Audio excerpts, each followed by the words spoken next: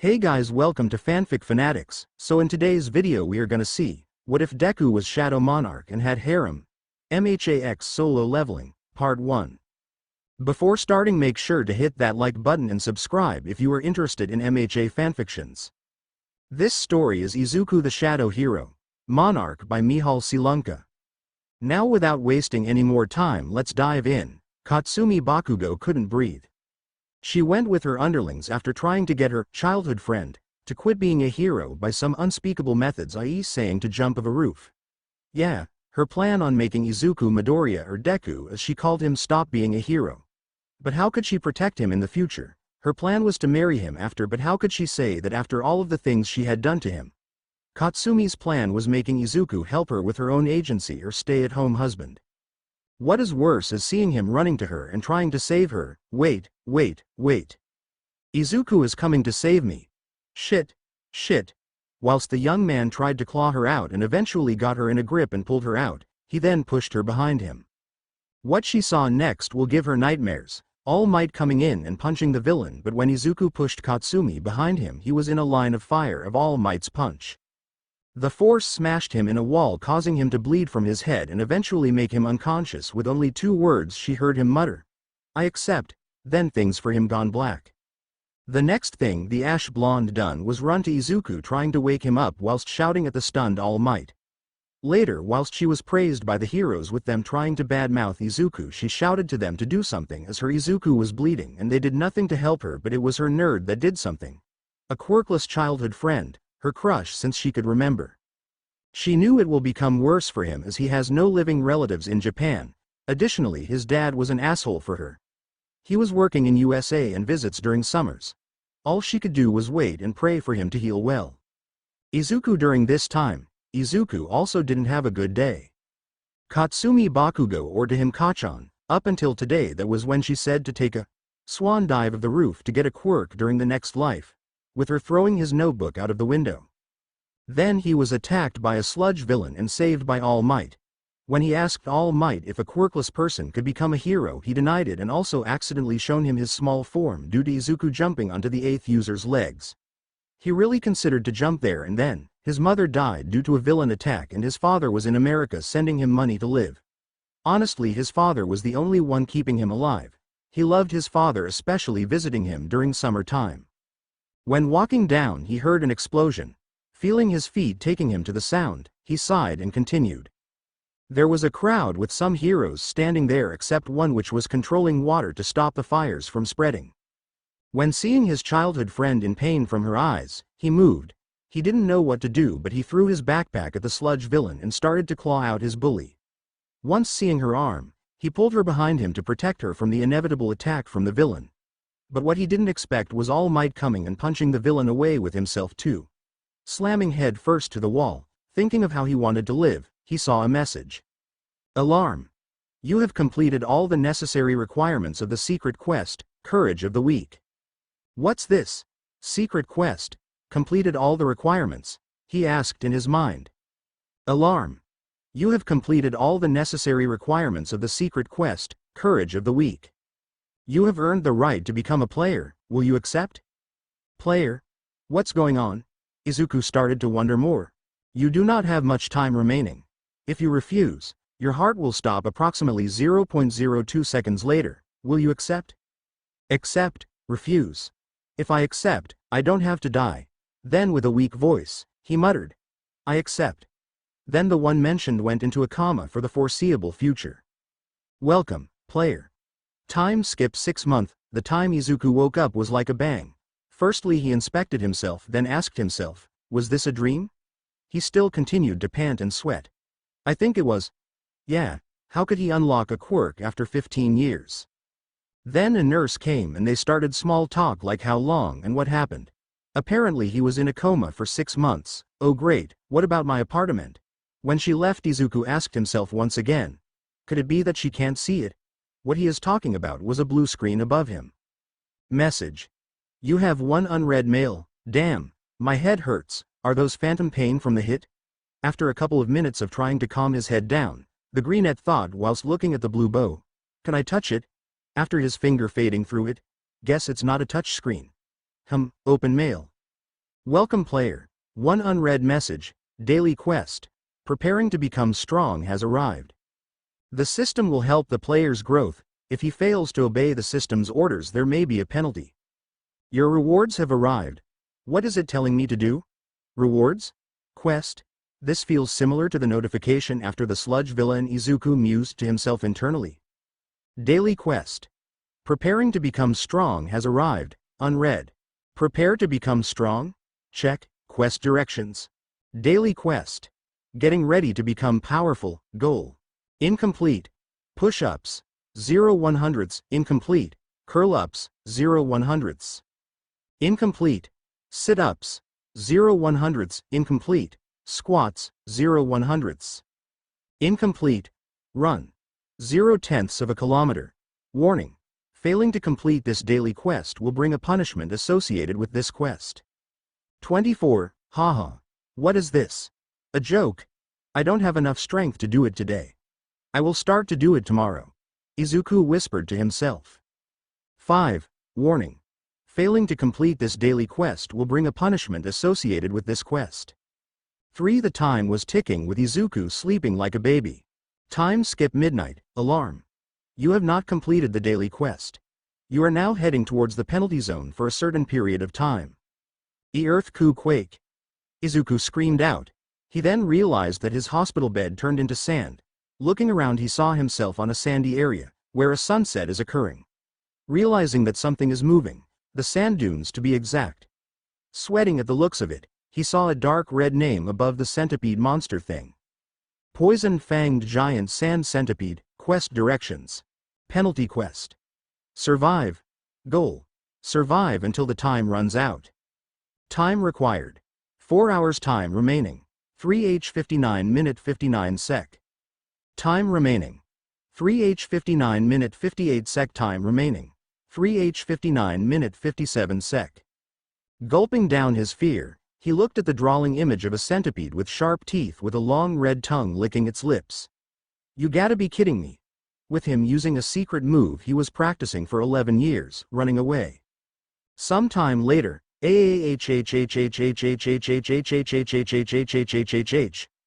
the sound that Izuku was producing whilst he was running away. Why, you may ask? Simple. There are 12 large centipedes behind him trying to make the gamer into their meal. When he thought he was going to die. Penalty quest. Survive. Goal. Survive until the timer runs out. Time required. 4 hours time remaining. 0h0 minute 4 sec. Time remaining. 0h0 minute 3 sec. Time remaining. 0h0 minute 2 sec. Time remaining. 0h0 minute 1 sec. Alarm. You have completed the penalty quest. This was the moment he was teleported out of the desert into his hospital room. Seeing the same alert, he muttered, penalty quest. Your rewards for completing the penalty quest have arrived. Would you like to accept, refuse? With that, our 15-year-old protagonist fainted. He was later on found by a nurse that got him onto his bed, which caused some shock due to the sand that was found on the ground. Time skip 1 week, a couple of nurses were commenting about young Izuku Midoriya health. He was seen doing his daily run. The next day the greenette started to do his exercises, and today was his 7th day of doing this exercise. First thing first, the blue box in front of his eyes were not an illusion. It was an actual messaging system from this system. Alarm. Complete. Running 10 kilometers. 10/10 of a kilometer. You have completed your daily quest. You received the following rewards. Reward 1. Status recovery. Reward 2. Stat points +3. Reward 3. Random box +1. Will you accept? Accept, reject. Accept all. With that, a golden light encompassed the greenette and all of his fatigue has left. This was the second thing. The so-called system was similar to a quirk but with some kind of magic. He theorized that he could store the status recovery for the physical day. You have received the random box. This was an interesting development. After every daily he got a random box. Apparently, it can give him anything, but the probability is low for higher. Random box rarity scale. Junk. 90% E. 9% D. 0.9%. C. 0.09% B. 0.009% A. 0.00009% S. 0.00009% S plus. 0.00001%. During the week, Izuku received 6 junk and 1 D rank item, which was a sword that gave him a plus 10 in strength. The junk item today was a Maruko pen, a useful item if you think about it. He wouldn't need to spend 180 yen for a pen. Talking about strength, the new gamer discovered his status, where he could level up by some means and get a job. Status. Name. Izuku Midoriya. Job. None. Title. None. Level. 1 Fatigue. 0 HP. 160 MP. 35 Strength. 16 Agility. 13 Sense. 13 Vitality. 13 Intelligence. 13 Remaining points. 3. He experimented with all of the abilities, but in general he thought he will need to maximize all stats so he can enter UA in less than 4 months' time. Strength is pretty straightforward, the one with the most visible improvement. At 10 points, he could hardly lift his bed up. But when he made it to 13, it was easier to pick it up with 2 hands. He also realized that strength is used in speed, how fast you can run. Agility is how flexible one can be. At 10, Izuku could feel more agile, but increasing allowed him to be a little faster moving in air but on ground too. This also helps with reflexes, as he had noted down. Sense is probably the second easiest to explain. It allows you to feel where someone or something is even if not visible. It enhanced Izuku's senses, such as smell, touch, hearing, taste, eyesight and bloodlust sensing, as he discovered walking around.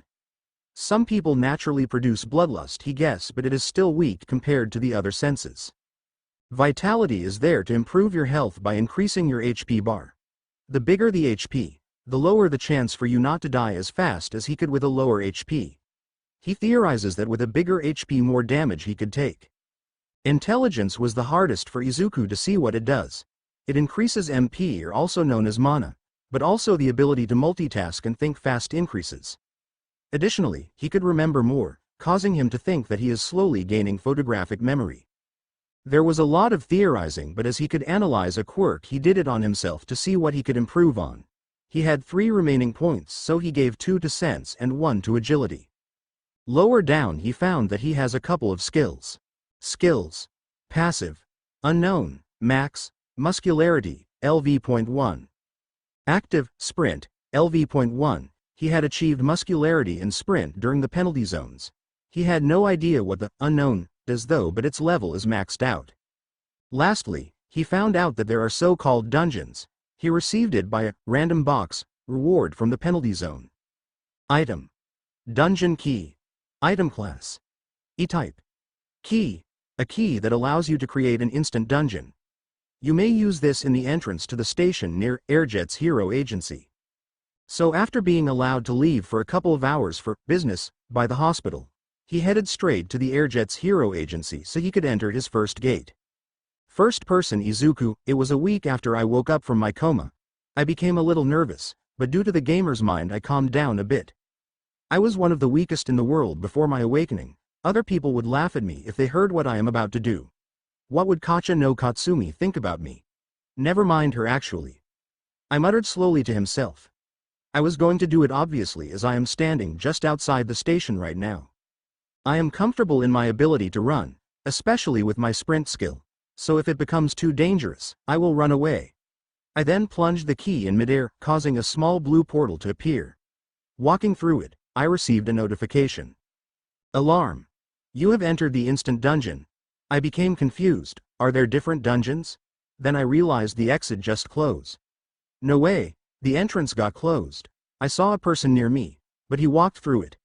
Is this some other dimension? Breathing out slowly, I muttered. I need to get stronger, so I can show them a Deku like me can become the strongest. Alarm. You cannot leave the dungeon. Either kill the boss or use the return crystal. I can't leave before I kill the boss. Damn. Then I heard a noise. Footsteps to be more precise. If it wasn't for the system, I would have definitely shat my pants. What I saw was 3 zombie-like creatures with weapons. Their speed wasn't impressive, so I rushed at one and punched it. I didn't expect that only the left arm of one was flown off. Expecting for the zombie to be in pain, I lowered my guard a little but my body moved on its own again but backward. Damn. I then looked at the name. It was orange and it read, Weaponized Zombie. Some concentration went to the reading of the name, so I didn't have much time to sense the other two zombies. Cursing again, I jumped over them and kicked the floor whilst I was flying down to create a minor crater. I quickly took out my sword that I received from the random box. Item: Steel Blade. Item class: D. Type: Sword. +10 attack. Smirking, I went again and this time cut one of the zombies in half. Thanking any deity above for the luck of the draw. You have defeated the weaponized zombie. You leveled up. Damn, 2 more to go. With that I dodged a slash from one of them and made a comeback slash through the middle. I hope I can get used to killing those monsters. Dodging a spear strike from the last one, I made a diagonal slash through the body of the zombie killing it. You have defeated the weaponized zombie X2. You leveled up. Wow, usually in games there are things to collect. I wondered. Looking through the 3 dead zombies I found 3 broken weapons, 3 rotten flesh. Item: Weaponized zombies flesh. Item class: None. Type: Junk. A piece of flesh from a zombie. You can keep it in your inventory or sell it in the store. There is a store too, I mused to myself. Buy, sell. Damn, what can I buy? Alarm. Your level is not enough to buy from the store. Looks like new players can't use this function, I sighed in disappointment. Would you like to sell item? Weaponized zombies flesh. Sell, cancel. Yes. When putting in the flesh I received 15 gold per flesh. 45 gold for the 3. Leaving the broken weapons I mused. This is an E rank dungeon, I wonder how much an A or an S rank, junk, item would sell for. The broken weapons of that quality gave me 0 gold, so that is why I left them. What do I do now? Taking in a deep breath, I could leave when I got a return crystal. Then I slapped myself. No, I need to get stronger, I don't know when I can get a key again. No bad thoughts Izuku, you will not die from the boss. I thought at the end. Spotting at least 20 glowing red eyes from the zombies, I weakly smirked. Bring it on. With that call, the zombies began to come closer whilst some throwing daggers, spears at me. Due to me putting points, I already died before, by All Might. Being attacked by the sludge villain was way scarier than you all. With that I began slashing, dodging, and killing the zombies. I won't die that easily. So you all shouldn't die too easily either, or I'll feel sorry. Fight fiercely, no hesitation, I thought to myself, continuing, as much as my body can endure. You leveled up. Suddenly I got cut over my left arm, hissing in pain I endured and killed the zombie that cut me. You leveled up. If I die, then what was the point of living? I will succeed to become the #1 hero. Fatigue. 34. You leveled up. Finishing taking care of those 20 zombies, I took a break to lower my fatigue. When it came down to 16, I walked further in and saw more weaponized zombies with a different kind of zombie mixed in. Archer zombies. Alarm. You have earned title, Zombie Slayer. Your stats will increase by 20% when facing a dead opponent such as zombies. You also gain 40% more experience killing dead opponents. Status. Name: Izuku Midoriya. Job: None. Title: Zombie Slayer. Level: 5. Fatigue: 16. HP: 660. MP: 100. Strength: 21. Agility: 19. Sense: 20. Vitality: 18. Intelligence: 18. Remaining points: 0. Bring it on, I said with a more confident smile. Their names started to turn lighter orange then white. There were a couple of different zombies, however my level isn't rising. I realized that the colors indicate the level of difficulty. White ones mean they are weak. Orange means they are strong, should be slightly above my level. Red means they are stronger than my current self, I guessed. Since the zombies wear orange at the beginning and now they are white, it means I have become quite a bit stronger. Level 15, but even with my current level, I am not sure if I can beat that guy down there, I muttered. Also I received a return crystal from a zombie drop. Item: Return crystal. Item class: Type: Crystal. A return crystal allows you to leave instant dungeons. If not used, then it will be automatically deleted after finishing the dungeon. I can't stop here. Getting some motivation, I started to walk down the stairs where I was hit with a burned flesh smell of some kind. Suddenly something came at me with ferocious speed. Fast. That's the only logical thought I had whilst blocking with my chipped sword. The punch caused me to get smashed against a wall with me spitting some blood out. Coughing out a bit, I realized my sword is broken in two. I thought I leveled up quite a bit, but I was wrong. Whilst looking up, I saw the name with a color of dark orange. Undead Ruler, Rockgut the Ghoul. Thinking quickly, as I don't want to be eaten by a ghoul, I jumped to the left thinking of a plan. The skin looks really tough. Slashed and punches won't have much or any effect. It lunged at me. Whilst still dodging, I tried to see if my theory was correct with punches. I smirked when there was a tiny crack in the skin, meaning my theory was disproven. Yes, it worked, but barely. I need to weaken this guy to defeat it. It came back with more speed and punched me again. I luckily blocked it, but I thought I might die if this continues. It took me an extra 2 minutes to actually get a hit in, but I wasn't doing too well on my part. My health was low and fatigue is getting higher. Fatigue: 47. HP: 851,860ths. One reason I added points to intelligence was due to one skill, Sprint. Skill: Sprint active. Uses 50 MP to start, then uses 1 MP per minute it used. The total speed increases by 30%. Activating Spring, I surprised the boss enough for me to stab the broken sword in the eye. Whilst it was thrashing, I went behind it and latched onto the neck. Using my strength, I decided to crush its breathing option. I need to become stronger so I won't be seen as useless. More thrashing happened, but when the boss made me hit the wall, I nearly let the monster go. Digging my fingers in further, the ghoul coughed up some green blood. With a shout of "Die!" the windpipe was crushed, causing it to die. In the hospital, no more Izuku Pav. Izuku Midoriya still isn't back yet? A doctor asked. Yes, he went out in the morning, the receptionist nurse replied. Why isn't he returning even after sunset? Apparently he had business in town, but he's also recovered a lot and will be discharged soon. The nurse dutifully replied. Does he have some sort of regeneration quirk? We should stabilize him indoors. The doctor frowned at that. In our system, it says he is quirkless. But I guess from the near-death experience he could have unlocked one. I guess I will call the association to check the quirk factor. The doctor replied, still frowning. With Izuku, third person. You leveled up. You leveled up. You leveled up. Breathing heavily, Izuku sat against the ghoul. I guess I got a bit stronger. I am beginning to feel like a hunter. Alarm. You have slain Undead Ruler, Rockgut the Ghoul. Oh, it dropped 2 items, the greenette mused to himself. Item: Rockgut Blood. Item class: A. Type: Potion.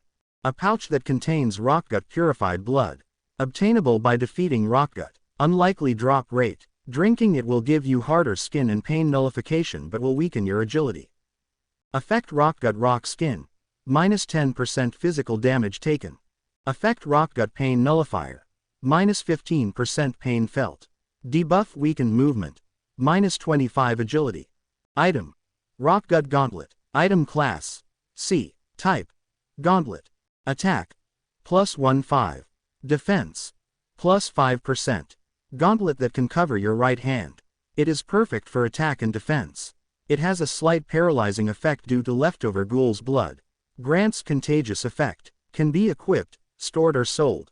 Effect: Paralyze. Attacked foes have a chance of having their limb unable to move. Effect: Contagious. If gauntlets touch a bleeding area, the area of effect will cause the attacked spot to be contaminated. Causes 1% loss of their health per 1 second. The gauntlet sounds pretty cool. I wonder if I can get a dagger too. Izuku mused. But compared to Rockgut Blood, it is awkward to use. I'll store it for now. Alert. The boss has been slain. The dungeon's interior will revert to normal. And I am back at the station, Izuku muttered. He realized that his clothes are cut, so he changed it with a cloak that he received from a zombie. But what caught him off was that there was no people around. Walking out of the station, someone asked Izuku, "Who are you?" A policeman with a cat's face asked who the greenette is. "How did you come out from there? Didn't you hear the broadcast?" The Midoriya's eyes widen in surprise. What happened? He didn't realize it yet, but Izuku didn't look like a 16-year-old scrawny kid but at least a 17-year-old with a good amount of muscle. It could mean that the person in front was just young, looking for a hero or even a hero student. "Huh, what are you saying now?" The policeman realized I had a gauntlet in one hand. He asked, "Could you be a hero?" Izuku wanted to say no, but when accidentally gave a nod, he pulled the gamer and said, "This way, I will guide you, Sir Hero." "Ah, okay." But internally the newest hunter freaked out, thinking, "Don't I look 16? But when Izuku saw himself, he nearly had his jaw dropped. "I see, I could always look young for a hero." But what happened? The street was wrecked, cars thrown into building, and a couple of heroes fighting the large villain. Due to Izuku's sense stat, he could feel that it was a C-rank villain with a gigantification quirk. The heroes were trying to do anything and everything, but it wasn't working. The police were trying to get the civilians out of the area. However, the civilians complaining due to the length of the fight. There were multiple heroes: Backdraft, Kamui Woods, Death Arms and Airjet. They could have easily defeat the villain if Airjet lifted Kamui for him to use his chain move. Oh well, when he saw the villain about to smash Backdraft, so he got a broken pipe from the ground and cocked his arm back. He threw it. It somehow hit the forehead of the villain, causing it to go backwards and go unconscious. A small smirk appeared on his face, thinking, "I think I got a little stronger." You have defeated a villain with gigantification quirk. You leveled up. Sadly, Izuku didn't see one curious face of a new hero which was about to enter and help defeat the villain, and one face that was angry, happy, curious, just a face only a mother could love. When the heroes and police asked who it was, the cat policeman wanted to point to the man he kind of dragged, but he was gone. One hero, Kamui Woods, thought, he must have been a high-ranking hero to do it. Honestly, Kamui could have gotten Airjet to pick him up, but he couldn't ask easily, his pride maybe. For the next week Izuku continued to do his daily quests. He only had around 16 weeks until the UA entrance exam. Izuku grown to be 5 feet 10 inches and with a more muscular build but more orientated to a swimmer's build, concentrated on speed due to his points, especially in speed. After finishing his run he had a shower and was waiting to be discharged. During this time, he added the 3 extra points to strength. His stats looked like this. Strength 48, Agility 36, Sense 35, Vitality 35, Intelligence 33, He realized that leveling up is more efficient compared to doing the daily quest, as just in 3 hours he gained 18 points per stat from the previous dungeon. Suddenly a nurse came and told him he is free to leave, but was stopped by 2 men who were apparently with the hero Kamizen. "Hello Izuku Midoriya, my name Ryuta Yusugi and my partner is Keisha Visor. Both of us are here to check your quirk factor." Ryuta spoke up. Both men were shorter than Izuku and were wearing black suits. Nodding, Izuku was taken to a separate room with the 2 men. "If you are wondering, yes, I do have a quirk, but I am still working out the kinks of it." Placing a quirk factor detector, Keisha spoke up. "I can sense it. My quirk allows me to have a minor insight of a quirk. But firstly put your hand on the crystal." When a number was there, Keisha hummed. "You do seem to have a powerful quirk factor. I presume you have awakened it during the sludge attack." Receiving a nod of understanding, "I can sense an adaptation type mixed in with something else, but I cannot tell you what it is as I don't know." Sighing inside the brain of one Izuku Midoriya, Ryuta continued, "We will place the name adapter, but it will have an ability to expand when you find more uses." Izuku bowed. "Thank you both." Once again nodding, Izuku went home. "Thank God that they didn't figure it's an RPG quirk, but I still wonder where and how I got it. So far I would say I am at least a D rank level. Hopefully I can get higher before UA. I need to become stronger to actually show my quirk." During the time he was exercising he also found a C rank dungeon key, which will be extremely useful. The downside was that he didn't know where to open it. Later that night, after going home, he decided to go on a walk to pass the time. Izuku was in an area where limelight heroes don't patrol due to Izuku being in his thoughts. A group of 6 people approached Izuku to gang up on him. Suddenly the key activated on his own, sucking all 7 people in. What? Don't tell me this is the area. Izuku asked himself. And who are you guys? Alert. You are in a dungeon. The leader coughed, trying to regain his posture. Hey kid, the hell are we? Rubbing the back of his head sheepishly, Izuku said, sorry, I guess my quirk activated on its own. Basically we are in a dungeon similar to video games. We have to defeat the boss to leave here. Another one asked. So, we can use our quirks as we want. Sounding pretty excited. Basically, we have to kill the monsters that appear. Though inside Izuku was worried, how the hell did this happen? When Izuku heard some fast-moving monsters, he yelled, guys, they are coming. When everyone was in position, they hear looking around, then Izuku yelled again, above us. The monsters were identified as lizard types. He read the name in the inside of his head, with them having a light orange color to the name. Four-eyed lizard. Punching one then another was a good idea as it was an instant kill. He looked back at the group of 6 and they were doing pretty good. Fireballs, a shield and swords cutting the lizards. Izuku killed a couple more and saw the notifications. You have defeated Four-eyed Lizard X5. You leveled up. After clearing that area, the group walked forward and saw a graveyard full of mutilated lizards. Gulping their fear they walked further. It is the boss room, get ready. Izuku stated, but they walked into a room filled with blue crystals. The 6 gang members were filled with excitement, but when they walked a bit forward, they met the boss. It was sleeping on the floor. It was a massive dinosaur-type lizard with 8 eyes and sharp teeth. They backed back a bit with Izuku staying in place. They all grinned. One of the men used his fireball quirk and blown the roof separating them from Izuku so they could get the blue crystals. Izuku cursed in his mind. Realizing that it would be better to defeat the boss now and deal with them later, he set to action. The name was dark orange and it said, 8-Eye T-Rex, let's do it. Izuku rushed forward using his gained speed from his strength. Sadly punching it with his gauntlet wasn't easy, the skin was once again hard, similar to the ghoul he faced a week ago. My level is currently 20, AC rank boss, is doable. This time using the skill sprint, the additional 30% surprised the T-Rex, causing Izuku to punch the back of its neck, causing the area to bleed. Effect Contagious has been activated. 8-Eye T-Rex HP will reduce 1% per second. Effect Paralysis has been cancelled. The enemy is resistant to paralysis. Damn, only contagious. With a weakened body, the T-Rex couldn't dodge the punch to the side of its head. It was smashed onto a wall, presumably having over 50% of its HP down. 8-Eye T-Rex is now using the skill, Survival of the Fittest. The enemy's statistics go up by +10 for the next minute. Damn bro. With that the T-Rex used its tail to smash Izuku to the other side of the room. My HP had fallen down by 320, I need to figure out how to increase my damage reduction. The next minute of Izuku's life was punishing. Apparently the T-Rex speed increased to over 50, luckily Sense saved him a bit most of the time. He just realized that he needs to increase his strength more. After the minute Izuku made a small sigh of relief that was for nothing as 8-Eye T-Rex is now using the skill, Call of the Alpha. The Alpha called the 4-Eye Lizards and the 6-Eye Lizards to help it defeat you. Once again cursing, he saw a lot of eyes glowing red.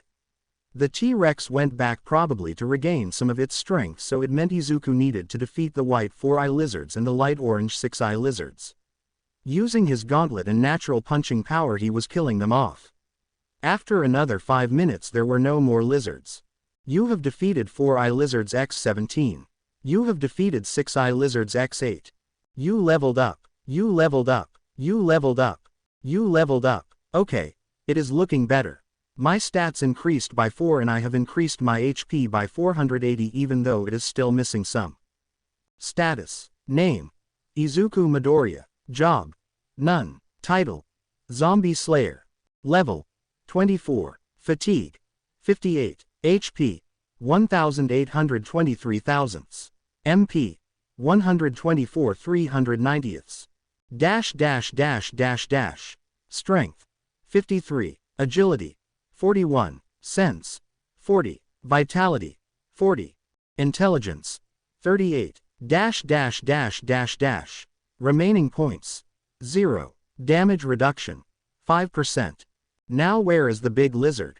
Sensing it to the northeast of him, he used sprint, which got his mana down another 50 MP and continued with 1 MP per second. Surprising the T-Rex, he gave a punch to the side of it but was backhanded to the side. Faster, I need to be faster. Fatigue, 64. Skill, Sprint LV.1 active. Fatigue, 72. When the T-Rex was about to crush him, he remembered that he didn't use status recovery from the daily quest. Having a small smirk, he said, except, with that a golden light was upon him. Using this opportunity of distraction, he activated sprint again and punched with his back into it in the brain of the T-Rex. Doing it 4 more times with the effect of contagious, making the head of the T-Rex to explode. Sighing in relief, he checked what he got. You have defeated 8i T-Rex. You leveled up. You leveled up. You leveled up. You have found a dagger from the 8i T-Rex. A dagger, finally I really needed one. So he checked the stats on it. Item, T-Rex dagger. Item class, C. Type, dagger. Attack, +20. Made out of the 8i T-Rex tooth. Obtainable by defeating 8i T-Rex. Unlikely drop rate. The dagger grants attack and defense. Effect T-Rex defense. -25% damage reduced when blocking with the dagger. Twirling the dagger with his hand, he smirked. Then another sigh left his mouth. I seem to be sighing a lot lately, as it was true as he has to deal with the other 6. Suddenly the wall exploded, with the mentioned people looking at him with shock, seeing him standing near the defeated boss. Well well well, it seems the kid actually killed the monster. How sad. I wanted to kill the boss of the small group mentioned. One other smirked. Boss man, at least we have this one. Izuku could feel some amounts of bloodlust that was emanating from the group. Alarm. An emergency quest has been issued. There are entities nearby that intend to murder the player. Slay them and ensure your safety. If this quest is not completed, your heart will stop. Enemies required to be killed, 6. Enemies killed, 0. What is this? The system suddenly. A frantic Izuku thought. He was broken out of his thoughts as the one with a fireball quirk used his quirk on him. Midoriya was sent flying backwards. When the others started to celebrate, Izuku realized something. In a whisper he said, "The system uses me, and I use the system." Then he started to laugh hysterically. The gang realized he wasn't dead but on edge, due to the crazy laughter that was heard. Izuku said from a whisper to a shout, "Why did I forget that? This place focuses on the survival of the fittest more than anywhere else. I need to be one on top." This scared some of the other members of the gang. My thinking was wrong until now. The many times I was beaten down, close to death in a lot of times. I mistook the dungeons as a safe place for me to get stronger. This world, it needs something more than All Might with his weakness. It needs to know true power, so this is the system. Kill if you don't want to be killed. Wouldn't it be awkward if I die? Izuku thought. His mentality changed a bit there. A new Izuku was beginning to be born. The guy with the fireball quirk off was freaking out. He was sure his aim wasn't off and he did put a lot of energy into it. You played around with a person's life, so are you ready to face the consequences? Izuku asked in a monotone voice. What is this bastard saying? One of the cockier ones asked. You are outnumbered, kid. The next thing the man knew, was Izuku was standing behind him with the sword slashing his neck. Of course, the other gang members went quiet, but soon they wanted revenge on the one who took the life of one of their own. What I mean is, you should be ready to become hunted. Enemies required to be killed, 5. Enemies killed, 1. Then the gang all went to attack him with fireball. One sent his fireballs, another sent out knives. Other 2 went straight to attack him whilst the leader activated his quirk, shield, to protect himself and the 2 ranged attackers from the so-called hunter. I can't run away anymore. I am not a Deku. If only the strong will survive. Then flashbacks of his childhood and the discrimination he faced. Especially the image of his mother dying in his hands. He looked at them with his eyes glowing blue instead of his natural green and some of his hair having more black with only green tips. Shadows covered his face with an aura that made the enemies sweat a bit. "Don't let your guard down, boys. Do you give him one more blow?" the leader asked the fire quirk user. Whilst he threw it at Izuku, the gamer used sprint to dodge the attack, and the next thing the Gyu person knew was Izuku up in his face. "Your quirk is annoying." Still with the blue eyes glowing, he used the newly acquired dagger and cut him into pieces. The leader had his eyes widen as Izuku just ignored his defense. Enemies required to be killed. 4. Enemies killed. 2.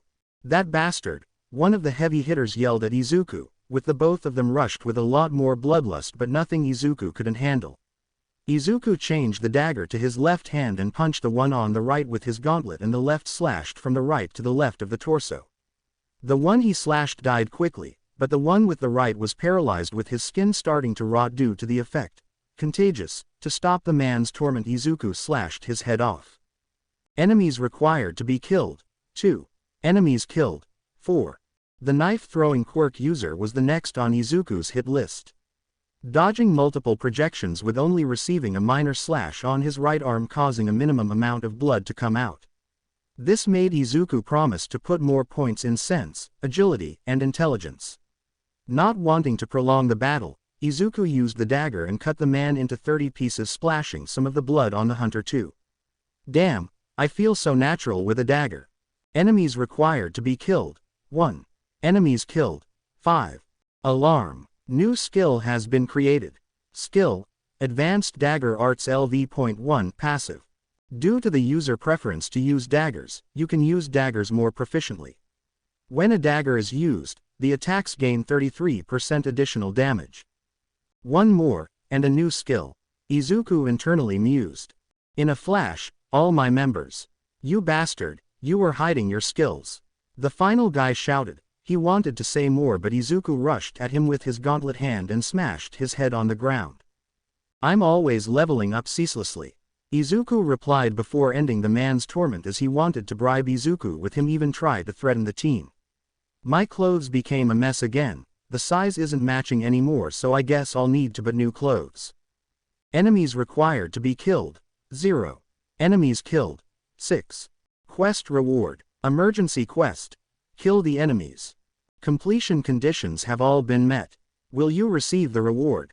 Accept, refuse. Accept. Izuku mattered as he put some blue crystals, which turned out to be mana crystals, in his inventory. Before even looking at the rewards, he found something in the body of the fireball quirk user. A rune stone. Interesting. Alarm. You have received rune. Fireballs. Rune. Fireballs. Type. Rune. A skill can be obtained by breaking the rune. I will see if I can get more runes, as they seem pretty useful. Now he was looking at the rewards. But this means I need to get my intelligence up more. You received 3 rewards. Reward 1. Status recovery. Reward 2. Experience points plus 10. Reward 3. Skill, bloodlust. Will you accept your rewards? Accept, refuse. Accept. It seems that I am getting 3 skills today. Izuku laughed dryly. The status recovery made his cut healed up and got his fatigue back to 0. The 10 experience points were split, 2 into strength, 2 into agility, and the 6 into intelligence due to the skills that he will learn.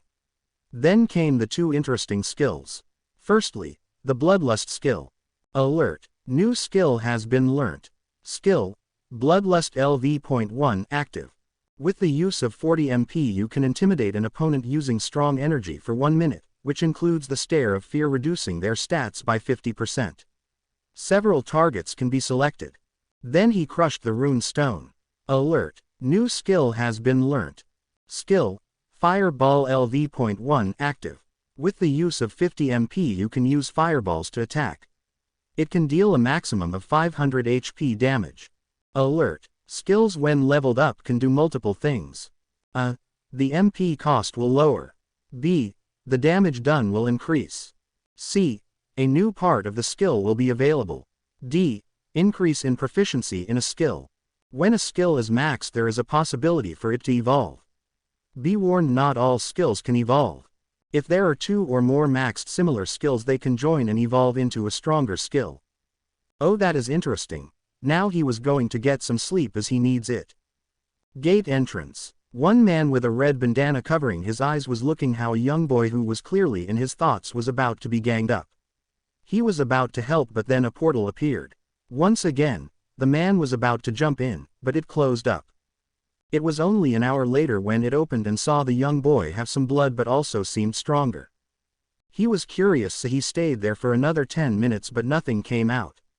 So he deduced that he killed them, but he also smelled a lizard-type smell, so it made him more curious.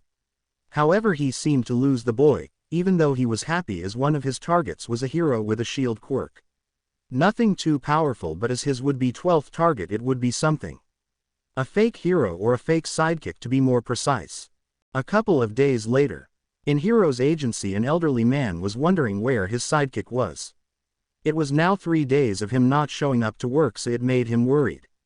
He called the police and even went to his home, but he wasn't there. Damn, where could he be? A man in a samurai-type armor with a gray beard asked. This was the number 9 hero, the equipped hero, Yoroi Musha. Could it be the hero killer? Izuku's POV. It was an additional 3 weeks when I have found something out. When I was eating my food, a notification popped out. Alarm. A harmful substance has been detected. Buff. Cure poison's effect is healing you. Widening my eyes at the implementation of this fact. 3, 2, 1. Cure poison has been completed. The reward of my first E-ranked gate. I think I accidentally overlooked it. I then remembered the Courage of the Week rewards. Quest reward. Secret quest. Courage of the Week. Great spellcaster Kandairu's blessing. He has gifted a special spell to you. Kandairu's blessing will ensure that you will always be strong and healthy during your lifetime. It's also thanks to this quest that I didn't have a permanent brain injury, thanks to All Might. Quest reward. Temporary effect will to rehabilitate. Any dismembered body parts are restored. Permanent effect longevity. All diseases, poisons and status effects are healed, and sleeping will explosively increase regeneration ability. If I'm immune to all poisons, that means I took out the Class A potion. Item. Rockgut Blood. Item class. A. Type. Potion. A pouch that contains rockgut purified blood. Obtainable by defeating rockgut. Unlikely drop rate. Drinking it will give you harder skin and pain nullification but will weaken your agility. Effect rockgut rock skin. Minus 10% physical damage taken. Effect rockgut pain nullifier. Minus 15% pain felt. Debuff weakened movement. Minus 25 agility. If status effects are automatically healed, won't this item's debuff be removed as well? There is no reason to think. With that, I drank the potion. A harmful substance has been detected in your body. 3, 2, 1. Cure poison has been completed. Item. Rockgut Blood's effect. Weakened movement is fading. Just as I thought. Name. Izuku Midoriya. Job. None. Title. Zombie Slayer. Level. 27. Fatigue. 0. HP. 3560. MP. 530. Strength. 78. Agility. 56. Sense. 53. Vitality. 53. Intelligence. 60. Remaining points. 0. Physical damage reduction. 10% plus 5%. Physical pain nullification. 15%. This caused me to smile. Even though the reduction is 10% and 15%, it was still something of note. Eventually, I will get more armor, allowing me to gain less damage. Additionally, something interesting too happened today whilst I was completing the daily quests. I accidentally did a push-up more, and I therefore decided to see how much it can rise. Complete push-ups 200 100ths. Complete curl-ups 200 100ths. Complete sit-ups 200 100ths. Complete squats 200 100ths. Complete run 20/10ths of a kilometer. I expected to get a better reward as this was a hidden quest and it didn't disappoint. Sadly, as this was a one-time thing, this is what I got. Rewards from a hidden quest. Reward 1. Status recovery. Reward 2. Stat points plus 3. Reward 3. Blessed random box select. Reward 3. Cursed random box select. Will you accept your rewards? Accept, refuse. I added the 3 points already into my stats and left the status recovery. The blessed random box has something that I want, but the cursed random box has something I need. So I chose the blessed one, of course, one reason being that I am happy with the way things are going and, in all honesty, I don't know what I need at this moment in time. Blessed random box. The box will be chosen in 3, 2, 1. You received the key for the Heaven's Castle key. Item. Heaven's Castle key. Item class. S. Type. Key. A key that allows you to enter dungeon, Heaven's Castle. Can be used in Endeavor's hero agency entrance. A couple of hours later. It was the dead of night and I was outside the Endeavor's hero agency. I had my hood up and a face mask for me to be more anonymous, so no one can track me down. Walking up to the entrance I put the key in. However, there was one number 2 hero who was coming back from patrol that saw me enter. So I waved at him and jumped in, causing the gate to close, definitely pissing the big man off as I swore I heard flame burning or something. Jumping in, I only saw a corridor which I followed. It was beautiful if I had to say anything about it, massive arches being placed every 20 meters or so with gold and white decorating them.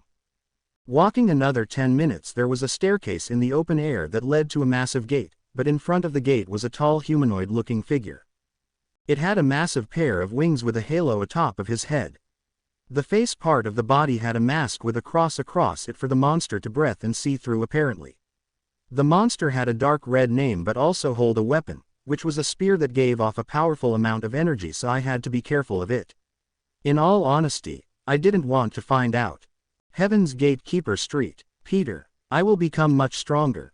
That is if I survived, but dying would be awkward and I wouldn't reach my goals. I can't lose here, it would be a pain getting myself to hell even though heaven is close. The best choice is to level as much as I can before UA, as I don't know how many opportunities I will have. I mused to myself whilst getting ready. Street. Peter flew at me with tremendous speed which I dodged just in time. I tried to slash with my dagger which made a small cut on the calf, this caused some blood to erupt from the cut. But the spear that was about to hit me, hit the ground instead, causing a massive crater which nearly made me hesitate to do more. Skill. Sprint LV.1 has been activated. With this moment, I tried to hit the gatekeeper once more but it was blocked by the spear. Deactivating the skill, I was thinking of a plan of action. Jumping back I activated another more recent skill, dodging a spear thrust once more. Skill. Fireball LV.1 has been activated. I made 3 large fireballs above me and shot them at the enemy at St. Peter. I was trying to use this as a distraction but the enemy had different plans. Heaven's Gatekeeper Street. Peter is using skill Reflection. All mana attacks fired will be shot back with double the speed and power back to their original target's location. Oh shit, I yelled and activated the sprint skill again. I went to my inventory and got a mana potion as I only had 30 MP left.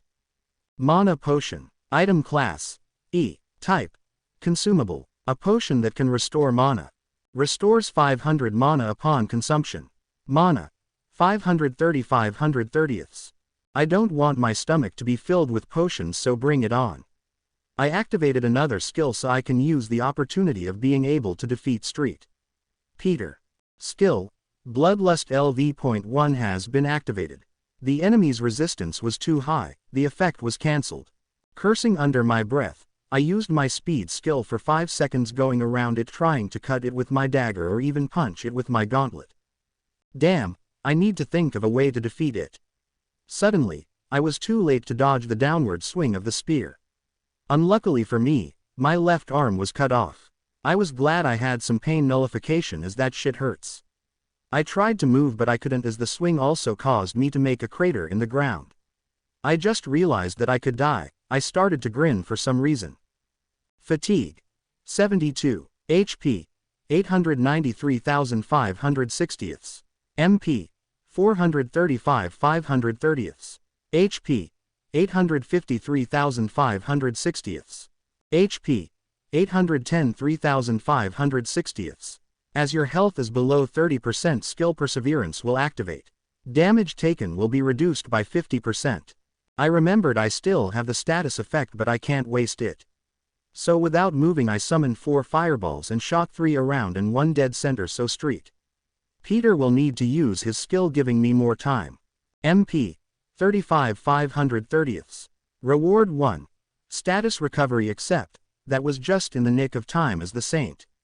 Peter threw the spear straight at me where I was. Realizing I got my left arm back using sprint, I got behind him and threw my dagger at it. But street. Peter blocked it with his arm guards. I released the dagger from the mortal world into my system and got it to my own hands back again. This is a good matchup. Looking at my skills, but my attacks aren't having effect. Heaven's Gatekeeper street. Peter is using the skill baptism. When an enemy is hit by the skill, you will perish but after death you will become an angel under God's rule. Not a bad way to die, but I ain't dying here. With pure luck and speed I have outrun the devastating attack and got into the guard of the saint. The system tells me the gap between my enemies and I, but I must overcome it. When inside the guard of the Guardian of Heaven, I slashed his chest causing him to back up for a couple of steps. Then I realized something crucial. The saint is healing himself. Damn, I don't have any more status recovery. I must do something. I guess the system is making me stronger. With that I did. I rushed forward again and got the spear in my hand. The said opponent was surprised, which I took to my advantage. Stabbing him through the chest to where the heart should be sounded easy, but when against his armor I had to put everything in it so it could penetrate it. This and the activation of bloodlust skill that actually caused the saint to stop allowed me to stab him through the head into the brain, killing it finally instead of the chest. You have slain Heaven's Gatekeeper street. Peter, you leveled up. You leveled up. You leveled up. You leveled up. Thanks to you, I realized what my level is. I still need to get stronger. So if I open the gate now, I will die. But hear me, I will come back and defeat all of heaven if I have to. Item. Lance of Longinus. Item class. S. Type. Spear. Attack. +800. Obtained by killing street. Peter the Heaven's Gatekeeper. This spear was stabbed in the side of Jesus to ensure his death. It has extra attack power towards creatures of demons or fallen. Effect. An extra +200 attack when dealing with the enemies of God. Item. Street. Peter's Ring. Item class. A. Type. Ring. Intelligence +20. Vitality +20. Item. Heaven Gate Key. Item class. A. Type. Key. A key that can open the Heaven Gate's door. Obtained by killing the Gatekeeper. Sweet. +20 for both intelligence and vitality. I sure need it. Izuku chuckled. Everything after this point is Izuku's stats. I hope you enjoyed the chapter. Smiley face. Status. Name. Izuku Midoriya. Job. None. Title. Zombie Slayer. Level. 31. Fatigue. 0. HP. 4360. MP.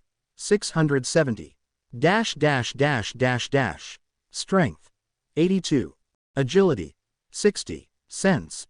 57. Vitality. 77. Intelligence. 84. Remaining points. 0. Physical damage reduction. 10% plus 5%. Physical pain nullification. 15%. Skills. Passive. Unknown MAX. Muscularity LV.1. Advanced Dagger Arts LV.1. Active. Sprint LV.1. Bloodlust LV.1. Fireball LV.1. Armor. Rockgut Gauntlet C rank, right hand, paralyzed, contagious. Street. Peter's Ring A rank, left middle finger, +20 int, +20 vit. Weapon. T-Rex Dagger C rank, dagger, +20 attack, -25% damage reduced. Lance of Longinus S rank, spear, +800 attack, extra +200 against God's enemies. The next 4 weeks was the same routine: exercise daily, try and level up my skills and study for UA. I had 2D rank dungeons which leveled me up to level 36, and currently I am in a C rank gate. I think my luck is coming to me after the years of pain and misery with the mystery boxes. However, I have a feeling that this power is foreshadowing something. Although defeating skeleton warriors isn't as much fun as you would think, my title helps me have an easier time. Level 39 is what I am currently sitting at. With a spear thrust to one and a cut to another, boom, level 40. You level, ed up. I received a new notification following the leveling one, but before I go into that I have gotten 2 more skills that I acquired recently. Skill, Vital Strike LV.1 active. Dagger only skill. Uses 70 MP to deal critical damage as you attack your foe's vital area. The second one was the one I bought for 580,000 gold. A rune stone to be precise. I decided that sometimes I do need to be stealthy if I want to be a hero or to get a drop on a monster. Skill, Stealth LV.1 active. It requires 200 MP to activate and 10 MP per second to use it for a longer period of time. You become invisible to the naked eye with sound, smell, and presence erased. I actually gotten this skill so I could have a variety. It also did another purpose. I remembered the face of the shield man I killed. He was a sidekick to Yoroi Musha. Even though that man is old, I still respect him. With this in mind, I searched the web and done some snooping to find all of the mud behind the shield sidekick. Let me tell you, there was a lot. I was happy that I killed him. After getting acquainted with this skill, I had a maximum of 47 seconds to get in and out of the office. It was hard. I even had to drink 1 MP potion for 500 MP as I was low on it. At the end it was a success, with giving the file to the number 9 hero's desk. I remember seeing a rumor on the internet saying something of a man who could take and give quirks, which I found very interesting. It seems with the system I can have a similar ability, but with me I can get them through rune stones. Hopefully I can get a healing one so I can be an all-rounder. But that is the thought for the future, as now I have a different task in front of me. Also I have leveled up. Advanced Dagger Art, LV.1 to LV.2, with it gaining an extra 7% of additional damage, giving me 40% when using daggers. Additionally, my skill, Sprint, has 2 leveled up. Sadly, I have not received any skills for the spear that I am in possession of, as I did just get it and it is used as a tertiary weapon just after the gauntlet. Moving on to the message that I have received. The player has reached the required level. Wait, required level, like with the shop option to buy. The shop was open at level 25, it has a lot of sections as potions, weapons, armor, miscellaneous and rune stones. A job change quest has arrived. Will you accept the quest? Accept, refuse. Job. None. I will do it after I finish this dungeon. With that I put the screen somewhere where it won't distract me and continued towards the boss room. I had to defeat a lot more enemies, as it seemed that they never finished with me finally entering a massive room, the boss room I presumed. A skeleton figure was in the center with a light orange name. It only took me 2 minutes to defeat it, but after the job change I leveled up 2 levels, so I think that is a beneficial thing. Status. Name. Izuku Midoriya. Job. None. Title. Zombie Slayer. Level. 42. Fatigue. 13. HP. 6080. MP. 900. Strength. 108. Agility. 93. Sense. 82. Vitality. 108. Intelligence. 108. Remaining points. 0. Physical damage reduction. 10% plus 5%. Physical pain nullification. 15%. Skills. Passive. Unknown MAX. Muscularity LV.1. Advanced Dagger Arts LV.2. Active. Sprint LV.2. Bloodlust LV.1. Fireball LV.1. Vital Strike LV.1. Stealth LV.1. I was ready for it. I was also glad that I took my time not to rush things. So the next day I went out around 3 PM. I had a feeling someone was following me, but there were no signs of bloodlust. I kinda forgot to do the daily quest today, so I am hoping I can get this done quickly. Going to a park where not a lot of people attend, I said, accept job change quest. Then a purple portal appeared and I jumped in. But before the portal closed, someone jumped in. I was flabbergasted at who it was. Maruko. Maruko. Sometime earlier, Maruko's POV. After the kid threw a pipe at the villain, my interest in him began. I started to patrol the area where he was, and this day, I finally found him. He seems to already sense someone following him. It could be me, but I think it was the blonde girl that had a look that I couldn't place following him too. So when I saw him go to a park and mutter some words, a purple portal shot open. He jumped in, so I too had to. I saw the blonde girl doing the same with her explosions, but it seemed that she didn't make it. The next thing I heard was a shout of my hero name by a surprised green-haired kid that was nearly a foot taller than me. End POV. Izuku looked down at Maruko. Maruko, what are you doing here? You interested me with the pipe you threw, and now you are jumping through a portal, so what gives? The rabbit woman berated Izuku. Even though she didn't add, also you smell actually nice compared to others. So basically you stalked me and jumped in a random portal that could go anywhere. Izuku asked in all seriousness, but he gave a deadpan expression. A small embarrassed blush appeared on her face, then Maruko's fist embedded in Izuku's shoulder. Shut up. After a couple of seconds, the gamer sighed. Fine, before you ask. I can create portals where I go and improve my skills. Monsters appear and I need to kill them and then the boss to get out of a dungeon. Her widened eyes and mouth turning into a devilish smile. Heck yeah, I can finally get loose. Oh, and what's your name? Now you ask. Geez, I'm Izuku Midoriya by the way, but just call me Izuku, he introduced himself with a mock bow. You have entered a dungeon. Before you ask any more questions, let me explain further. In dungeons anything can happen, different monsters, traps, and whatever. The monsters have to be killed and occasionally they drop loot like in a video game. And so, even before Rumi could react, Izuku summoned his spear and threw it through a knight. Keep your senses open, we need to kill them. You have slain a knight. Rumi came up to Izuku and poked the spear as it was summoned back to Izuku. What is this? Before Maruko asked any questions. Ah, this is the Lance of Longinus, I got it by defeating Street Peter. It was a different dungeon I entered a while ago, Izuku said straight-faced. You defeated a fucking angel, she said in disbelief. I did, he said with a sigh. Anyways, let's get this over and done with. Receiving a nod from the rabbit girl. It is a doll-type monster, it will be annoying if more of these guys show up in the future. Oh, and by the way, he turned to her, we can't exit until we clear this, as I don't have a hearthstone. Receiving a nod with a little hesitation, she was trying to understand the teen's quirk, but came up empty. Izuku received this message too. In this area, your potion and show ability is restricted. On level up, you do not receive status healing. Shit, Izuku muttered, obtaining a confused look. He answered the unasked question. I can't use any healing abilities of mine for some reason in this dungeon. So we can die here.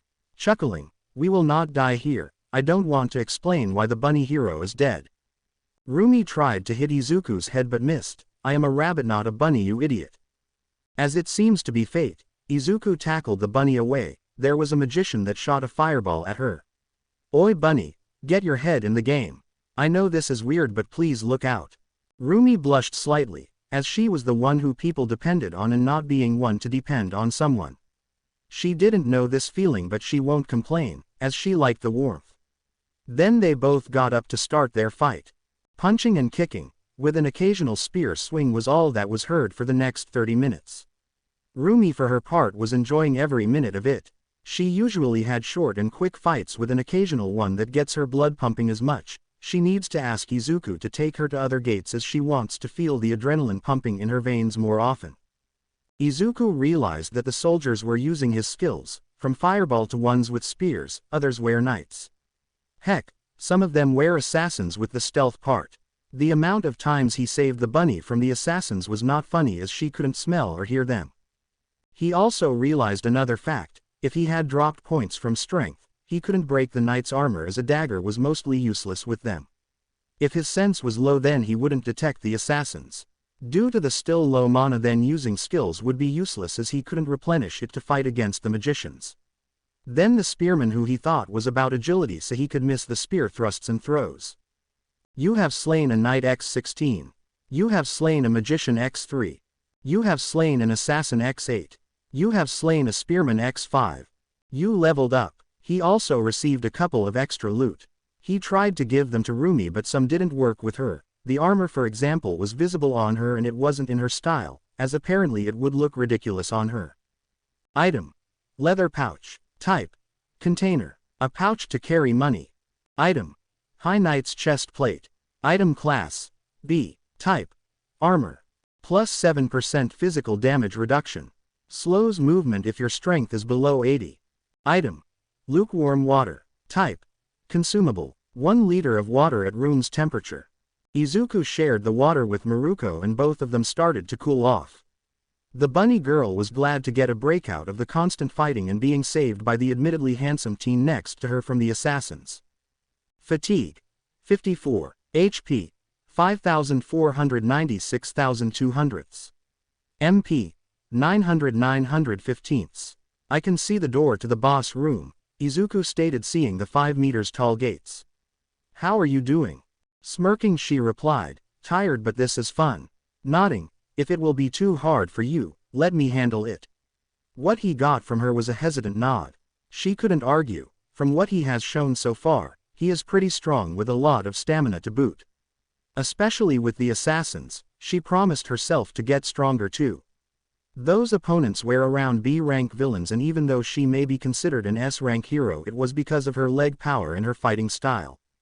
After another 10 minutes with Izuku's fatigue going down to 33, but suddenly another assassin was about to sneak up onto the top 10 hero which Izuku killed. Then he blocked an arrow, with his dagger, fuck archers. Another 5 grueling minutes to be able to get in the door. You have slain an archer X7. You have slain a soldier X2. You leveled up. Finally being able to open the door, both could see it was an open room with a lot of space. There was one thing that made a shiver go down, both of their backs. A dark red name for Izuku especially.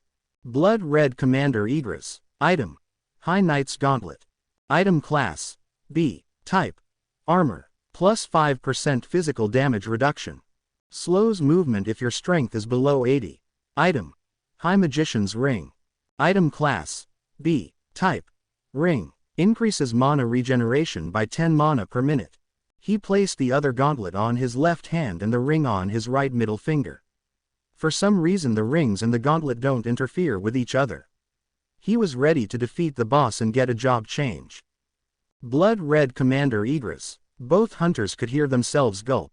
For Maruko her animal instincts were telling her to run, but for Izuku it was the memories of him nearly giving up on strong opponents. Bunny. I don't know if you can feel the aura but he is strong.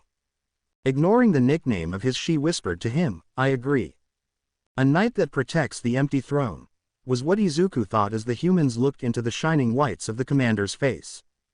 The metal monstrosity slowly walked down the stairs, as both hero and teen prepared to fight it. Running towards the gamer, the knight used his sword to nearly decapitate Izuku and Maruko. The greenhead took out his dagger and tried to stab him but to no avail, as its armor was better than the dagger's skills.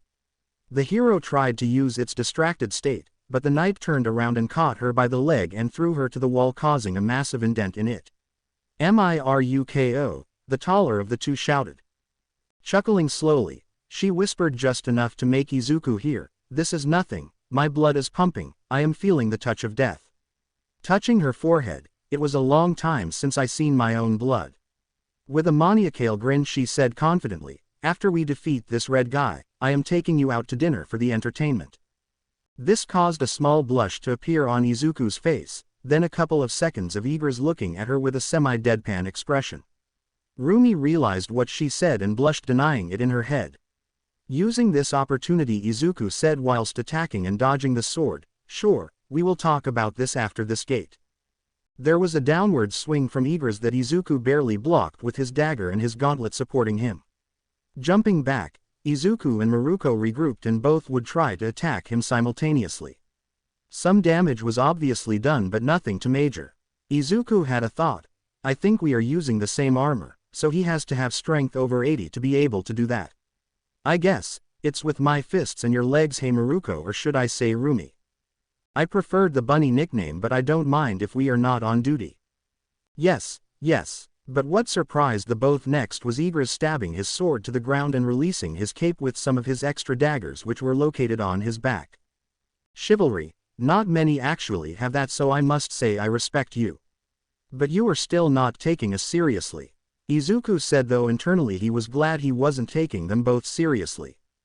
With that the commander rushed at both of them, with them both jumping out of the way of his trajectory.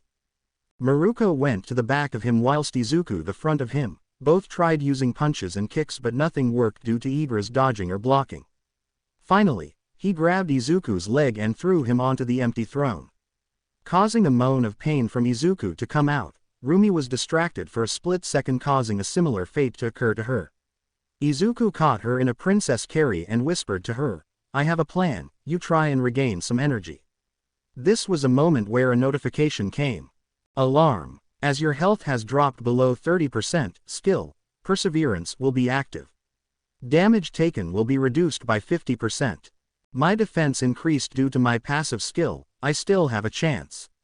Plopping the bunny girl on the throne, Izuku summoned his spear and without a moment of hesitation threw it. It missed the main body but not the left forearm, causing it to be ripped out of the body. This is where white liquid came out which seemed like blood. Dematerializing the spear, he summoned his dagger and using a newer skill. Igris tried getting his weapon by skill, Dominator's Touch, but was too late. Skill, Vital Strike LV.1 active. Dagger only skill, uses 70 MP to deal critical damage as you attack your foe's vital area. Using the skill on Igris, he finally jumped onto Igris and stabbed under his helm. Then with a final punch, he got the blood-red Commander Igris to the other side. Alarm. You have slain blood-red Commander Igris.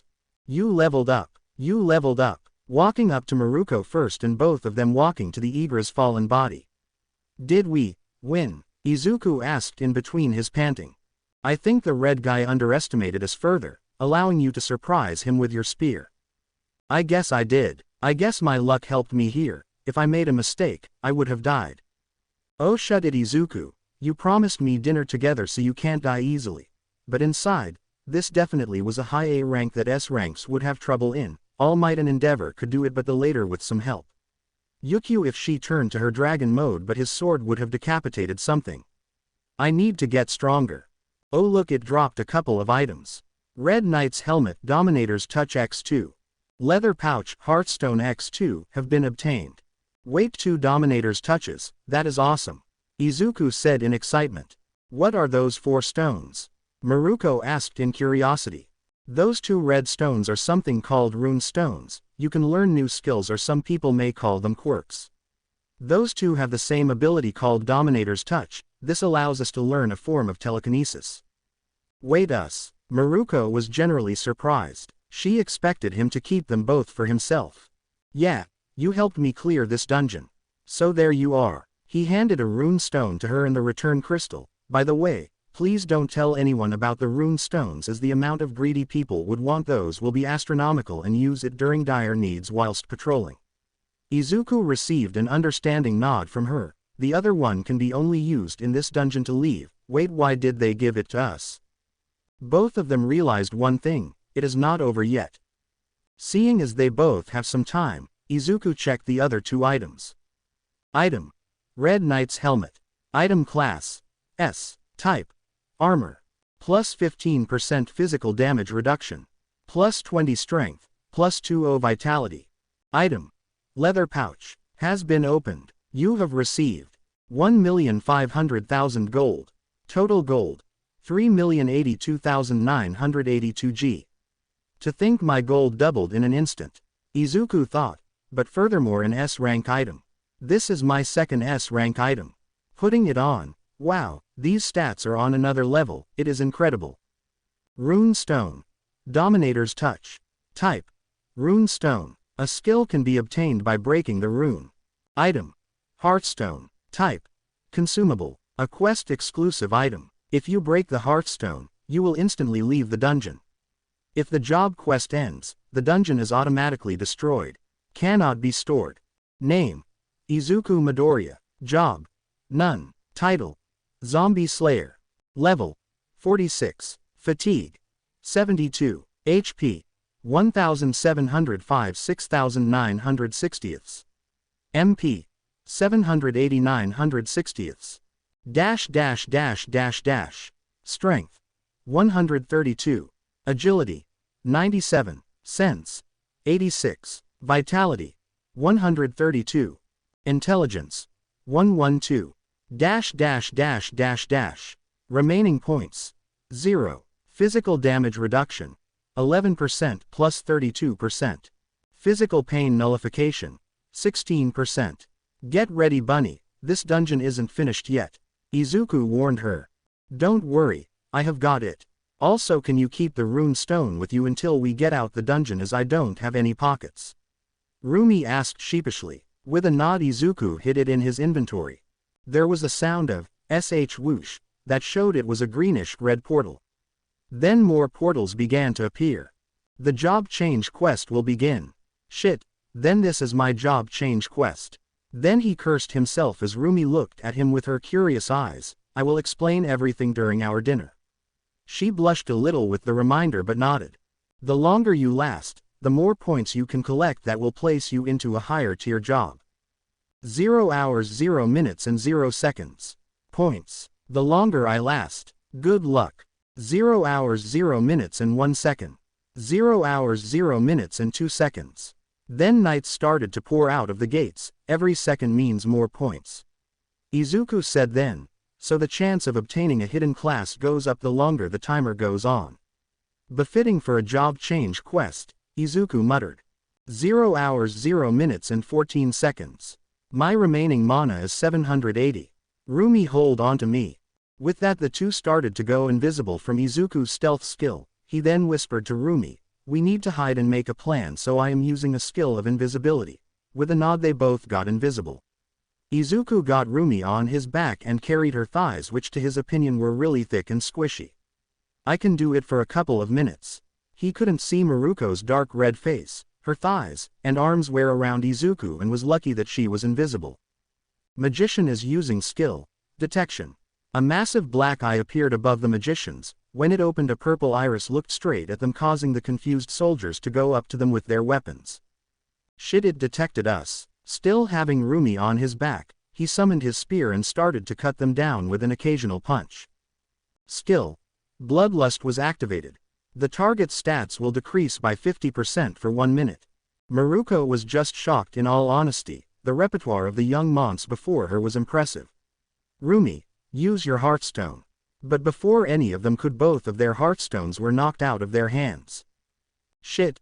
Then a beatdown was starting to happen, with Izuku protecting Rumi with the best of his abilities. He did realize that those knights didn't give him any levels and were around C rank at best with an occasional B rank, but they were annoying in large amounts. HP. 986,960ths. Rumi wasn't scared per se, but seeing how Izuku was taking the brunt of the assault protecting her, some memories were trying to come to the surface. 0 hours 5 minutes and 9 seconds. Shit. With that, he was punched in the side, causing the two living entities to slide backwards and started to be surrounded by knights. Izuku stood back up, but this time with Rumi behind him. I am sorry, Rumi, but we need to try and defeat them together. We got it, Izuku, it can't end like this. Rumi said with determination. Jumping up with his spear, I was at the bottom for so long, I longed for the highest place. I know the sadness of being weak more than anyone. Memories of children beating him up, parents giving him a pitying look. Izuku then remembered his mother, an overprotective mother, sure, but she loved him the most. He was getting visions of his mother and father telling him to get some rest. Then something came out of the shadow. Why do you always moor away from the safe road and dance with death on every occasion? He knew this voice. It was him before being awakened. Isn't it a great fortune that a quirkless person like you was able to grow this much? Isn't it great? Izuku Midoriya.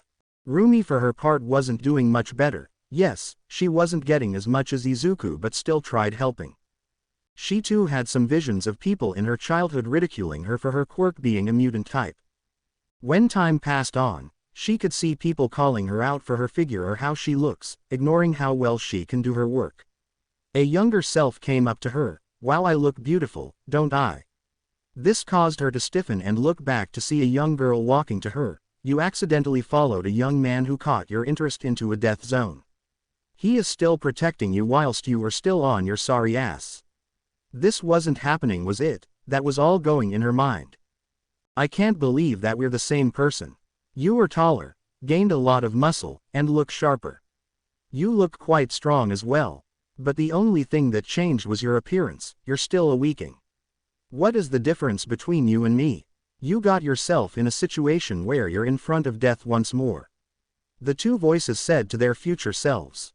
Izuku saw at the corner of his eye that Rumi was about to be killed. He moved. The movement was painful, but he was there and pushed Hiro away and blocked the incoming strike with his dagger. Until I am still alive, I will protect you, Rumi, so do not give up.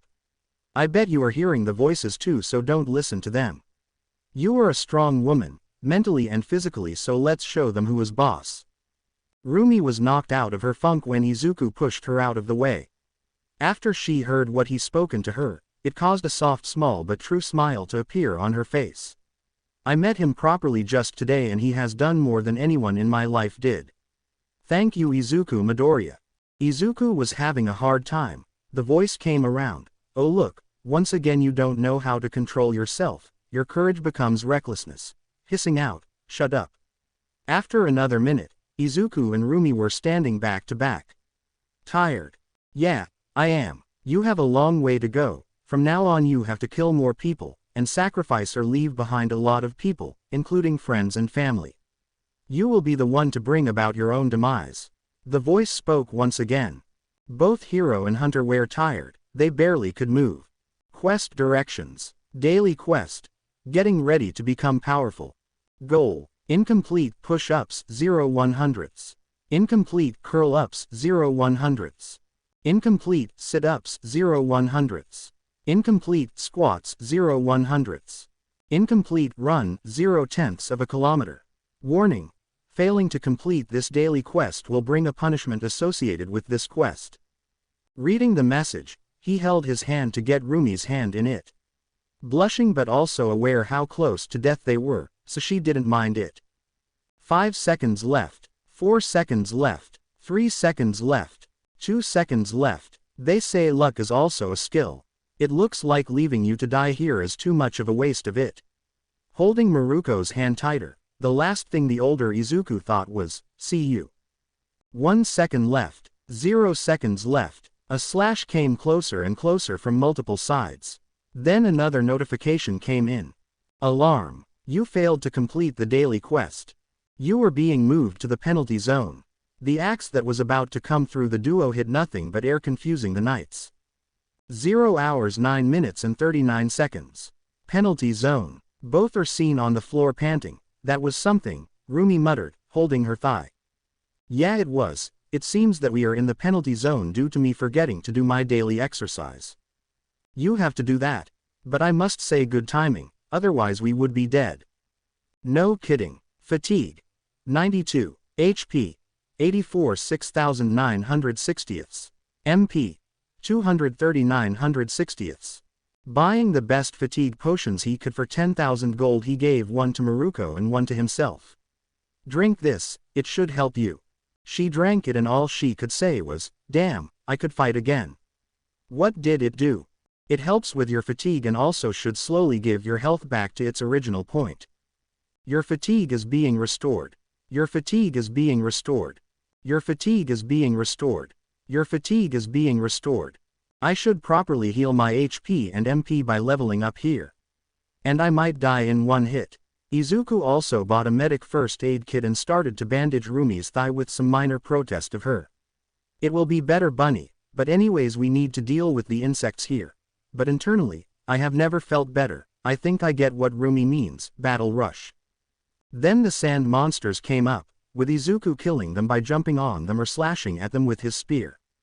Alarm. Penalty quest. Survive. Goal. Survive until the time runs out. Time required. 4 hours. Remaining time.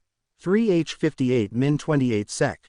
If the pain doesn't kill me, it will only make me stronger. Izuku thought, whilst Rumi looked at him with awe whilst she was still resting. With Katsumi, the 6 months changed Katsumi a lot. She knew that Izuku was in a coma for 6 months, but the doctors didn't call her mum after he woke up, only that he had been discharged. He wasn't in school, and anyways school would be finished soon. The final exams were done before Izuku was in a coma, so he was lucky with that, although he would have to come back for the certificate, she mused.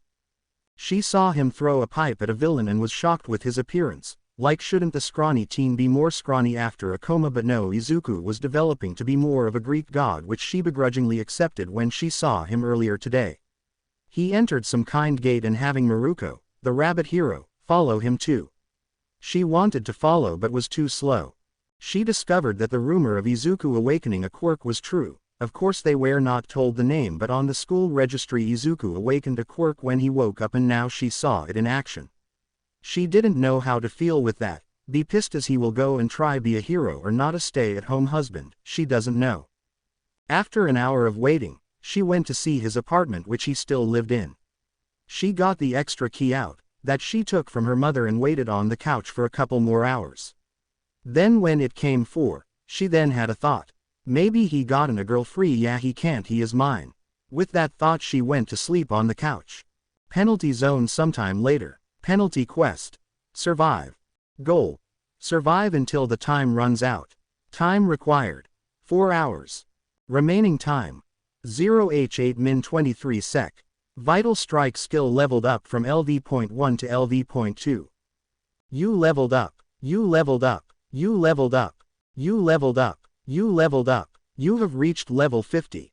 You received a reward. Accept, reject. A reward. Let accept it.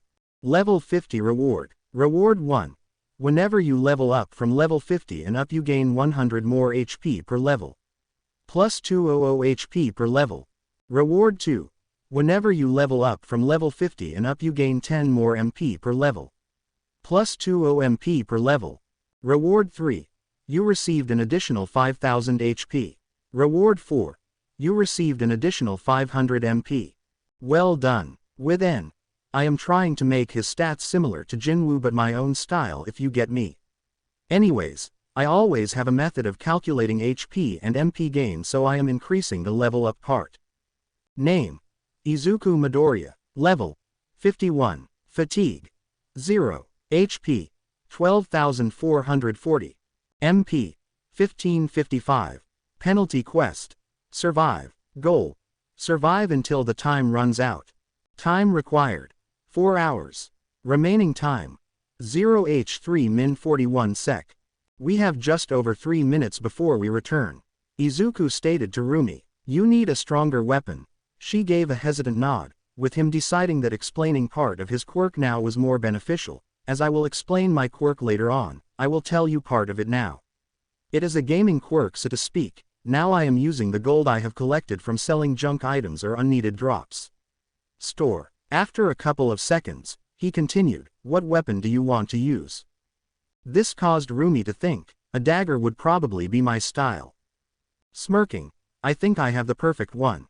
Night Killer 2,800,000 G. Buy. Found it. You have purchased. Night Killer. This will help you especially with the knights here. It is called a Night Killer and is the best weapon I can get for you at this moment of time. He handed it to Maruko, who was shocked. Are you sure? With a light smile, he nodded, thank you.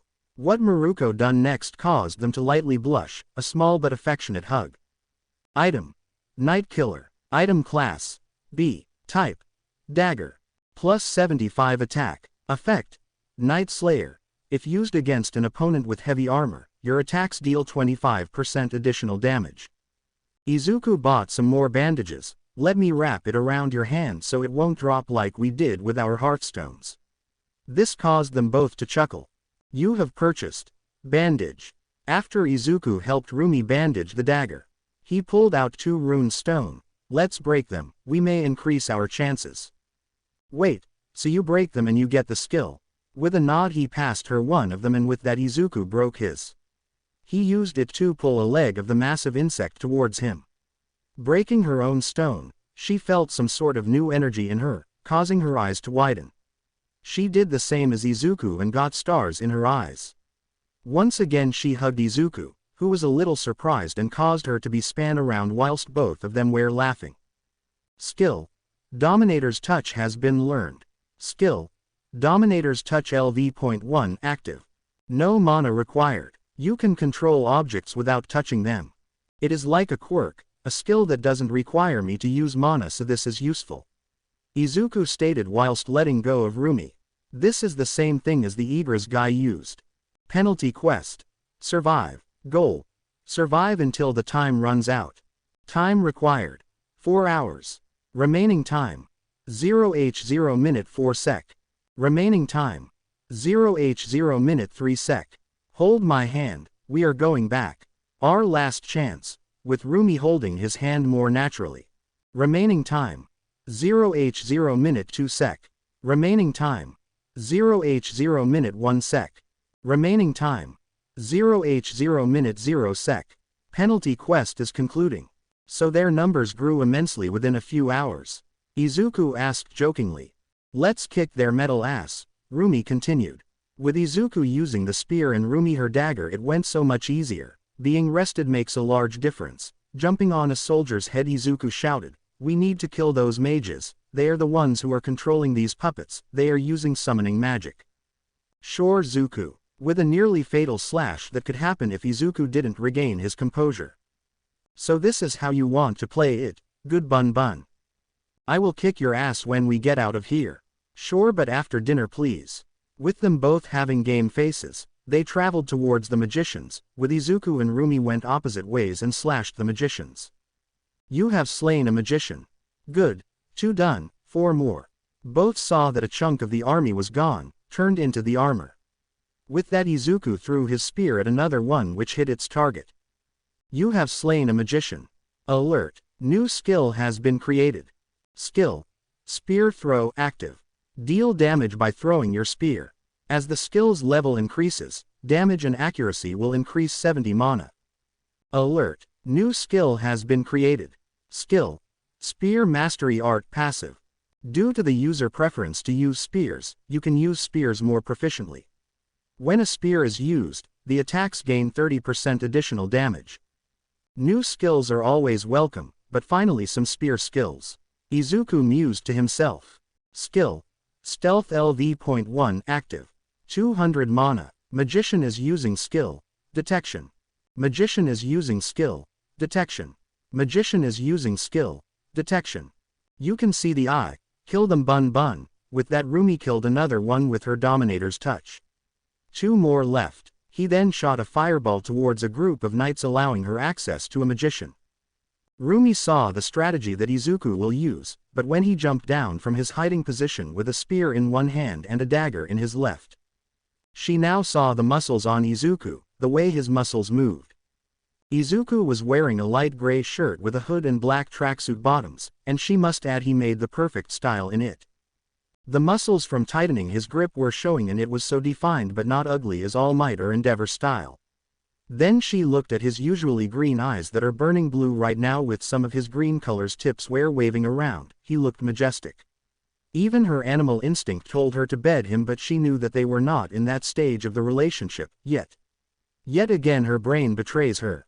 Izuku was using the Dominator Touch to deal some damage to the knights whilst advancing towards the magicians. Suddenly, Maruko heard a cry of pain. Izuku was stabbed in his thigh just like her. How long are you going to hide behind your puppets? He killed the knight, but suddenly the remaining 2 magicians started to chant and created a massive golem made of armor of the fallen knights exactly where Izuku was standing above. Izuku jumped down and started to run, trying to distract the golem, whilst Maruko will kill the 2 remaining magicians. Rumi had it easier as the number of soldiers decreased for the destructiveness of the golem. With her using Dominator's Touch on one and a Luna Fall kick on another, the golem fell. 4 hours 39 minutes and 42 seconds. All the monsters in the room have been slain, the quest will end now. Damn, what a kick there Bun Bun. Izuku whistled in appreciation. Panting a bit, done. They walked to each other and fist bumped. Now what will be your job, I wonder? Possibly an assassin or even a magician. Izuku wondered too. You will be able to choose a class based on the amount of points you have collected.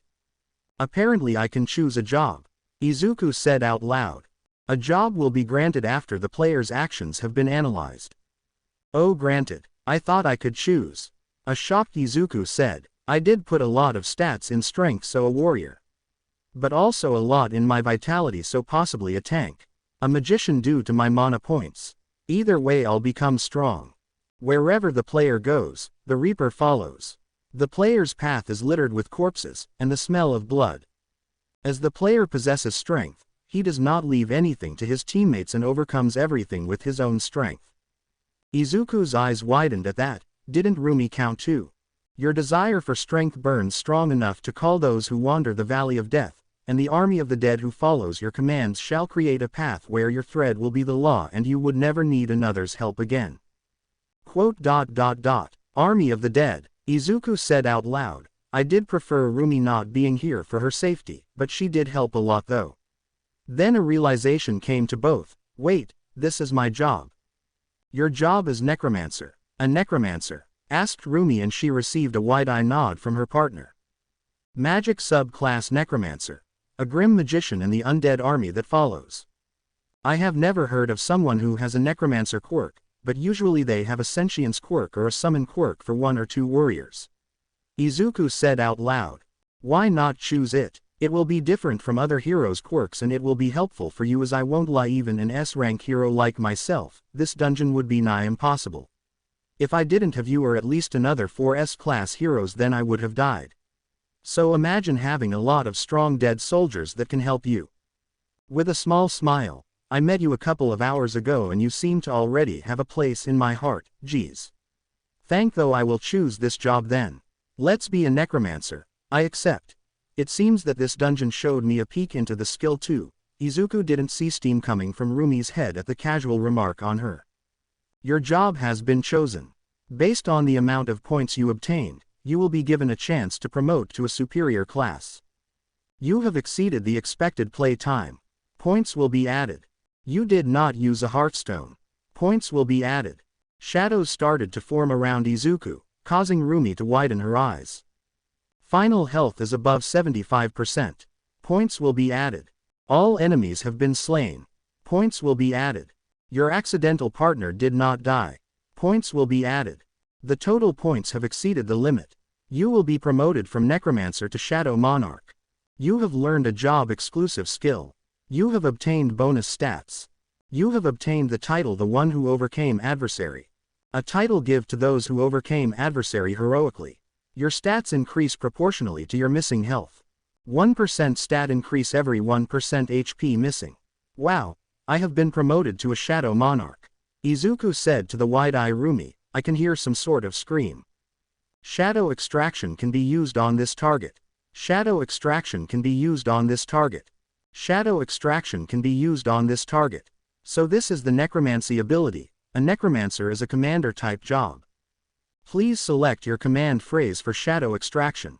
A command phrase. Arise. The last word sent shivers down the rabbit Harrow's back as she saw from the dead corpse's shadows come out. Black shadows with a blue light coming from its eyes, with fog coming from them. Ha! This is pretty cool.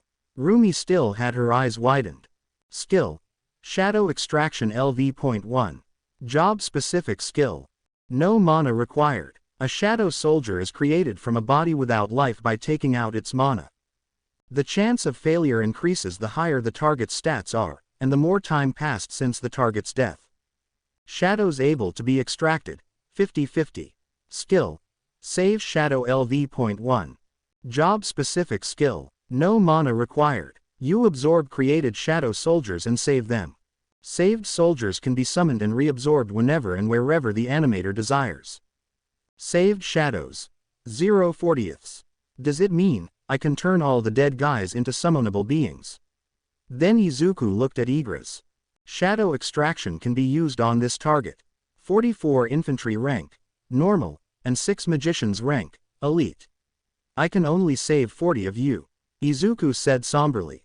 If you want to use shadow extraction again, you must send 1 or more shadow soldiers to the world of nothingness through extraction cancel. I am sorry, even though I have called upon you guys. Izuku gently punched with the side of his fist onto one of the infantry unit's chest. Cancel extraction on 11 infantry units. You cannot recall shadow soldiers that have been sent to nothingness. With a sad face but determined 1-2, he walked up to Igris. Blood Red Commander Igris, if I have this guy as my soldier. Arise. Some shadows started to leak out. A massive explosion of shadows happened, nearly knocking Izuku on his butt. You failed to extract the shadow. What? You still have 2 chances remaining. This guy has been dead for over 4 hours, and even so has nearly killed me, so his skills are high enough. Taking a sigh and reaching his hand out, Igris, I know you can hear me. Stop protecting the seat of someone who has already left and try protecting me, who is in front of you. Arise. A shadow started to come out, with a hand coming out slowly, which Izuku grabbed, pulling Igris out. Blood Red Igris. Nope. That's too edgy. I will call you Igris. You have upgraded the shadow. Shadow level will be 7. Shadows higher than rank Knight can be named. You are now named Igris, the shadow who is taller than Izuku, with blue shadows coming from his eyes and some red tint coming out of his flowing red hair. Igris LV.7. Rank. Knight. Then the now named Igris bowed down with the rest of the infantry and the mages. Izuku and Rumi started to wonder what is going on. Izuku asked, can you speak, Igris? With a shake of his head, the Shadow Monarch understood, hopefully when you will level up you can talk. Then Igris pointed to the throne. Blinking, Izuku asked, do you want me to go to the throne? With a nod, Izuku went to the throne, and looking at Igris where he gave a nod, Izuku sat. The way Izuku sat screamed monarchy, the top of the top. Even Rumi was having a hard time of not bowing down. But the sight of Izuku sitting on the throne and his army of 40 was a sight to see, could make anyone bow down. Izuku then spoke, please take care of me. You have completed a secret quest, Throne of the Monarch. The seat of the previous master of Igris was here. You are the commander of your forces, and your forces are the ones protecting you. You have received quest rewards. Accept, refuse. Accept. Why not? He said whilst crossing one leg over the other and having a light smirk on his face. You have received the rewards for the secret quest. Reward 1. All of your current army leveled up by 1 level. Reward 2. You received 5 additional points. Reward 3. Your MP increased by 100. Wow, that is pretty good. Collect all rewards, Izuku mused to himself. Standing up, he commanded all shadows to go into his shadow and walked up to Rumi. I think we did our job in this gate. Yeah, now you have your job. Using her pointer finger onto Izuku's chest, now how to get out of here, mister? Chuckling, we should exit in a couple of seconds, my lady. Now they both were laughing. As Izuku said, the gate disappeared a couple of seconds later. Anyways, here is my number. He wrote it down on a piece of paper, then handing it to her. Text me when our dinner will be in if you want to go to another gate. She checked her phone, her eyes widened. It is past 5 a.m. now. I have to patrol in 2 hours. I will text you though. Have fun patrolling. Rumi surprised herself and Izuku when she hugged him and then kicked off with her red face. Women are weird, though he wondered where he could hear face slapping from. Status. Name. Izuku Midoriya. Job. Shadow Monarch. Title. Zombie Slayer +1. Level. 51. Fatigue. 0. HP. 12,440. MP. 1655. Strength. 137. Agility. 102. Sense. 91. Vitality. 137. Intelligence. 117. Remaining points. 15. Physical damage reduction. 11% plus 32%. Physical pain nullification. 16%. Skills. Passive. Unknown MAX. Muscularity LV.1. Advanced Dagger Arts LV.2. Advanced Spear Arts LV.1. Active. Sprint LV.2. Bloodlust LV.1. Fireball LV.1. Vital Strike LV.2. Stealth LV.1. Dominator's Touch LV.1. Spear Throw LV.1. Job Specific. Shadow Extraction LV.1 40/50ths. Save Shadow LV.1 40/40ths. Shadow Army. 33 Knights LV.2 Normal. 6 Magicians LV.2 Elite. Igris LV.8 Knight.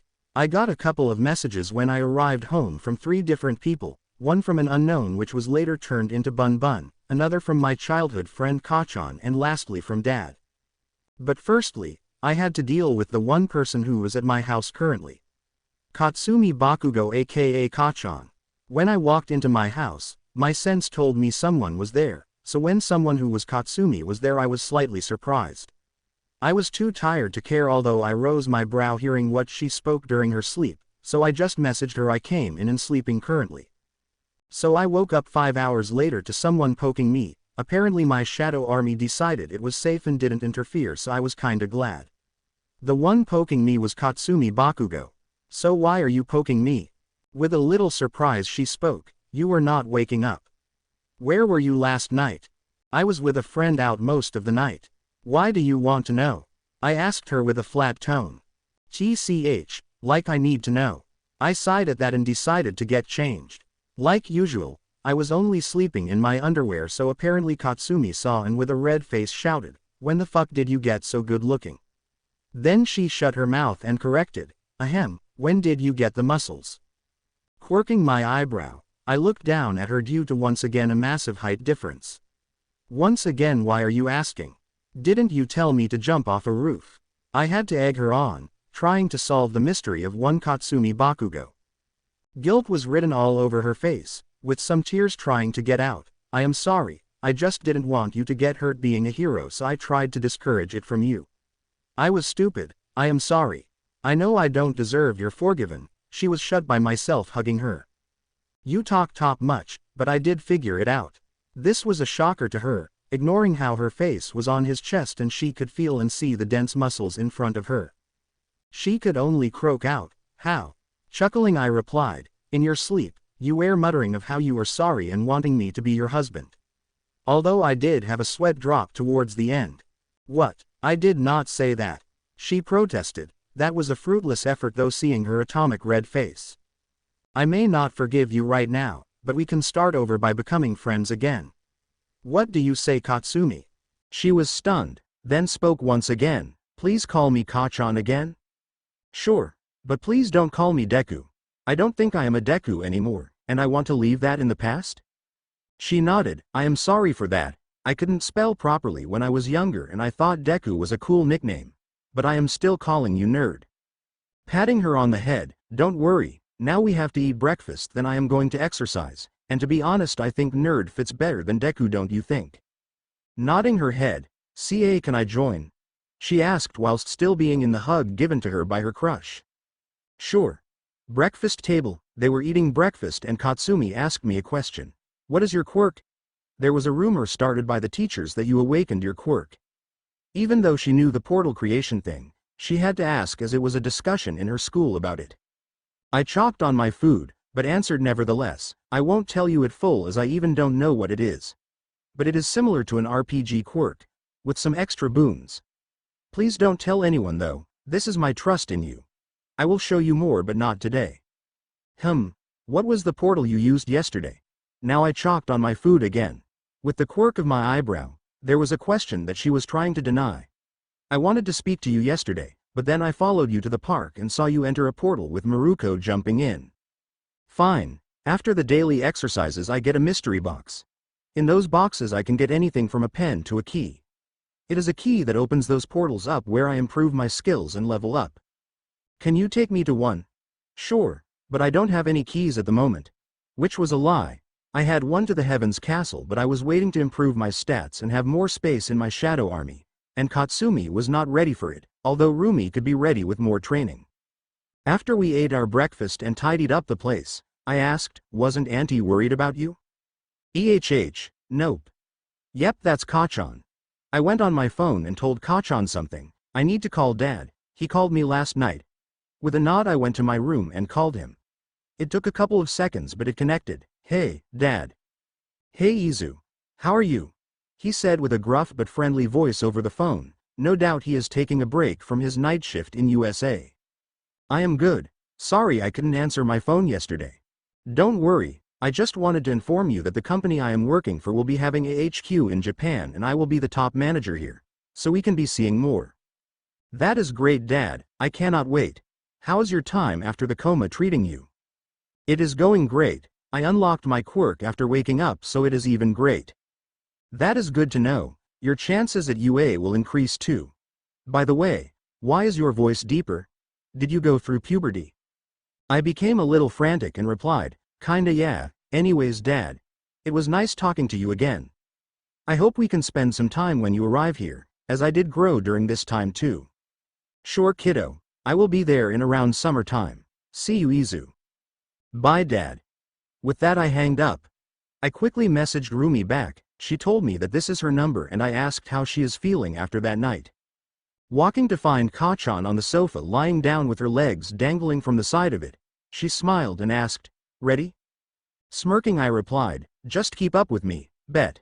Sometime later, she barely could. The running was fine, but when we were doing exercises such as push-ups, sit-ups and whatnot, she couldn't keep up with my speed. Ah, is little Kachan not able to keep up with me? Hissing she replied, don't look down on me. This was my opportunity. Previously Kachan and I were the same height, but now I am taller than her by a margin, but I am looking down at you. Look how short you are. I smirked. One day I will kill you Izuku. We will see. Let's get a drink. Seeing as she was tired, I walked towards a vending machine and got 2 waters out, giving one to her. She nodded in thanks and drank. Thanks nerd. Sure. I was stretching, get my muscles loosen up after the exercise. I was wearing green shorts with black leggings under it, with a black shirt that kind of showed of my muscles.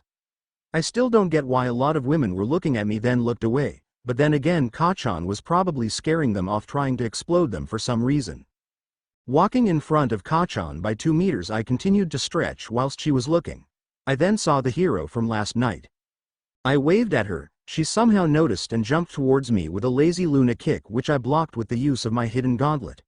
Sup bun. Why so feisty today? Imagine only getting less than an hour of sleep and then having a full day of patrolling with a lot of minor crimes. Ha. Yeah, I can't imagine that yet. I offered some of my water to her, which she took happily and drank some before giving the rest to me. Nerd, is that Maruko? The blonde had a small twitch of the eyes seeing what occurred between the two. Sure is. Bun meet my friend Katsumi Bakugo. Kachan meet Maruko. The two looked at each other with some reason they feel threatened by each other, with me not knowing that tidbit of information. Nice meeting a friend of Zuku's. Likewise, Bakugo spat out a little less than usual as she knew this was a pro hero. Why are you patrolling here? I thought you patrol in a different city, I asked innocently. Oh that, I can patrol anywhere as I don't have a set location such as Endeavour or Hawks. Nodding at that. So what have you been up to? Nothing. Just doing my daily exercise, and Kachan decided to join me. For some reason, Katsumi was giving a death glare at Maruko, who was doing the same. Girls, am I interrupting something? This got them out of their funk. Nope, TCH. That's what they said. Maruko then asked, when are you free? Tomorrow? She nodded. That a date then?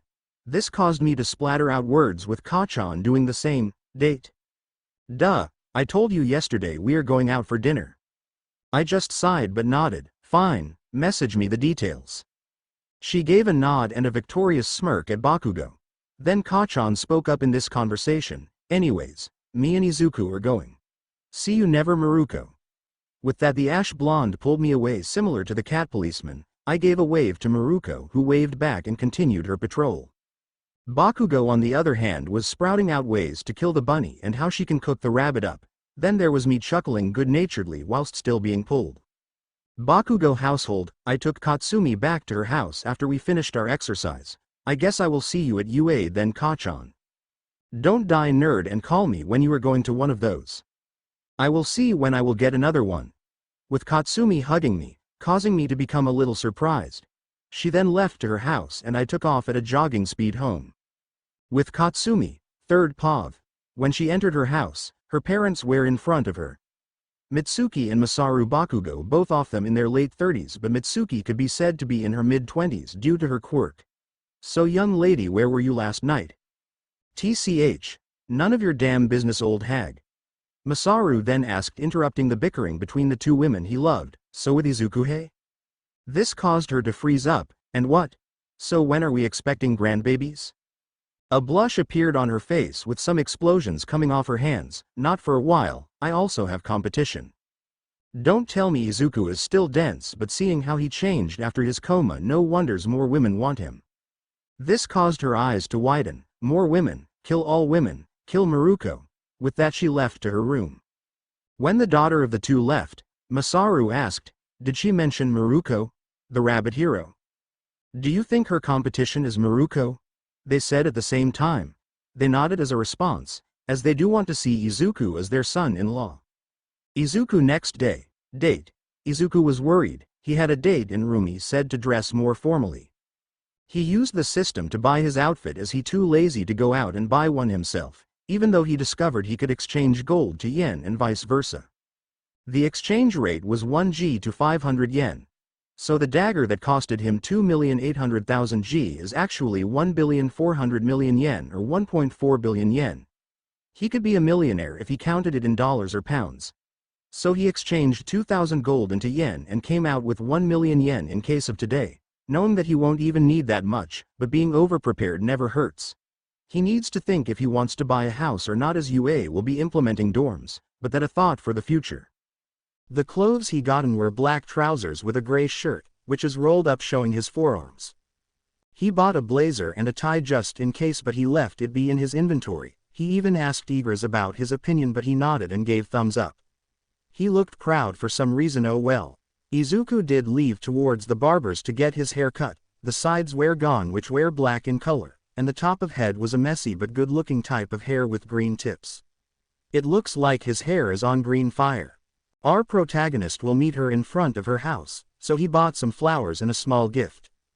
After another hour of riding the train to her place, he was receiving a lot of looks, especially from the female populace. He heard whispers of people saying that he will be going on a date and so on. Shaking his head, he arrived at Rumi's house and knocked on the door. When the door opened, his mouth nearly dropped. "You look stunning, Rumi." She did. Her hair was tied in a bun. A black dress that reached her knees with an opening for her tail. It has a slit on the right thigh for more skin exposure. "You look pretty good yourself, Izuku." Izuku smiled at her and gave the present and the flowers to Rumi. She thanked him and invited him inside quickly. She opened the present and started to laugh. "You seriously gotten me a golden carrot?" Izuku started to laugh too. "Well, don't you like carrots? And a gold one should give you a boost too. Don't you know Minecraft's golden carrot?" Then both of them started to laugh. "Geez, this is gold." She laughed at her own pun, which Izuku too joined in. After calming down, "There is a restaurant I want to go in, but you need at least 2 people to enter in formal wear." "Ah, that is interesting. We walking or by car or train?" "It is pretty close, a 10-minute walk." With both of them smiling, walking out with Rumi locking the door. Whilst they were walking, they linked arms and began to talk like they haven't seen each other for ages. Neither paid attention to the crowd that was watching them and taking pictures whilst they talked. Reaching the restaurant, it was a high-end place that served sushi and other seafood dishes. They continued to talk, before ordering, after ordering, before eating and after eating. It was like they could never finish a conversation. During eating, the atmosphere didn't feel awkward but felt natural to them, as if they were doing it for 1,000th time. Rumi was having a blast. Not only didn't she have to rub her nose but openly breathed in Izuku's scent. Neither of them ordered alcohol. Firstly, Izuku was 16, with Rumi being a responsible hero and had patrol tomorrow morning.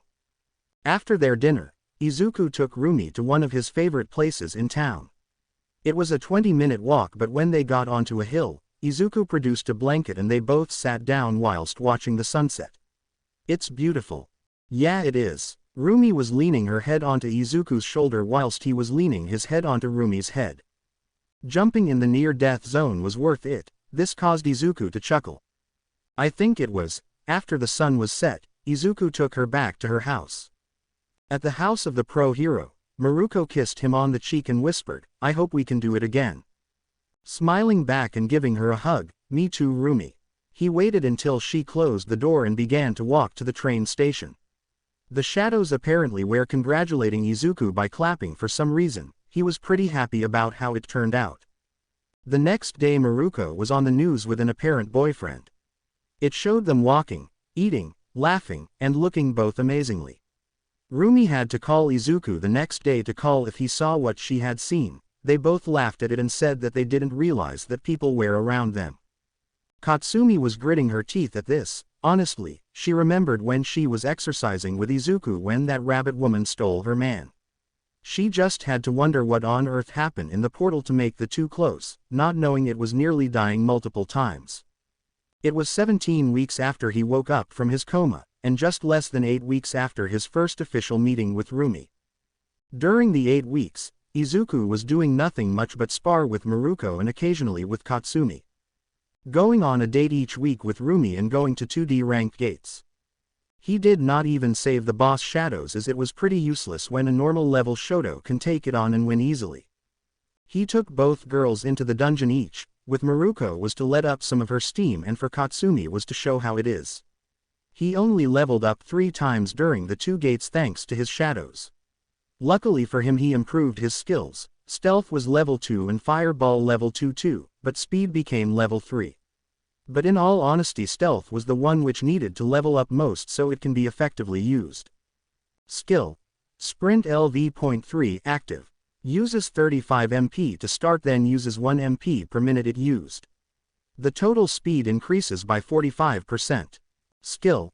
Fireball LV.2 active. With the use of 50 MP you can use fireballs to attack.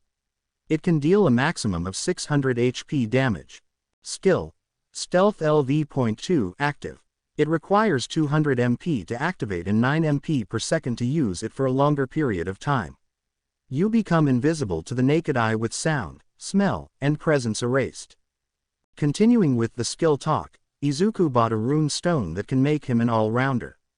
A healing one. Yes, it was pretty weak, but leveling that up should make more dangerous injuries heal. But the problem is that he can't heal anyone without a license legally, so he has been practicing it on Rumi and himself whenever either one got injured. Skill.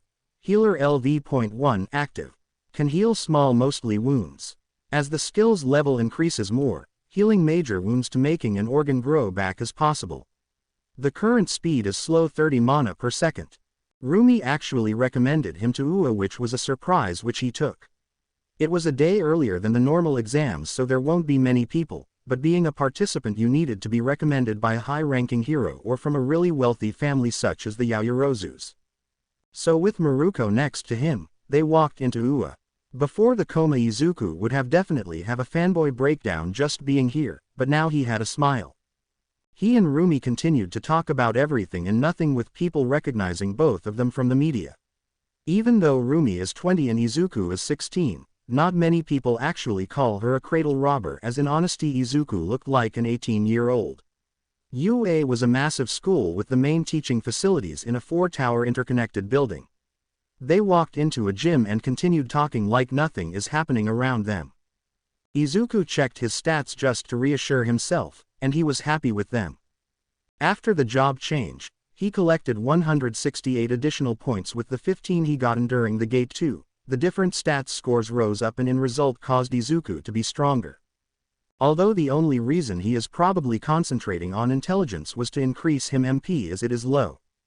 He thanked the gods that he received 600 MP as adding 1 point to int gave him 5 MP. The reason behind it is when a shadow gets hit or destroyed they don't die but regenerate and his mana is used to heal them up, though the necklace from St. Peter was useful. The save shadow and extraction increase randomly as he has noted during the weeks, which was confusing for Izuku. Now for the foreseeable future, his goal is to increase the levels of his skills which increase mainly during gates. Status. Name. Izuku Midoriya. Job. Shadow Monarch. Title. The one who overcame adversary +1. Level. 54. Fatigue. 0. HP. 13,500. MP. 2,215. Strength. 155. Agility. 130. Sense. 120. Vitality. 160. Intelligence. 217.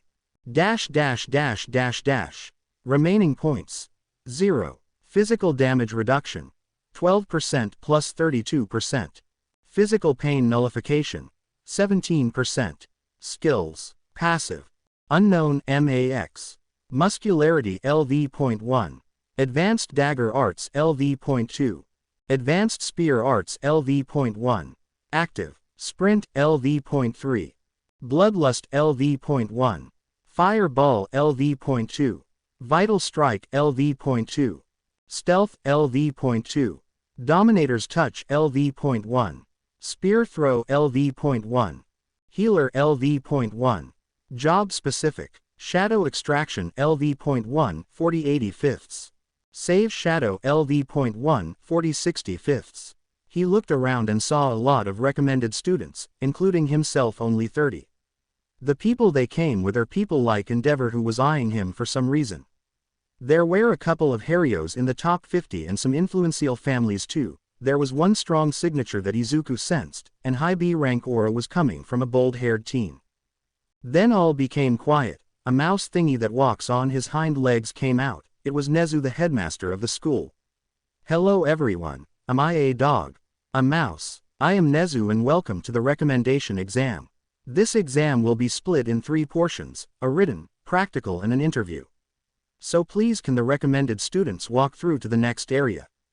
Maruko then looked to Izuku and spoke so only he or people with enhanced hearing could hear.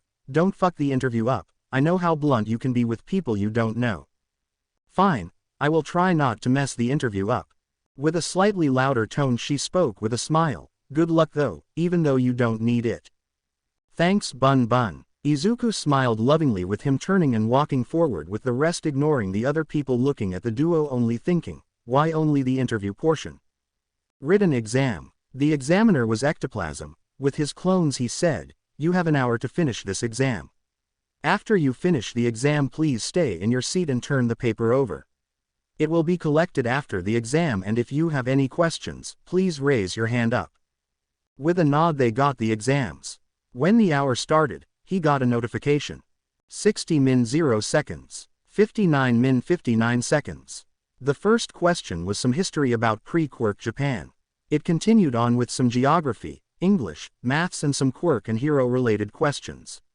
He took 45 minutes. He looked around and saw some students stressed as they didn't even finish half of the book. Izuku theorized it was to help people with intelligence quirks or even time management. min 0 seconds. This was when the exam finished. Apparently only him and a female student finished the exam in time. The other 28 students were either complaining that they didn't finish the exam, which he could hear complain. The next teacher present Mike came and took the students for the next part, whilst some teachers began marking the exam. Practical exam. Present Mike shouted, said, okay little listeners. For this part of the exam you will be subjected to a race. The race will have obstacles so be careful everyone. There will be 6 races in total with 5 participants each. The only rules are that you cannot go out of bound and don't hurt or interfere with any other students. The first 5 names were shouted so they started to begin the race. A bold student came up to Izuku and introduced himself with a 180 bow. My name is Inasa Yoarashi, who might you be?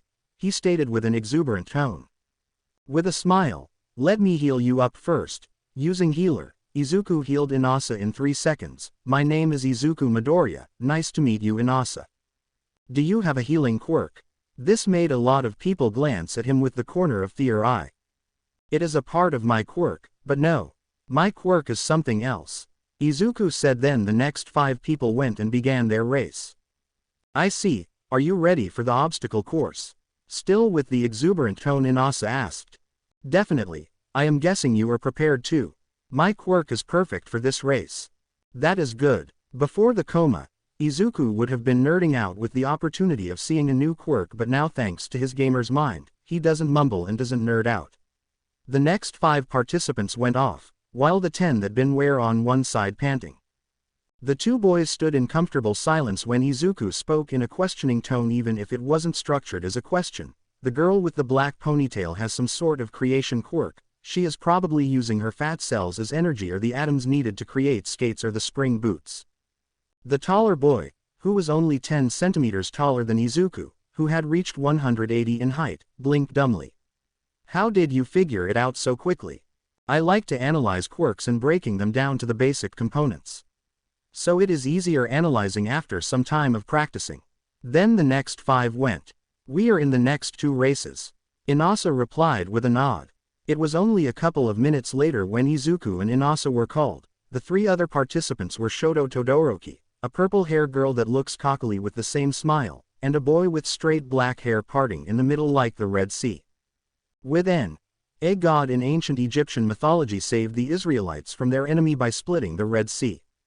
They were stretching getting ready for the bang. After 10 seconds the bang began. Izuku used sprint whilst Inasa used a wind tornado. The first obstacle was a large jump where one needs to jump or get across, but the difference was 4 meters from each side. Izuku jumped easily and continued to his next obstacle. The next one was a monkey bar kind of obstacle with soft balls being shot from cannons. Izuku pulled upwards on top of the bars and started sprinting again. Continuing on, the next obstacle was a 8 meters wall. Midoriya smirked a little and used fireball smashing the wall, allowing him to get through. There was only 100 meters to the finish line and he used sprint once again to gain the final result of 37 seconds. The next one was Inasa with the speed of 1 minute and 59 seconds. Todoroki came in third with 2 minutes on the dot, fourthly the boy with the split hair with the speed of 2 minutes and 39 seconds. Lastly the cocky-looking girl got 4 minutes and 24 seconds and now she didn't wear her cocky smile. Izuku lost around 150 MP, which he was happy about, and it being regenerated by High Magician's Ring. With Maruko during the written exam. She was having some water and munching on those golden carrots Izuku gave her. Honestly, they were the best carrots out there and oh she loved the taste. If she could, she would marry Izuku right now. But she needs to ask him out as she can clearly see Izuku is developing feelings but is still dense. She was enjoying her thoughts of the time spent with Izuku and was hoping for going to a high gate with him at one point. Though her thoughts were broken by Endeavor. Maruko, you are the only top 10 hero here except me. Ah, it's the number 2, how are you? The so-called number 2 grunted, who is your brat? Frowning at the wording of Enji Todoroki. I met him a couple of months ago and we kept in contact. We even spared, and trust me his punches are something else, though with the other parts with his quirk. Neverthemend, who is yours? She stopped not to tell him more of her crush's quirk. Heck, if she reveals that he can give anyone rune stones, villains, heroes and the HSPC will all over him. Rumi is still lucky to have the ability to use Dominator's touch, but she uses it in dungeons. Endeavor raised an eyebrow when he heard other parts of his quirk, but then mind gone to his. He is my greatest creation, Shoto. He has both parts of mine and his mother's quirks. He will beat your brat. We will see. After the race, we can see Maruko laughing her ass off with the look Endeavor was giving. What did you say? He will beat your brat. Wow, that was the best joke in this exam. Eyebrow twitching. What is the quirk of the Midoriya kid? Oh, now you want to know. Why, TCH, he used some kind of fire and his speed is pretty good.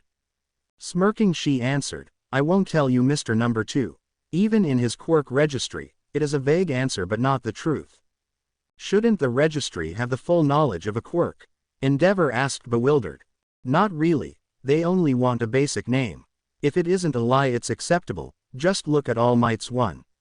It says Strength Enhancer but look at his speed and near invulnerability. His quirk isn't fully explained. TCH. With that the only 2 top 10 heroes stopped their conversations and waited for their recommended students to finish the interview. Whilst Endeavor wanted to know more, possibly his failure of Shoto's twin can be in a marriage him. Interview part of the exam. Can I have Izuku Midoriya? A scruffy man asked with a gray scarf on him. Good luck Izuku, Inasa said. Thanks Inasa. Good luck to you too and hopefully see you in UA. Izuku said and received a nod from Inasa. Going in the room, Izuku could see 3 people. Nezu the headmaster, Midnight who licked her lips and Eraserhead who was nearly asleep. Good evening, Nezu, Midnight and Eraserhead. Izuku greeted with a bow. This caused 2 of the 3 have their eyes slightly widened, with the last one, Nezu having a small smile, and with that he started. Good evening to you too Midoriya. Before we start, how do you recognize Eraserhead? Before my quirk awakened after the coma, I was interested in heroes who fight practically quirkless such as Eraserhead. I didn't have a lot of information but I can guess the basic appearance of an underground hero, and he is one of the most famous underground heroes to boot. Receiving a nod, Midnight continued, on your papers, your quirk is called adaptation, but we could see different things during the race. Why is that? It is true, I can adapt myself for better situation. But the person did the exam said I have another aspect to my quirk. If I revealed my true quirk, I would be placing myself and my close ones in danger, as I would be a target for villains, power-hungry heroes and HPSC. Izuku explained with a straight face. Their eyes widened, one with excitement. Aizawa spoke up, will you tell us? It depends if I get accepted or not, and if Nezu will tell the HSPC. Nezu then answered, I am actually plotting against the HPSC. But please continue with why would the HPSC be interested in you? Sighing, you know the HPSC have their own heroes, right? Receiving a nod from their heads, majority of those heroes were trained by them by birth, such as Hawks. I have met Lady Nagant before she was arrested, and there was something off about her. I did some digging on her and found out that she was used to kill heroes who make the balance break. Why do you think there are not many heroes with powerful quirks such as All Might or even Endeavors? This left the trio hanging, although one had a theory. That is sadly true, Nezu stated, caused Nimari's eyes to widen, with Aizawa to have his eyes minimally open. I am curious though, how did you find that out?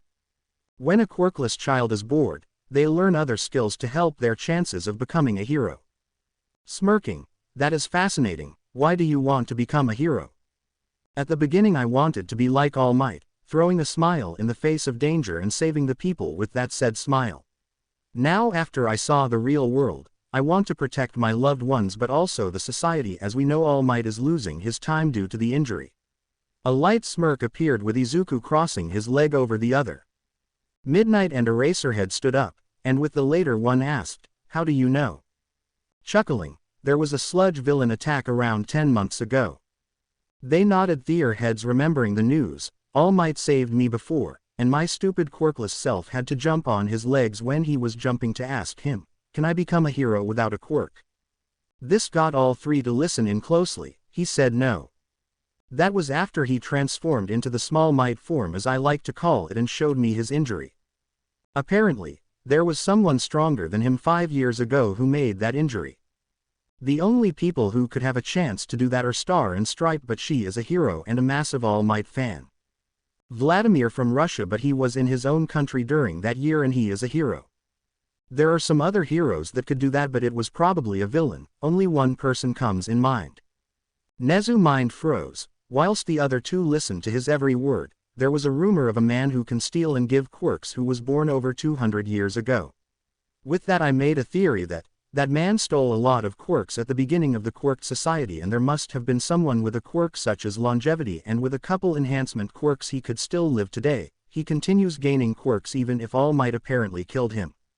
Aizawa was too curious. How did you find out? Remember when I said I was bored?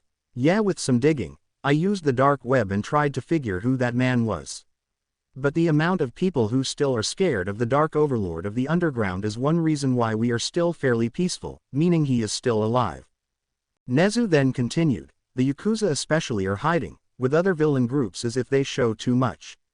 That man's underlings may come to the group and take the people with useful quirks. This won't be reported as the heroes will arrest them. I just realized that what you are saying may be true. Nimari and Aizawa froze. The injury in All Might, the fucking symbol of peace, injured by that monster. Nezu, what can we do? If that man can injure All Might, then what can we do? Instead of Nezu as they expected, Izuku spoke up, using his intelligence to the fullest. There are multiple ways actually. Firstly, people with non-touch erasure quirks such as Eraserhead will cancel the quirks of that man, allowing people with physical enhancements or power-type mutants to deal with him and having long-range emitters around to shoot.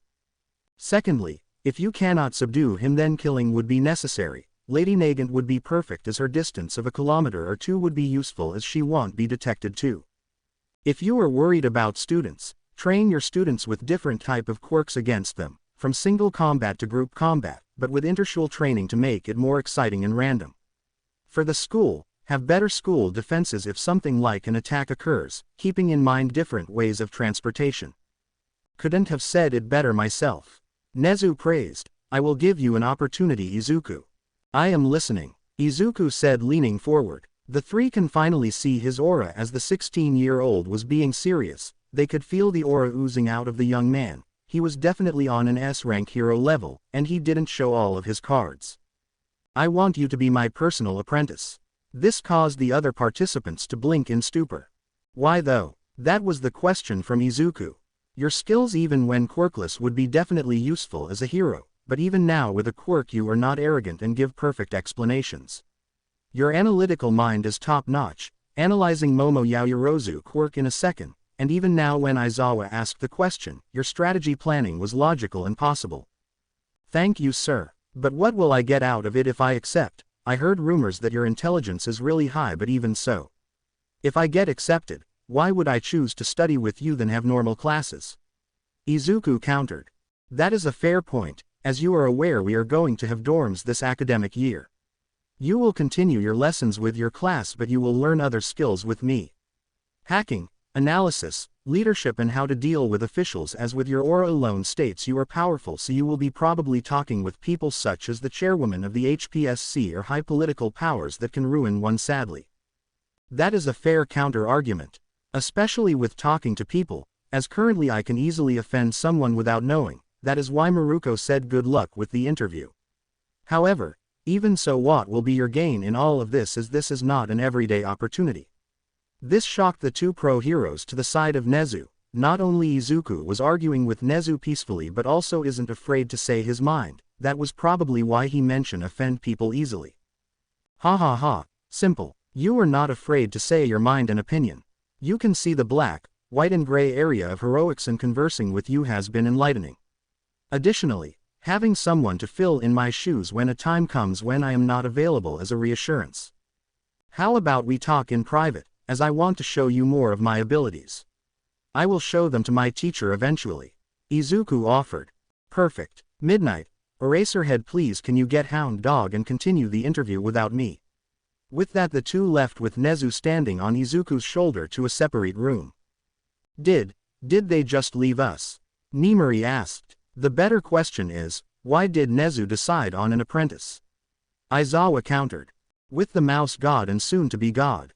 They went to the headmaster's office where they sat on the opposite sides on the sofas. Nezu offered. Yes please, I will message Maruko quickly that it will take a while. Nezu agreed and Izuku messaged Maruko that he is speaking to Nezu.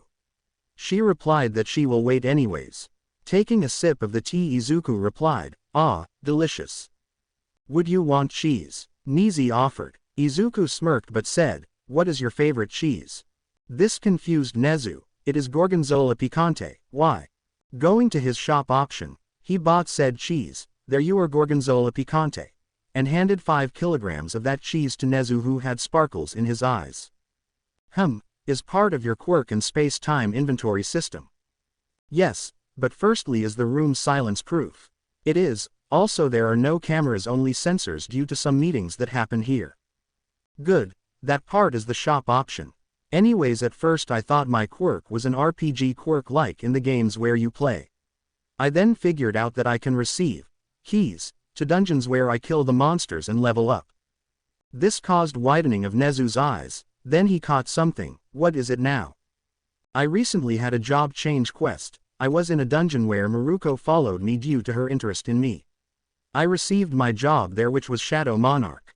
Shadow Monarch? Nezu asked, confused. Let me show you. Come forth. Then behind him Igris, 3 mages and 10 knights came out, spooking Nezu out. After I kill the monster, I can turn them into my shadow soldier. I haven't been in any high-ranking bar 2 and only on my second one I gained the job. This isn't my full army, but it is some of them. Ooh, so interesting. How strong are they? The knights alone are C rank, the magicians are B rank but are used as long-range support or support. Igris is my highest so far, he is an A rank. The dangerous thing is that they can even beat an S rank if I give them the mana required to regenerate. Izuku then said to them, thanks for showing up guys, I will call you when I need you. With a bow from each of them, they returned to Izuku's shadow. What is the mana you speak of? It is a form of energy that I have. It also powers up my skills such as Fireball and the healing skill I recently got. I have one skill that is a form of telekinesis that doesn't require mana too. Earlier you mentioned that the villains, power-hungry heroes and the HPSC will want you. Why? Simple. Remember when I told you I have a shop option? Getting a nod. I can buy rune stones, or simply put, quirks which some do require mana but some don't. This caused Nezu to drop. Luckily Izuku used Dominator's touch to levitate it and put it on the table. What skills do you have? And I am sure not all skills were gained by the shop. That is correct, Nezu. I have 14 skills. 4 of them are passive, 8 of them are active-based ones, and 2 of them are job-specific. The 2 job-specific is Shadow Extraction and Shadow Storage, which is pretty self-explanatory. I got them when I received my job. The 4 passives are Muscularity, which helps me with when my health level is too low, Advanced Dagger and Spear Arts, which helps me with the use of daggers and spears, lastly the Unknown one, which I still have no idea of how I got. The 2 arts were created because I use daggers and spears as my main weapon, and Muscularity was born by an accident. The active-based ones, Sprint, Vital Strike and Spear Throw, were the ones I learned naturally. The explanations are self-explanatory. I bought Stealth, Healer and Fireball. From some gates or quests I received Bloodlust and Dominator's Touch. All of them are self-explanatory, with Dominator's Touch being telekinesis. When I max a skill it can upgrade to a better skill, or when 2 similar merge with one to make a better one. Fascinating, completely fascinating. And you said you only have the quirk for only 4 months. Giving a nod, Nezu continued, I can see why you would want to be kidnapped or used by some parties. Don't worry, my mouth will be closed with you buying skills. I do want to know, would you be able to heal All Might? If I upgrade my healing skill, I can only use it for scrapes, cuts and first-degree burns. If I level up, I can recreate organs and missing body parts, or so the description says. Do you want to be trained by Recovery Girl? It will surely improve your skill level. I would love that. When I get situated in my dorm I will meet her. That is great, I will mention you to her. Also wait a week for the formal paperwork to be sent to you, otherwise you are in. As for being my apprentice, we will have a couple of hours after school per week as you will be living in the dorms. Thank you, Nezu. See you soon. With a bow, he left to meet Maruko. I am glad that the child didn't take the path of villainy. Being quirkless in this society is very hard. Nezu thought internally. With Maruko, she was told that Izuku will have a talk with Nezu, and it is taking over an hour. When she sees him waving at her, she runs up to him and tries to double-kick his stomach. He dodges and says, sorry Bun that I took so long, let's get something to eat and I will explain everything. TCH, fine, but you are paying. So after an explanation, Maruko was there dumbfounded. So let me get it straight, Nezu made you his apprentice and you told him about your own quirk. Yes, only you and him know about it. Congrats on going to UA though. When workplaces come during UA, you are interning with me. Sure thing, Izuku said with a smile. I have to be patrolling the north side of Japan for a while, so I will come back just before the sports festival. Rumi informed. Have fun, but text me or call me whenever you want, okay? With a small smile of pure happiness she replied, sure thing Izu. Izuku walked her home and this time kissed Rumi's cheek. This caused her to internally jump, and in real world they said their goodbyes. Jeju Island midday. A portal opens with one ant with wings coming out. It looked around and then entered the portal once again, which then closes. It was a week later when Izuku got the official letter of UA. Only he, Inasa, Momo Yaoyorozu and Setsuna Tokage got through recommendations. Sadly, Inasa was in Class B with Setsuna whilst he and Momo were in Class A. He also got a message from Rumi telling him that Endeavor was on a rant for a lot of the time as his son didn't get recommended, although both his twins got in with the normal exam, with only the girl twin got into 1A. It was a week after getting the acceptance letter when he was allowed to come into UA dorms to live. So here he is, everything is packed into his inventory, walking towards his 1A dorms. He could hear some shouting and goes to check it out. What he saw was Endeavor with what seems to be 2 of his children, Shoto and Shoko if he remembered right. He was currently shouting something about not disgracing the Todoroki name to Shoko and other things that the Greenet Didng get. When Izuku saw that he was about to slap his daughter, he moved. Using Spring and when directly in front of Shoko, Izuku used another skill, Bloodlust, causing the number 2 hero to stop and instinctively took a step back in fear. So this is the almighty number 2, about to hit his own daughter. Wow, you are a bigger asshole than I thought you are. Turning to Shoto, you too, you didn't even try and protect your sister. Enji was about to croak out that Shoko was a failure. Izuku used the Bloodlust again. Skill, Bloodlust leveled up from level 1 to level 2. With the use of 30 MQ can intimidate an opponent using strong energy for 1 minute, which includes the stare of fear, reducing their stats by 55%. Several targets can be selected. If you are about to say something that you are the number 2 hero or something, you are just using your position to get what you want, don't you?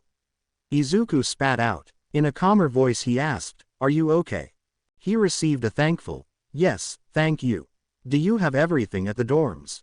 Getting another nod, Izuku introduced himself, I am in 1A, Izuku Midoriya, you are. She still had some amounts of shock from what happened but replied, Shoko Todoroki. 1A. Want to walk together there? Receiving another nod. He then heard, you will pay for it, from the number 2 hero. Izuku used Dominator's touch to throw the hero out of Ua. Now it's quieter, Izuku said. He heard chuckling from the left of him, causing him to gently smile. Shoto was left bewildered that his father was thrown out of Ua. Why did you help? Shoko asked in a quiet voice. She had pure white hair with red eyes like her mother. She had gentle features but definitely womanly. She said it with such an angelic voice, someone could be mesmerized by it. Isn't it what heroes should do? Even if someone is strong, they still might need to be saved from situations. Also, I don't like Endeavor. Izuku added the last bit as an afterthought. Chuckling again, thank you again Midoriya. Just call me Izuku, I hate formalities. Then call me Shoka then Izuku. She said it with a beautiful smile, that Izuku admitted not many could beat. When they reached the dorms, they saw it was a U-shaped above the ground floor which was covering the whole shape, a square. They entered the building with a tall blue-haired guy came over. Hello, I am Tenya Iida, you must be Shoko Todoroki and Izuku Midoriya. Yes we are. How do you know? Izuku asked. You two are the last to arrive. The two maid. Ah, your key is 54. The top floor on the left side Todoroki, there are 2 more people on your floor. Bakugo and Heiin. For you Midoriya, 51. You are the only guy on the top right floor. Thank you. Both of the new friends said. They both went to the lifts and went to the 5th floor whilst making small talk. I guess, we will speak later Shoko, knock on my door and if I am there it will be open. Thank you Izuku, see you in a bit. Shoko replied with a small blush on her face. Izuku saw that his room was a plain square with a toilet and a shower.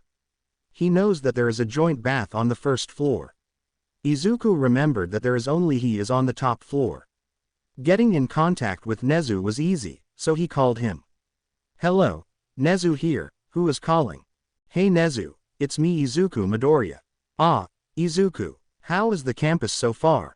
It is pretty good, I was about to ask something. Sure thing, what can I do? I was wondering if I can rebuild the top male rooms, as it seems I am the only male on the top floor. That is true, there are 11 boys in your class with 9 girls, so if someone is exchanged then there is always the spare male room. Sure, would you need anyone to help you with the walls? No thank you sir. I will have my shadows help me. If you would want you can visit me to have some tea time later on today? That would be great. See you at 7 p.m. Izuku. With that they hanged up. It was 11 a.m. so Izuku had 8 hours to do the remodeling. Each room was 4 meters width with 5 meters length, including the bathroom. So in total Izuku will get 60 meters squared, but he will use the hallway too, so that gave him an additional 15 meters squared. With the help of his shadow knights with moving and rebuilding and the magicians with closing some pipes and helping magically wherever they can. With Igris helping somehow, but he couldn't do much due to his size, which Izuku gave a pat on his shoulder. Everyone in the dorms were wondering what is happening, but they couldn't enter due to a sign. Please don't enter yet. It was 5 p.m. and the noises stopped. Everyone came up again and only saw one door to the male top floor. No one wanted to go in, but Katsumi being Katsumi went in and knocked on the door, shouting, Oi nerd, open up. In a minute Kachan. Then after a couple of seconds Izuku opens up the door. One person then shouted, and we thought Todoroki's room was impressive. Iida being the tight person he is, you are not allowed to do remodeling for the whole floor Midoriya. Geez, calm down. Nezu agreed with me so don't worry. Then he waved at everyone. Hey, I am Izuku Midoriya. Do you all want to come in? He received all nods from the all others. The 75 meters squared where turned into something magnificent. Within. I am not the best at making rooms, but due to Izuku now love to the color black. The first room was a large bathroom with a rain shower. It also has a large bath that can fit multiple people in. The floor was slightly elevated with black waterproof wooden panels that allows the excess water to seep through to be collected under the floor. The walls were colored black with some lights to help illuminate the windowless room. The sink, bath and the shower floor was all made up of dark gray marble. There were some plants decorating the room. Izuku decided for there to be 2 sitting rooms, with the main one being where relaxing could occur. The large dark L-shaped couch was facing the tinted windows that had an overview of Ua. It had 2 wooden tables with a light carpet-colored carpet in between. Izuku smiled to himself about the perks of having the system shop option. He could indeed buy whatever he needs in the miscellaneous section. Near the main sitting area was Izuku's desk that had a TV above it whilst having computer underneath it that had a meter-long screen. There was extra room for the paperwork like homework that he will be needing to do. The second seating area was seen as where more private conversations would occur. The hallway was changed to have a fireplace, a 2-person couch and 3 single-person chairs surrounding a wooden circular table. Bookshelves were present there, with books ranging from heroics to medicine and to other school subjects. On the wooden table, there was a device that could prevent sound escaping from a certain radius. Finally, on the very end of the room, there was a wah bed that seemed to be flying. A black carpet was placed under the bed with a nightstand on one side. The wall behind it had dark rock tiles and had some LED lights hidden at the top of the tiles. The windows that were tinted stretched all along one side of the room, with there being an entrance to join balconies that had different types of plants that included herbs and spices. Bro, how the fuck did you do it? A blonde-haired teen with a lightning bolt asked. Hard work.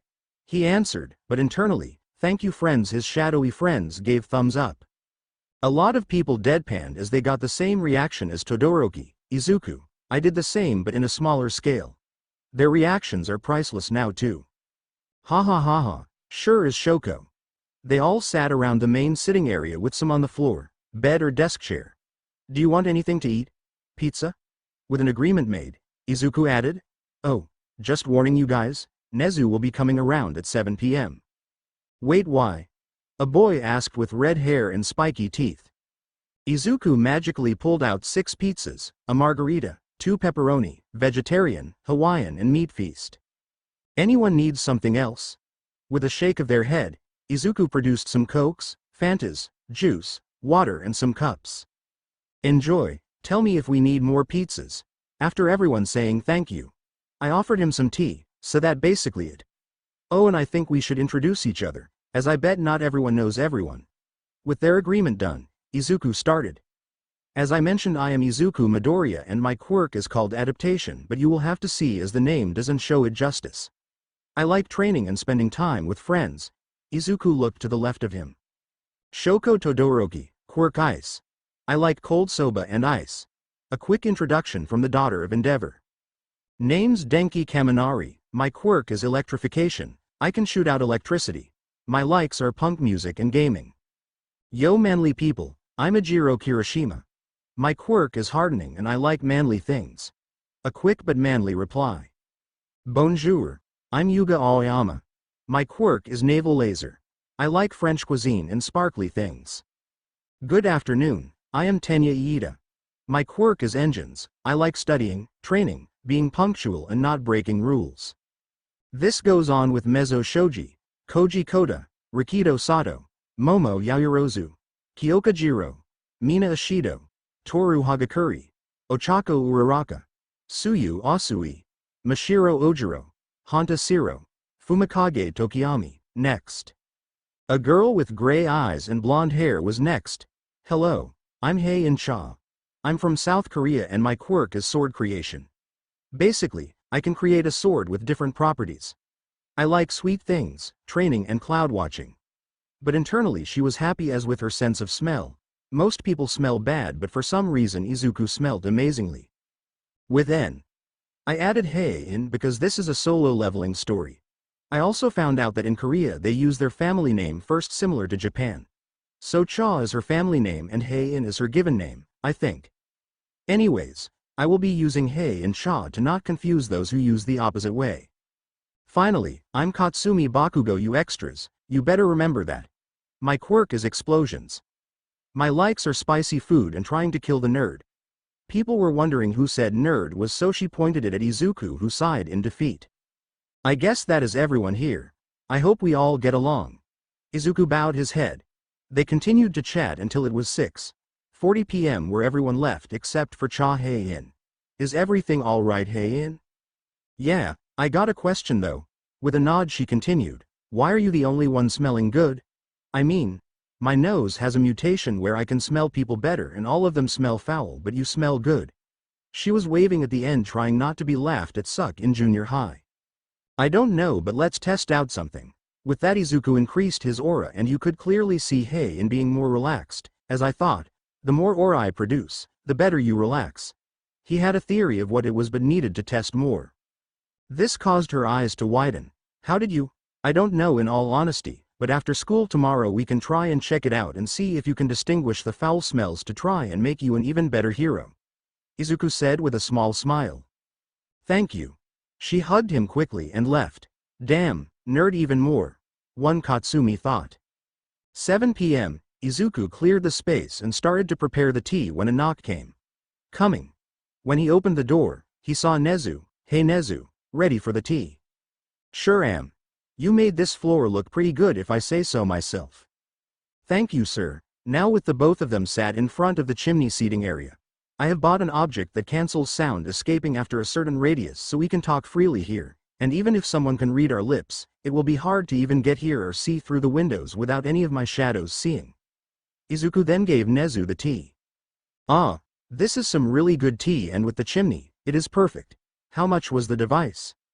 It was around 2 million gold. I need to get into a dungeon more to gain more gold if you want any. That would be nice, thank you. So how were your classmates? They were pretty nice. They came into my room after I was done renovating and I got them pizza and we introduced ourselves. That is good. I was worried as some of them were reportedly being bullied in their junior high and had some social issues. I realized that Hei-in Cha, for example, has a sensitive nose and all people bar myself smell foul. Ah yeah, Cha. Her quirk is pretty unique. She actually came second in the normal exam. How was the entry exam? I only know that Katsumi got in first. Izuku wondered. It was interesting, as you know the top two. Shoko Todoroki got third, whilst Shiozaki got fourth, with Shoto Todoroki getting fourth too. Endeavor wasn't happy that his so-called perfect child wasn't first or even in the top three. I bet, I made him fly out of UA as he wanted to slap his daughter this morning. He did have a slight sweat drop. The mouse sighed, thank you for that. Sadly I cannot do anything bar banning him being close to 100 meters of the dorms. Let me guess, the HPSC. Izuku chuckled dryly. Partly yes, but also his influence. He even reported you today, which I disagreed and threatened him with the camera footage being leaked. A fair point. Thank you for protecting me. No worries, Izuku. And so they talked until 10 p.m. when Nezu was rang about the staff being worried about him. It was nice meeting you again, Izuku. Let us do it, Aegean. We will start our lessons in 2 days' time after school. Just come into my office and we will begin. I agree. Have a nice night, Nezu. With that Izuku went to bed, happy to spend nearly 3 hours with his sensei and his new friends. Waking up a bit earlier than the usual to do the daily exercise wasn't Izuku's type of morning. Waking up at 5 a.m. and then doing his normal routine woke him up a bit. Coming back at 6 a.m. and seeing only one person downstairs, he greeted him. Hey Tenya, how are you? Morning, Izuku. It seems that you have done some exercise? Yeah, I just came back. I am going to get showered then eat some breakfast. That is good. I am now off for my morning run. Have fun. Then Izuku got into the lift for the 5th floor, entering his room and getting naked. He got under the shower, put the additional points into sense. Izuku will admit he has been neglecting other stats for intelligence, but how could he not? A shadow soldier consumes a lot of mana when destroyed, so he needs to get to increase his mana or have an armor piece that gives intelligence points. It took Izuku 20 minutes to shower and an additional 30 to do his business and get out of the bathroom. He finally got a key, C rank, but it was still something. It had an icy look at it and promised himself he will go into this one soon, as he needed to see how his shadow army operates in better environment. His uniform was a perfect fit, but he still decided not to wear a tie. Why? He can't tie it without Miruko's help. So leaving the top button undone and having his blazer in his inventory, he went downstairs to make some coffee and get some breakfast ready. It was 7 a.m. with not many people were up and about. Izuku decided to be nice, and the next person who comes downstairs can have the second part of breakfast. It was Cha, surprisingly. Morning, hey in. Want some breakfast? I made extra. Thanks, Izuku. I need coffee first, still tired, she said with a dead voice. It is already done, add sugar or whatever you need to it. Thanks, hey in thought, husband material, causing a small blush to appear. The breakfast was what he learnt in America, a supposed English breakfast. A sausage, scrambled eggs, beans, toast, cooked tomatoes and mushroom. Sure, it did take him some time, but he had time to waste. Smells delicious. Taking a bite, her eyes flew open. Wow, tastes amazingly. Thanks, hey in.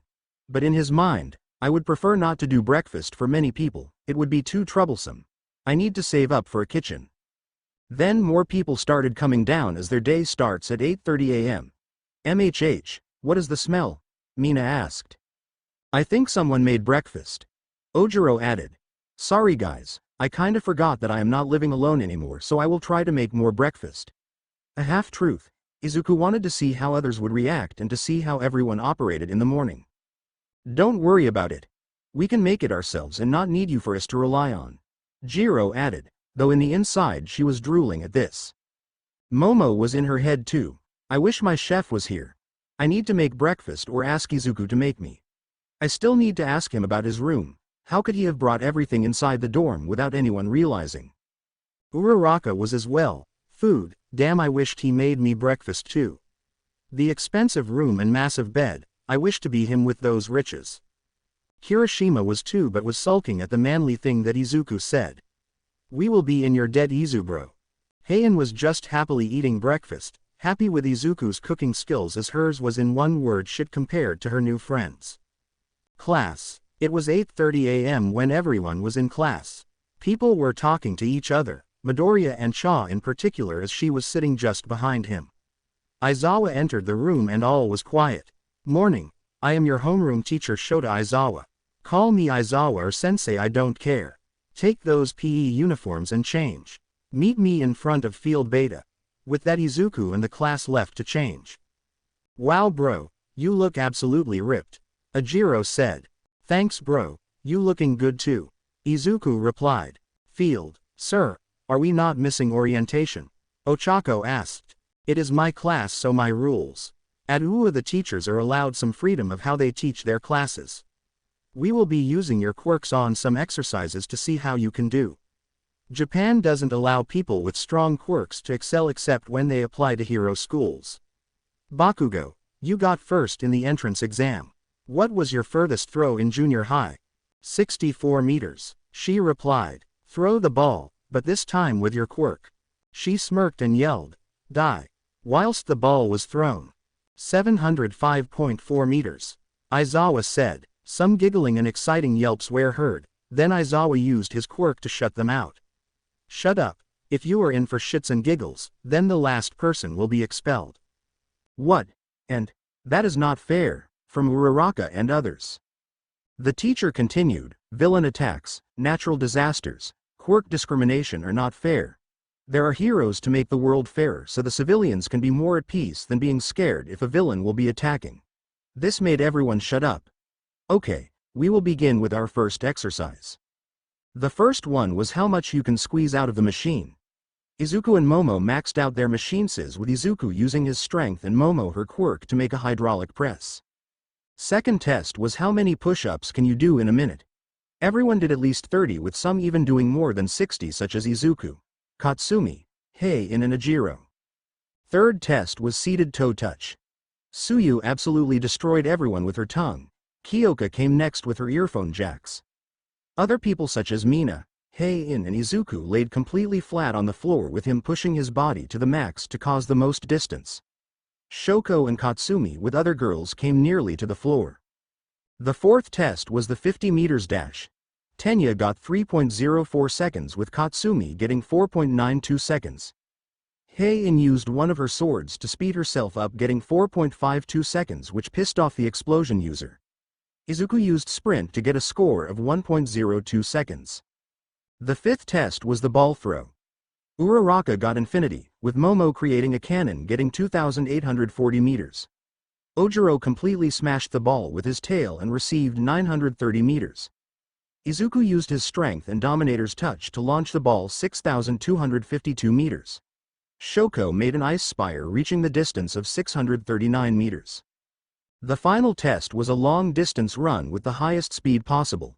Izuku was dominating it with spring being activated and his mana being regenerated. Momo was second because of the speed. Her electric bicycle she created outlasted all but Izuku. Tenya came in third as it was his territory. Speed but lost in the stamina department as he was against electricity and someone who seems to have an endless supply of stamina. It will be illogical for me to tell you your individual results, but here are the class results. 1 Izuku Midoriya, 2 Momo Yaoyorozu, 3 Shoko Todoroki, 4 Katsumi Bakugo, 5 Hei-in, 6 Tenya Iida. 20. Toru Hagakure. The top 5 is mainly female-oriented, which caused the males to sigh sadly but kept the hopes for Izuku to continue being number 1. Toru was about to cry when Aizawa said, "The last person is not being expelled, that was a lie. Get your books in your class and go to your dorms." Iida then said, "Sir, how could you lie to us?" Aizawa just walked off giving of a smirk. Momo then wanted to say something but Izuku beat her to it. Phew, at least he lied. Last year 1A didn't have the same privilege as they all got expelled. Momo eyes widened at this fact. She thought it was a ruse for them to do their best. "Izuku, I can see what you mean with your quirk last night," Kaminari said, breaking the silence. "You still have seen nothing, my dear friend. Anyways, let's get change, as I have a meeting with someone and I bet y'all are hungry." Hei-in walked towards Izuku and they talked until the changing rooms. Izuku said for her to meet him in the dorms as he is going to Recovery Girl first. Recovery Girl, she heard a knock to her office. She prayed it was the new student that can help her and not someone injured. "Come in." In walks a handsome man that she would ask for a date if she was in her teens. "Hello Recovery Girl. I am Izuku Midoriya.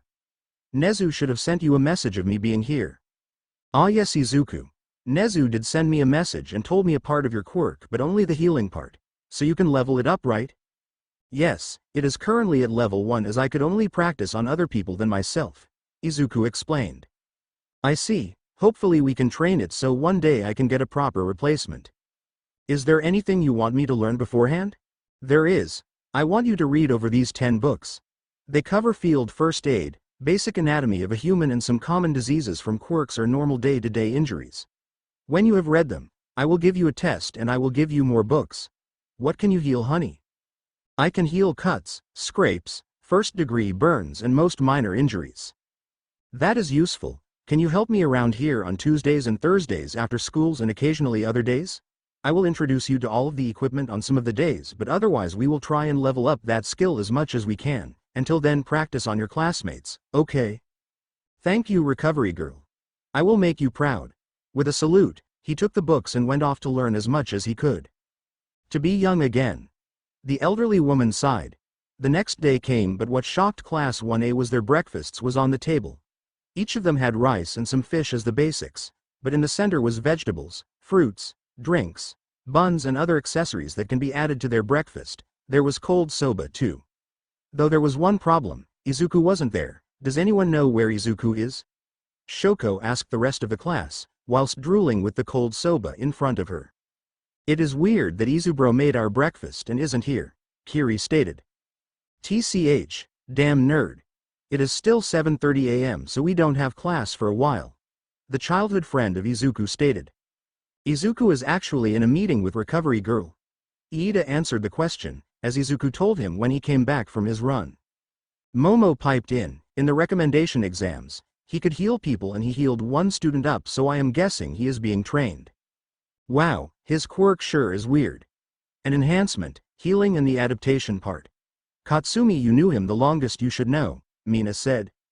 The nerd actually was quirkless most of his life.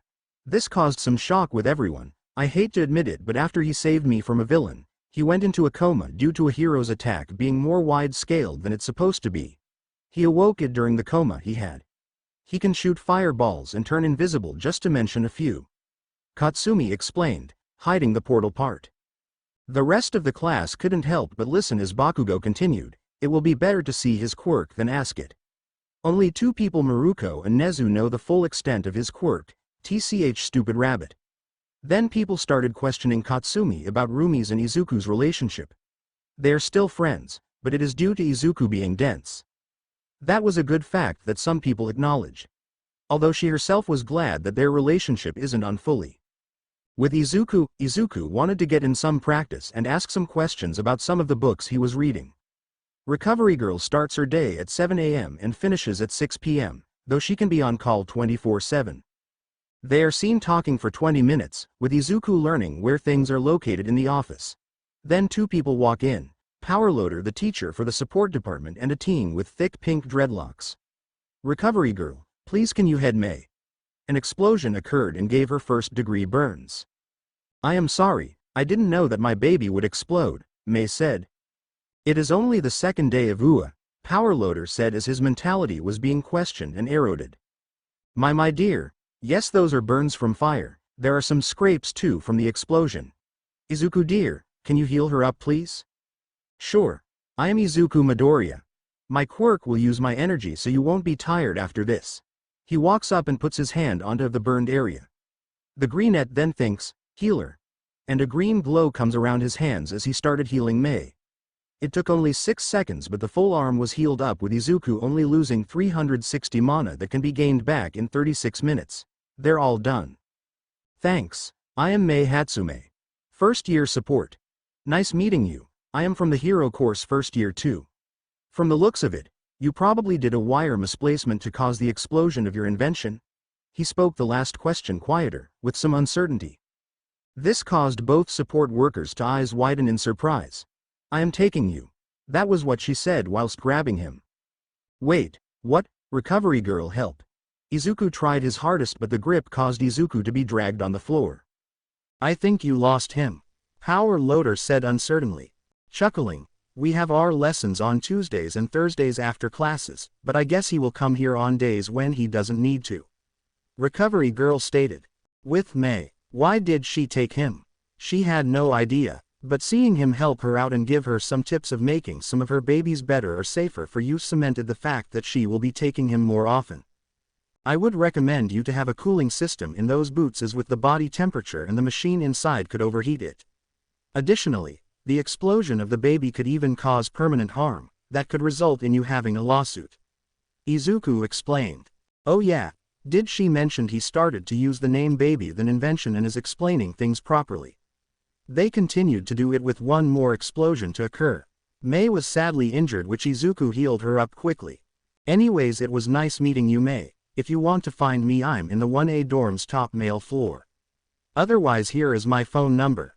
I got to go as my class will start soon. He said it and gave a fist bump to May, who happily reciprocated it. Oh, and now she had a number to a hot guy's phone. Yeah, pretty good day. Izuku. He entered the class still with some soot and explosion dust. Jiro made a joke. Izuku, I didn't know Katsumi actually tried killing you today. Chuckling. Nope. I made a friend in support and helped her out when she came to Recovery's office. This made some girls freeze up whilst Izuku was walking to his desk. The morning lessons were normal, English, maths and classical Japanese. During lunch, Izuku met up with May and introduced Hei and Intenya to her. They talked for the whole lunch, which caused May to be happy as she has made actual friends. After lunch was their lesson of heroics. UA has the morning periods for their lessons, whilst afternoon periods are about heroics, theory and practical based. Everyone was chatting animatedly, when Kyoka pointed out a sound of steps coming to their room. The door flung open to reveal All Might, in his booming voice, Hello students, I am coming in as a hero should. Wow, it is All Might. He is wearing his bronze costume, so retro. His aura is slightly stronger to Izuku's. This made everyone stop what they were doing. Heian then covered her mouth. Sorry, I can sense how powerful someone is, and Izuku's aura is nearly at the same level as All Might as if he didn't suppress it. She quickly explained it. That was one of the things she discovered with Izuku last day, that she can sense auras and how powerful they are. Izuku would have fanboyed before his coma, but after the reality check from All Might and him punching him into a coma, he had no reactions, but he was trying his hardest to make Ibris not come out of his shadow to try and kill All Might for that. However, All Might was shocked. He remembered the quirkless kid who was all skinny with no muscle into this handsome figure. Toshinori also remembered what Nezu said to him about Izuku awakening a quirk, so the guilt was lowered a bit. Wow, he coughed awkwardly. Anyways, we are starting the lesson with battle training. He showed a card saying the name to the students' faces. Katsumi grinned. Battle. Rikido Sato finished. Training. All Might continued, but before that, you have your hero costumes, so get changed and meet me in training ground Gamma. With a press if a remote, he exited. Izuku and the others got their costumes out and began to walk to the changing rooms. After changing, Izuku was the first one changed and was walking to training ground Gamma. Izuku wore black boots with fairly loose trousers that are pretty flexible, a white shirt and a black overcoat. Even though he has his armor underneath him, all of his clothes are to reduce the damage done by quirks and punches. Hello young Izuku, I wanted to say sorry for making you go into a coma. All Might bowed a 90-degree bow. This kind of surprised Izuku. He shook his head. I actually awakened my quirk during my coma, so I should thank you. He said it with a small too sweet smile whilst releasing all of his aura, with his shadows joining in too, making the aura seem like it was only from one person. All Might did the same, but both noticed that Izuku's was slightly larger now. Izuku then said, I am training with Recovery Girl to heal up your wound. With that he suppressed his aura and began to see his classmates, where he began to talk to. All Might on the other hand, had some sweat coming of his back. I would have definitely lost an arm if I would have fought him, especially in this state. In my prime I would have beaten him. Nezu did tell Toshinori that Izuku has multiple aspects to his quirk that seem to be different quirks. All Might just needed to see how Izuku fights. Katsumi had a female version of her canon hero suit. Shoko wore all a blue body suit that can carry medical equipment and keep her warm. It is similar to Shoto's true canon suit. Heian wore light armor with a thick red, black and gold body suit. As they say, the clothes makes the hero, and all of you do look the part. We will begin with a 2 versus 2 battle simulation inside a building. All Might commented. Sir, will be able to choose, or is it random? Why inside a building? Isn't my cape beautiful? The questions came all at once, with All Might being slightly overwhelmed as it was his first time teaching a class. Guys, I don't have a super hearing quirk, but to answer some of your questions. Most villain battles actually happen indoors, that where the more powerful and tactical villains usually hide. For the teams, you will be picking your team randomly. He shown a massive box filled with letters. Izuku was in the middle of the group with him, taking a piece of paper that had D written on it. He looked around and found Kyoka Jiro with D. I guess we are in the same team. Hey Kyoka. We are, she said with a smile. Are we going to plan now or late? I would recommend later. We don't know who our opponents are. Izuku received a nod. The rules are pretty simple. There will be a hero and a villain's team. The villain team are needed to protect the bomb from the heroes. The hero team need to touch the bomb or capture the villains to win. The villains need to capture the heroes or not allow the heroes to touch the bomb for the 10 minutes allocated. I will begin with choosing the sides. After a second he picked, Team B are heroes and Team D are villains. Both teams will be getting a building map and you have 5 minutes to hide the bomb and plan. Our opponents are Shoko and Ajiro. Jiro stated. Nodding, they walked further in and out of the hearing of the two heroes. Shoko will most likely try to freeze the whole building, then Ajiro will want to run in. Neither of them have a way of going to the top except with the ice tower that Shoko could create. Jiro continued, so the 4th floor. Yep, we will both stay in the room with the bomb as Shoko can freeze a solid if one would slip up, so we would need both of our senses to be on full alert. Whilst your jacks can deal with the ice, I can deal and break Eijiro's defense. Is that okay? Yeah, that will be good. So after the 5 minutes, the exercise started with Shoko as per Izuku's prediction froze the whole building. The greenette and the punk girl broke the ice immediately. They waited another 4 minutes for the duo to come. Instantly Kirishima barged in with Shoko behind him. Jiro sent a wave of sound at the two breaking their formation, with Jiro being on the receiving end of Shoko's ice attacks. Izuku was punching Eijiro constantly. "Come on Eijiro, you can harden more. Eijiro was confused but tried what was recommended. Activate your quirk again when it's already turned on, it will be stronger. And it continued for 10 more seconds until Eijiro felt it. A block snapped, his skin became more rocky, solid with everything becoming harder than obsidian. Great. Well done, you evolved your quirk to become an ultimate defense Eiji bro. Thanks bro. With that Eijiro fell unconscious from the strain. Jiro was still dealing with Shoko, when Shoko was running to Kyoka to get in the other girl's guard. Jiro froze a little in the legs due to Todoroki freezing the floor. She was too slow to put her jacks in the floor to break it. This didn't allow her to move to intercept Shoko. Sorry Izuku, the punk girl thought. But as Izuku finished the fight with Eijiro, he came sliding down the ice path causing him to hit Shoko by accident with them both falling on top of each other, with the ice user being atop of the player. The scene could be very romantic as Shoko's face was a couple of centimeters above Izuku's. I am sorry Shoko, you lost. This was done when he put capture tape around Shoko's arm. Some girls blushed at the scene watching the accidental intimate moment. Hero's team lost. All Might was just as confused. Shoko just slumped down onto Izuku and muttered, "Warm." Izuku just sighed but put Shoko on his back. You okay Kyoka? I am a little cold from the feet. Nodding, he leaned down and used healer and healed her feet that could have gotten hypothermia. Izuku saw Eijiro and used the same skill on him to heal his injuries a little fast. Then he picked up Eijiro and asked Kyoka if she wanted a life too.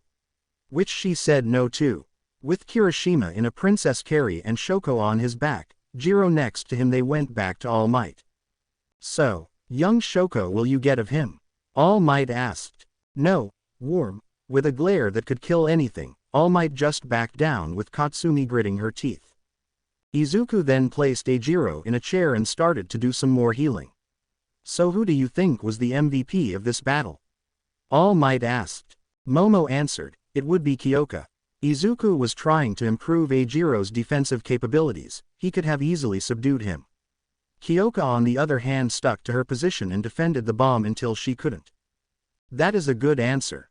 For most villain and hero fights, a villain wouldn't help the hero like Izuku did. But this should be a fight to give the most out of one person and to better yourself and others. So young Kyoka got the MVP. This continued for the lesson. Katsumi was with Sato who were the villains against Momo and Heiin. Katsumi just wanted to kill Cha mostly. She lost due to Momo's sweat-blocking chemical. Sato was dealt with Cha's sword in a position where the villain had to yield. The other matches were pretty boring if Izuku had a say in it. The lesson finished with All Might exciting as a hero. After school, Izuku finally leveled up his healing skill. Skill. Healer LV.2 active. Can heal small wounds and heal fractures, torn muscles, and some intermediate injuries. As the skill's level increases more, healing major wounds to making an organ grow back is possible. The current speed is slow 30 mana per second. This was a development from healing all the minor injuries on his classmates.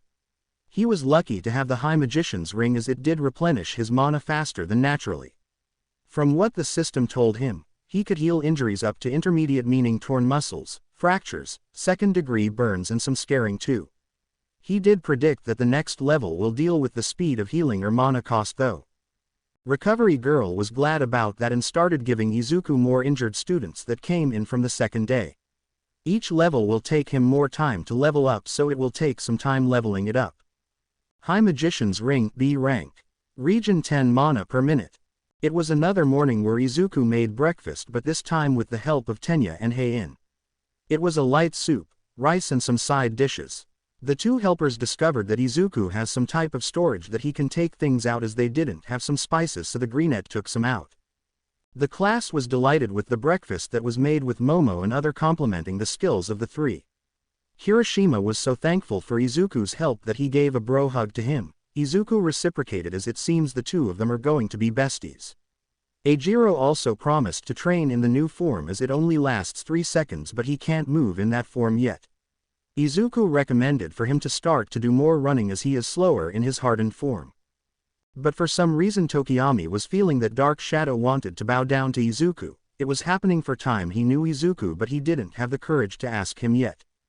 Class. Aizawa came in and shut everyone up. Good, you are all quiet.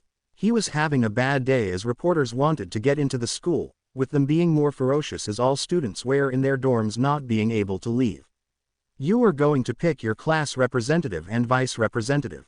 Do whatever you want, just make it done before homeroom is over. Nearly all of the class wanted to be class rep, as it does help in their hero careers. Iida finally shut everyone up but had his hand help the furthest upwards. We will be voting to decide the representatives.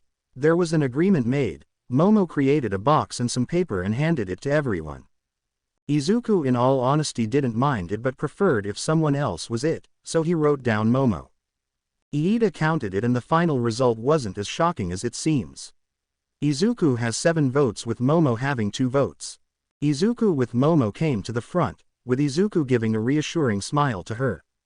Thank you for voting for me. I will promise I will be the best class president as I can be.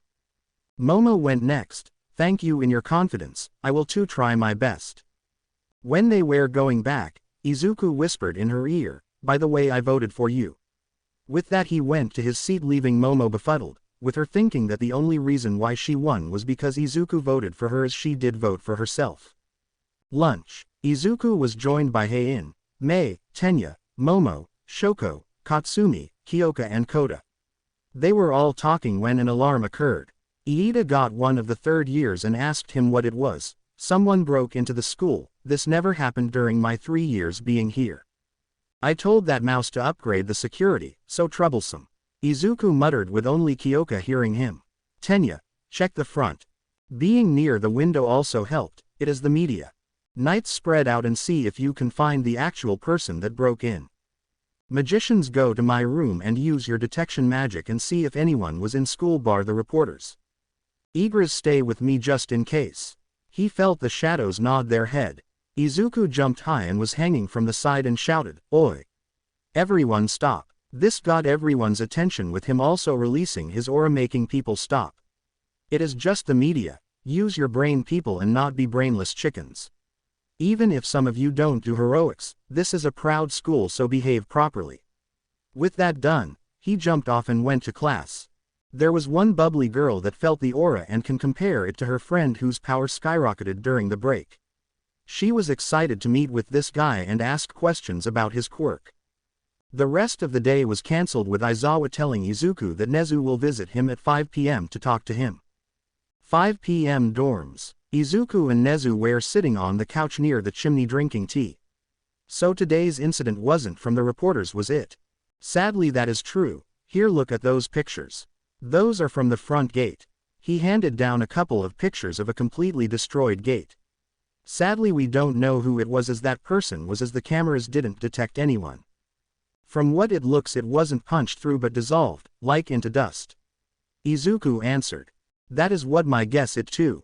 Nezu sighed. I have sent out my knights to check everything they can and my magicians to see if they could detect anyone. With an interesting nod, Izuku continued. The knights didn't find anyone but the mages found something interesting. A purple warp quirk was in our school, more precisely in the teacher's lounge. Sadly none of my shadows can talk and their writing sucked, but they did project an image. He called out of one of the mages, please can you show the image you taken? With a bow, a holographic image appeared showing a purple figure covered in smoke, but not the same as Izuku's shadow soldiers.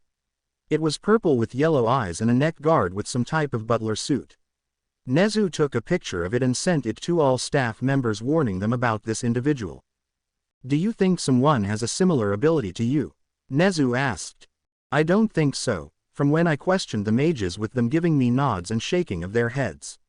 It is safe to say that this person wasn't similar to me or my army. It does have a living component, so it means that it is alive and not dependent on mana. I see, thank you for telling me that and also stopping the crush that was about to happen. Izuku just waved it off. They continued talking with Nezu giving some tips how Izuku could have done it better and security upgrades that would be implemented immediately. Next day, it was their heroics class again. Aizawa informed them that they are going of campus for rescue training and they will 2 more teachers. Iida tried getting his classmates organized, it failed once again. On the bus Tsuyu asked, ignoring Katsumi's warning, "Izuku, what exactly is your quirk?" Hiro. Raising an eyebrow, Izuku answered, "You know my basics from Kachan no doubt." Katsumi looked sheepish, but then he smirked, "In time you will see, as I don't know your special moves, you don't know mine. We have the sports festival soon anyways, you probably see some then." She didn't like that response as she was usually the one who got every question answered too. "Damn Izuku, at least you have a good heroic quirk, I just short-circuit." Kaminari complained. "Denki, who said that you don't have an amazing quirk? Look how far you have gotten and I am sure you will reach amazing heights with it too." Izuku reassured his blonde friend.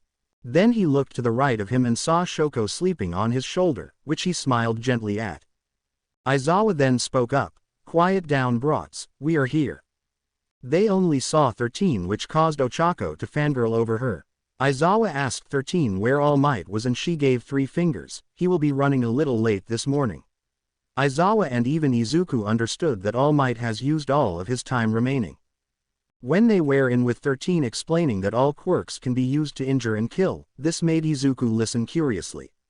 However, lights started to flicker on and off, with something happening in the central part. The lights started to flicker, the USJ protection system started up. With a purple portal that made Izuku's eyes widen, Izuku whispered to Aizawa, "The purple one was who entered UA." This caused Eraserhead to tense up as all staff knew it was Izuku who found this out. Out of the portal came a plethora amount of villains, with a hand guy and a monster type near him. Alarm! An emergency quest has been issued. There are entities nearby that intend to murder the player. Make them retreat or fall unconscious.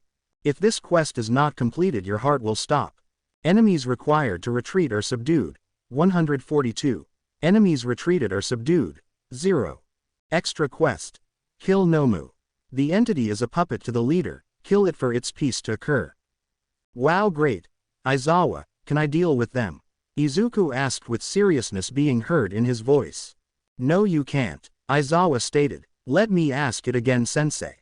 You could easily deal with the goons, but you won't have a chance against that monster, it will easily kill you. So please, can I deal with them? I will deal with all of the consequences. TCH, fine. If you die, I will resurrect you and kill you myself, problem child. Aizawa warned, reluctant to agree and knowing his student is stronger than he is. Izuku nodded and started to walk down the stairs. Well. Villains came into the USJ, now whatever shall I do with you all? The gray-haired man-child spoke up, shouldn't you run away, you have no chance in beating my party. There was some confusion laced in his tone. Oh, gaming terminology, I see you have a monster, what is that? Smirking, this here can kill All Might, it is called a Nomu. Wow, yeah, that won't work, All Might isn't as weak to be defeated by that. How about we give it a try though? Your army against mine. This confused everyone. What army? It is only you on the stairs. Shigaraki wanted to laugh. What army you say? Izuku laughed. Guys, don't kill any villain. Igris, please defeat the Nomu. Oh, this one. Come forth. With that mighty yell and a smirk, 40 figures all in black with some blue coming out came from Izuku's shadow and materialized behind him. Igris against the Nomu, you all ready? With a roar of excitement, with that the knights rushed towards the goons with the mages supporting them, the highest ranked summon, Igris was slowly walking towards the Nomu with him pulling the sword behind him on the floor to be more freetanning. Shigaraki had his eyes opened wide, same with Kurogiri, then smirked. Let us see who will win, the party of 140 are yours. Nomu kill Igris, then that brat. At that exact moment, explosions occurred surrounding the leaders of the two sides. That was the perfect starting signal with the Nomu screeching as he rushed towards Igris who walked calmly. Izuku continued to overlook the fighting, With him seeing the knights started to spread out away from the central plaza, the fireballs and detection magic was what the magicians used the most against the foes, dealing with them in simple efficiency. Enemies required to retreat are subdued, 93. Enemies retreated are subdued, 49. It was a couple of seconds, but damn. Izuku thought, really impressed seeing his shadow's effectiveness. The fight between Igris and Nomu was a stalemate. Igris would slash but the Nomu would regenerate. Nomu would punch or rip a limb but Igris too will regenerate. Mana. 1639 2245. Impressive, that is an pretty good soldier I must say. What is your name, Mr. Necromancer? Smirking, why not continue calling me Mr. Necromancer, as I can see you are most likely a monk. Izuku joked around. Shigaraki liked this kid, ha ha ha, I like you already. Why don't we join in with the fight in this game? Couldn't say it any better. With that the two rushed with speeds that barely anyone could keep up. Grappling was what Shigaraki tried to do, whilst Izuku was punching or kicking. A stray thought that Izuku had was, a monk video character actually fits him. After 2 minutes, they collided, their forearms pushing Ichotere backwards. Enemies required to retreat are subdued, 17. Enemies retreated are subdued, 125. Mana. 532,245. There is a dozen of your forces left, with mine not even taking a scratch. But your puppet and Igris are still at it. I was wrong, if All Might was here he would have a larger problem with only my sensei to rely on. A smirk appeared on Izuku's face looking how Igris fought. Strength, speed, regeneration and shock absorptions are in that Nomu, it is a perfect combination of quirks to defeat All Might. You know you shouldn't tell your enemy about what it can do, right? You are aware that his punches are no joke, he is the #1 hero for a reason. Izuku said with a deadpan. TCH. Igris was having fun, not many people can rival him with only his lord being able to successfully. But facing the so-called Nomu allowed him to become stronger for his liege. But that Nomu was not dying. Just like him, the regeneration factor was a pain to deal with. Igris, punch it as many times you can, it has a limit to the amount of damage it can absorb. He thanked his lord immensely, in all honesty he would love to talk to him, so his goal was to level up as much as he can. He knew his liege couldn't kill his opponent but he could. He too realized that Izuku is also allowing the knights and mages to level up as he knows that his liege needs them as strong as possible for the future gates they will face together. I am Shigaraki, what is your name? He finally introduced himself. Call me Izuku, Shigaraki, although I did prefer the nicknames. And where do you think you are going? Izuku used Dominator's touch at Kurogiri, the eyes of the Shadow Monarch turned blue with fog coming out. I can't move Tamura, Shigaraki. The warp quirk user rasped out. Stay behind Kurogiri, this is so much fun. Shigaraki reprimanded. Let's continue our dance. With a quick drink of a mana potion to regain 1000 MP, he used Bloodlust which caused Shigaraki and Kurogiri to freeze up a bit and they felt weaker. Another skill being Stealth was used, causing Izuku to disappear from their view and got behind them. Shigaraki dodged the punch but barely, then Izuku took out his T-Rex dagger as Maruko kept the other dagger, and slashed his cheek which Shigaraki couldn't dodge. The leader of the League of Villains discovered that Izuku was messing with them from the get-go. TCH, we will see each other again, Izuku. With that the decaying quirk user and Kurogiri left Izuku and the beaten Nomu. Igris gave Izuku his head, whilst kneeling down. The Greenette mused that the regeneration factor of the Nomu didn't work now, meaning it really died. Thank you Igris, also well done leveling up to level 11.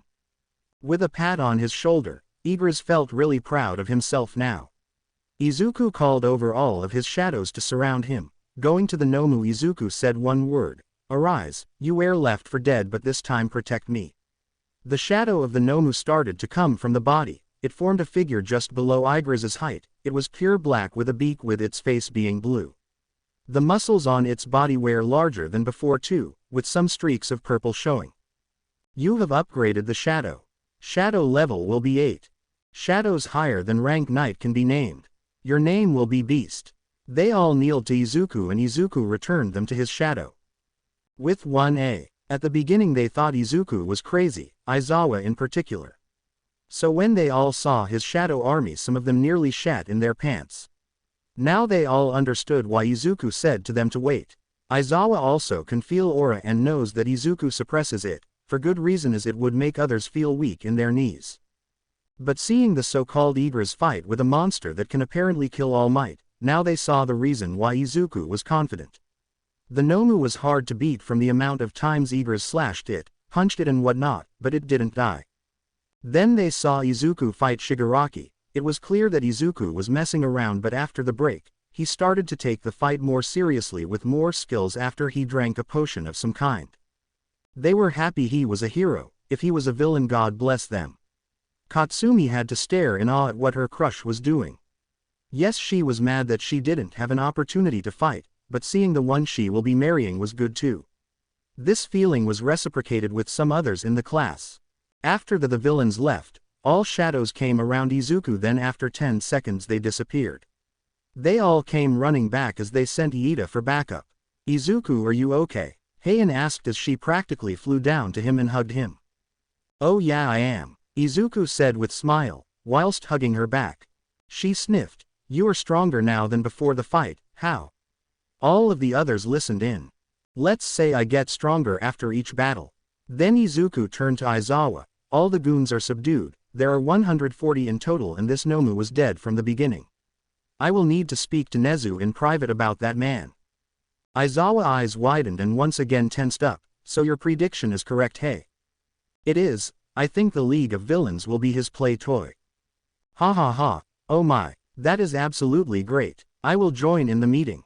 Aizawa stated the first bit sarcastically, then in the most serious tone the teen ever saw from his teacher, to which Izuku nodded. The rest of the class was just confused. Who was he?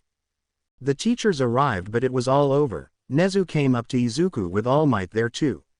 Izuku broke the hug from Shaw. There was some reluctance from the female. Classmates of Izuku began to ask him a lot of questions about his soldiers and his abilities, and the greenette answering, "In time I will tell you all, but now I need to talk to Nezu and the police officers. I will meet you in dorms." He then waved at them and gone into a car with Nezu, Small Might, Eraserhead and an officer called Tsukauchi. They were all riding in silence, so Izuku checked his notification. An emergency quest completed. There are entities nearby that intend to murder the player. Make them retreat or fall unconscious. If this quest is not completed, your heart will stop. Enemies required to retreat are subdued. 0. Enemies retreated are subdued. 142. Extra quest. Kill Nomu, completed. The entity is a puppet to the leader. Kill it for its piece to cure. Do you want to collect the rewards? Accept, reject. Accept. Izuku thought as he placed one leg over the other. Quest rewards. Reward 1. Additional points plus 10. Reward 2. Mana increase by plus 200. Reward 3. Key to a rank dungeon. Side quest rewards. Reward 1. Physical pain nullification increase by plus 10%. Reward 2. Plus 10 stats to agility. Wow, those are pretty awesome. Izuku lightly smirked and started to distribute the point given. Item. Key. Item class. A. Type. Key. A key that opens an A-rank dungeon. The location for the use will be shown in 408.032. A key that shows where the location is in around 17 days. Interesting. The sports festival is exactly in 2 weeks, but I want to enter the Heaven's Tower from Thursday to Saturday then. I will go with Rumi there as she wanted to go in more dungeons. Izuku was glad that he had to wait for some time. You leveled up. You leveled up. You leveled up. You leveled up. You leveled up skill. Dominator's touch level 1 to level 2. Alarm. Shadow army level increased. This is nice. I became stronger and my army too. Izuku had a pleased smile.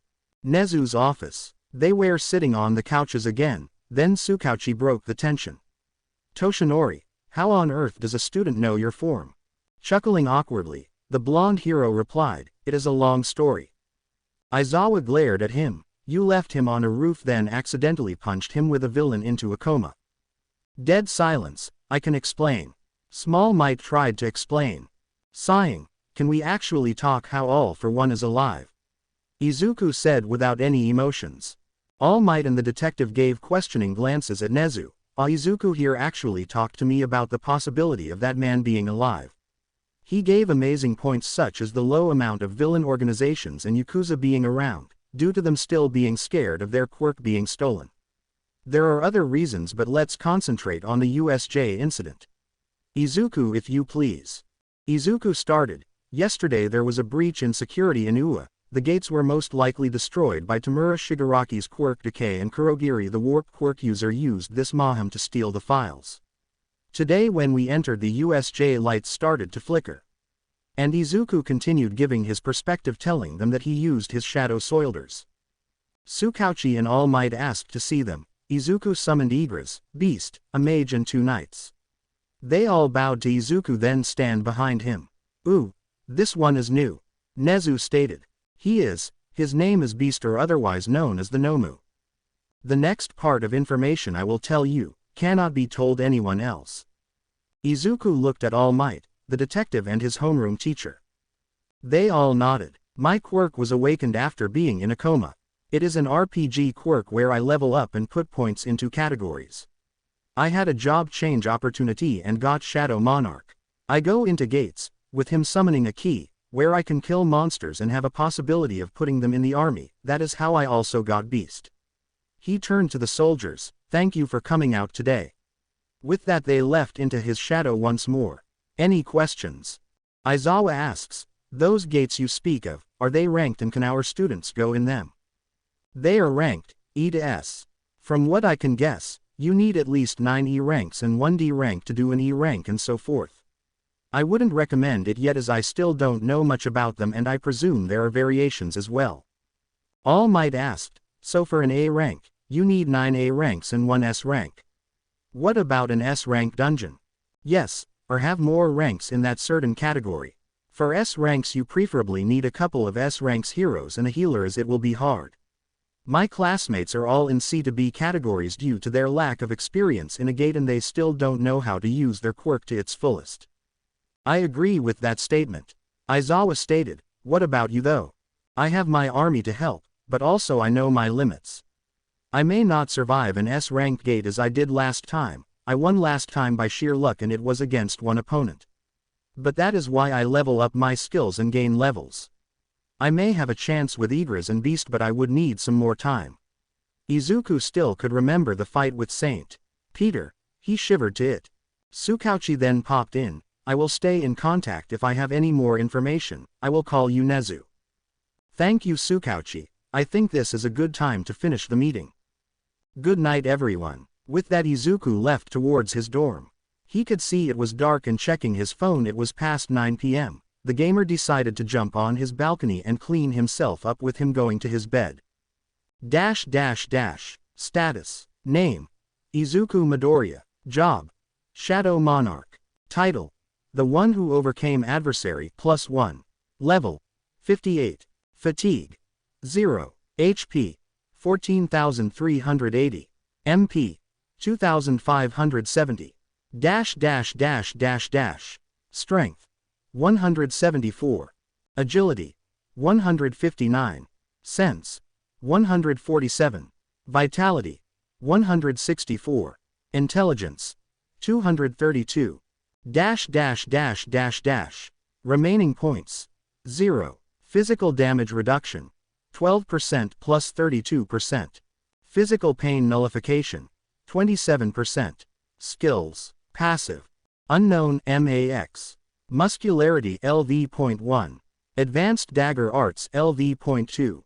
Advanced Spear Arts LV.1. Active. Sprint LV.3. Bloodlust LV.2. Fireball LV.2. Vital Strike LV.2. Stealth LV.2. Dominator's Touch LV.2. Spear Throw LV.1. Healer LV.2. Job Specific. Shadow Extraction LV.1 41/95. Save Shadow LV.1 41/73. Shadow Army. 33 Knights LV.7 Normal. 6 Magicians LV.5 Elite. Beast LV.8 Knight High-End Nomu. Igris LV.11 Knight. Armor. Rockgut Gauntlet C High Knight's Gauntlet B Street. Peter's ring. A. High Magician's ring. B. High Knight's chest plate. B. Red Knight's helmet. S.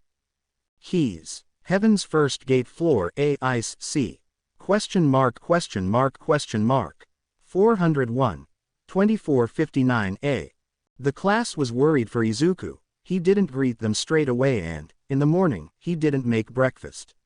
Meaning he didn't wake up or didn't come back. Some people actually had the audacity to complain that there was no food.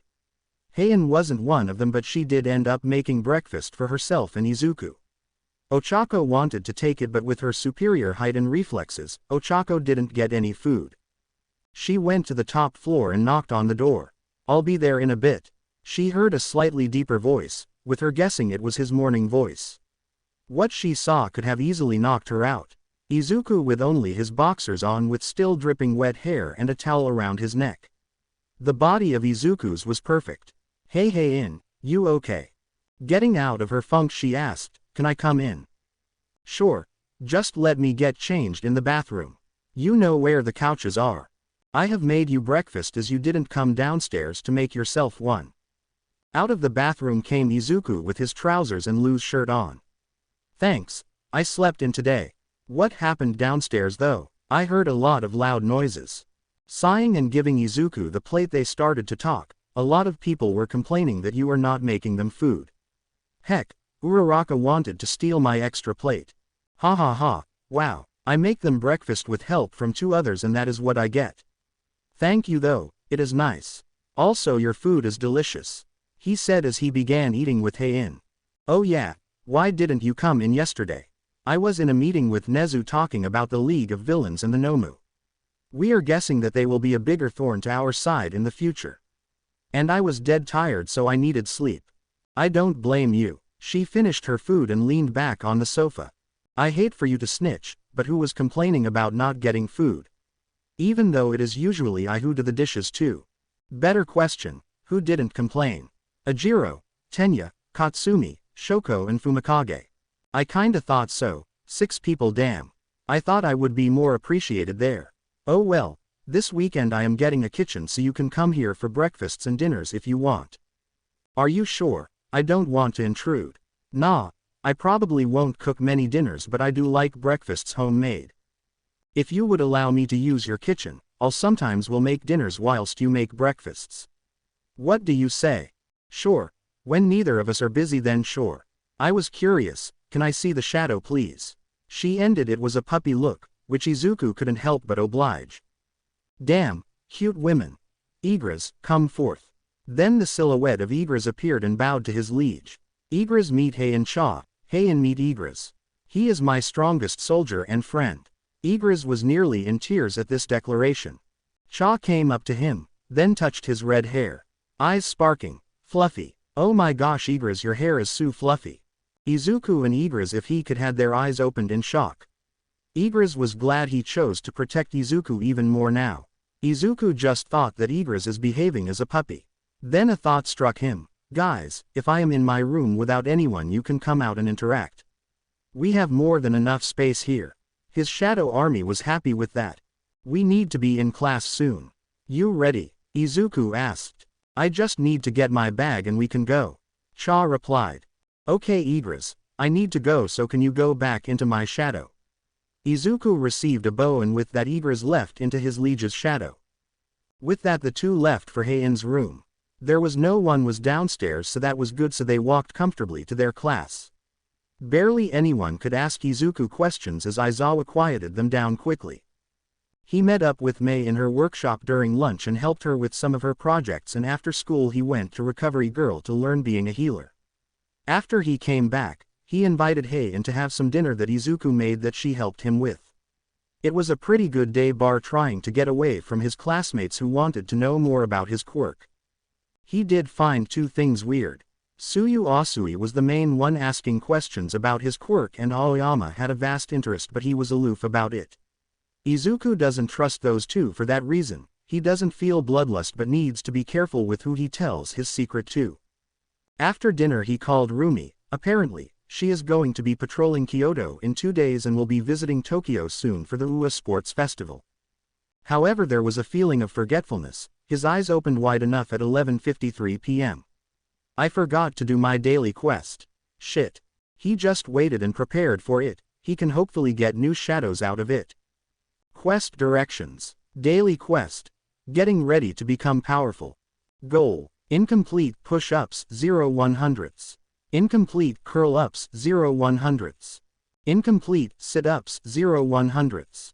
Incomplete squats 0 100ths. Incomplete run 0/10ths of a kilometer. Warning. Failing to complete this daily quest will bring a punishment associated with this quest. Alarm. You have not completed the daily quest. You are now heading towards the penalty zone for a certain period of time. Here it goes. Quest directions. Penalty quest. Survive. Goal. Survive until the time runs out. Time required. 4 hours. Time remaining. 3h59 minute 59 sec. Izuku was expecting to see the poison fang giant sand centipede, but this time a different sand creature came out. Its name was Dark Orange. Deathstalker scorpions. They were around double Igris's height, but the length was enormous. Within. Image below, just imagine this but larger. It is one of the most dangerous sand scorpions. Oh great, I have scorpions to deal with. At least they can help defeat large enemies. Then one lunged at him, and fast too. He had to dodge multiple stingers and claws trying to kill him, but as the centipedes he jumped up and threw the spear. Due to the spear being S-ranked, it broke through the defense easily, so he was going to use his skills to improve them at least. Izuku was fighting alone for the first 2 hours, then let his soldiers out and play. At the end of the 4 hours, the knights gained 1 level, but the others definitely gained experience for the next level soon. Izuku was able to upgrade the shadows of Deathstalker scorpions to level 9 elites, so having 20 total in the army is pretty good. They did increase by size. They are 2.5 times taller than Igris with more venomous venom too. Izuku only leveled up once in the night, but he was happy anyways with 20 more shadows. The stingers allow the scorpion to have some air range, which will be useful, and with their claws as an additional bonus. Some skills leveled up, which was a bonus for Izuku as he was planning on dealing with the C rank on the weekend and the A rank before he hits the Heaven's Castle. Skill. Advanced Spear Arts increased from LV.1 to LV.2. Due to the user preference to use spears, you can use spears more proficiently. When a spear is used, the attacks gain 40% additional damage. Skill. Spear Throw increased from LV.1 to LV.2. Deal damage by throwing your spear. As the skill's level increases, damage and accuracy will increase 60 mana. Skill. Stealth increased from LV.2 to LV.3. It requires 200 MP to activate and 8 MP per second to use it for a longer period of time. You become invisible to the naked eye with sound, smell, and presence erased. Additionally, Izuku realized how stupid he was. He could increase stealth in his room using all of his mana. That should at least level it up some. He shook his head and waited for the time to go down to 0. Time required. 4 hours. Time remaining. 0h01 min 36 sec. With only 1 minute remaining, Izuku just stood there waiting to get transported. After the minute he was teleported back to his room. Using Dominator's touch he picked up all the sand and sold it for only 1 gold. Fatigue. 36. It was only 4 in the morning, so Izuku decided to do his morning exercise and catch up with his school work. After the hour he used the status recovery and added 2 points into intelligence and 1 into sense. He made an easy breakfast for everyone of some porridge and had a lot of sides of fruit and veggies with some syrup and honey. He texted Hey, and if she wants breakfast come to his room, as he made a different breakfast. The morning came. Izuku and Heian were in his room whilst everyone else was downstairs eating their porridge breakfast. The rest of the class was happy about it. Even if porridge was easy to make, the sides that were available filled everyone up happy. Though everyone noted that Izuku and Heian were not there, Sashoko came up to Izuku's room to check if he was even present in the first place, and so she knocked. Opening the door was Izuku. He had his school uniform, but 1/3 of his top was unbuttoned. "Oh hey Shoko. Want to come it?" Nodding, she did just that. She saw Izuku and Heian eating breakfast in his room. "Want some breakfast?" he asked. "No thank you, but thanks for the breakfast downstairs." Izuku just nodded at that. Oh, I came to ask where you two were. Izuku then spoke up. I woke up earlier and made a different breakfast for myself and made some more if people wanted to join in. Cha then joined in the conversation. How are you, Shoko? I'm good, but why don't you two sit with the rest of the class? Shoko tilted her head. Cute, Izuku thought. I prefer eating with less people around. Shoko nodding then turned to Heian. My nose, as you know, is sensitive. Sorry if I may offend you, but everyone smells pretty bad and Izuku for some reason doesn't. Shoko made an "oh" sound. Izuku asked, how is everyone downstairs? They are happy with the food, she stated simply. I am glad. I won't be making breakfast for the whole dorm soon every day, so I hope they can get their own food ready. How come? A lot of them will complain, she asked curiously and with a slight tilt of her head. I am getting a kitchen here, it is easier for me too. Ah, but can you please make cold soba? Your soba is very delicious. Chuckling, sure, you are on the top floor too, so I don't mind. After school, Izuku asked Nezu and Aizawa if he will be able to leave for some time to get some business done. Aizawa approved of it but asked if he could bring one person with him. Heian was chosen as it was a relatively weak gate too. So this gate thing, how does it work? She asked in confusion. Izuku and her were going to Sensoji Temple, one of the oldest temples in Tokyo. I get a key and it tells me a specific location, I put it in and we enter. It took them an hour to get to the temple from Ua. Izuku used stealth, with him holding Heian's hand as he then placed the key midair in the entrance Torii gate. A blue portal appeared, with Izuku whispering, ready. Yes, she spoke, trying her best to hide her small blush. With that the two of them jumped in. The gate started to close when it turned red all of the sudden. Alarm! You have entered a red gate. Time flows differently here than in the world. It is 24 hours in this world where it is 1 hour in your original world. Chuckling slowly, so a mere C rank turned into a red gate. Oh great, with him thinking, so that is another type of gate. What is a red gate? Izuku asked the system and then read it out what was sent to him. Red gates are a rare gate, it has sent you to another world where anything can be found. It cannot be exited before the boss is defeated, all of the party members die or it breaks. The minimum for red gates is AB rank and C rank and above gates can turn into a red gate. Then Izuku caught an arrow heading straight to Heian's face, who was reacting but too slowly for this situation. It is an ambush. Elves? Heian asked. I barely could sense them at that distance. Izuku thought whilst Cha had her eyes widen at the freezing effect that is occurring around Izuku's hand.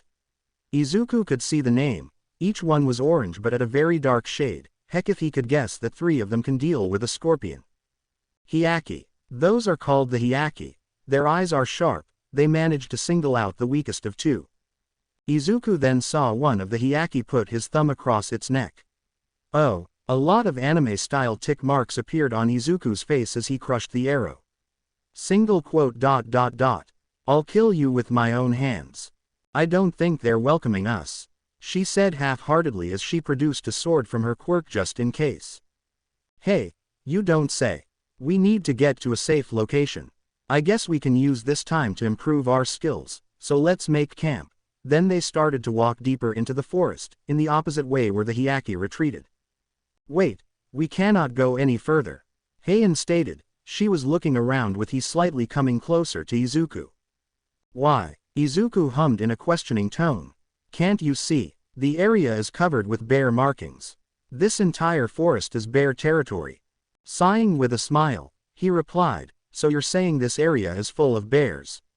He teased. What? Did I say something wrong? She thought with Heian spoke. Yes, so we should turn back. That's why we're moving into the forest. Huh, did you not hear me? Do you want to die?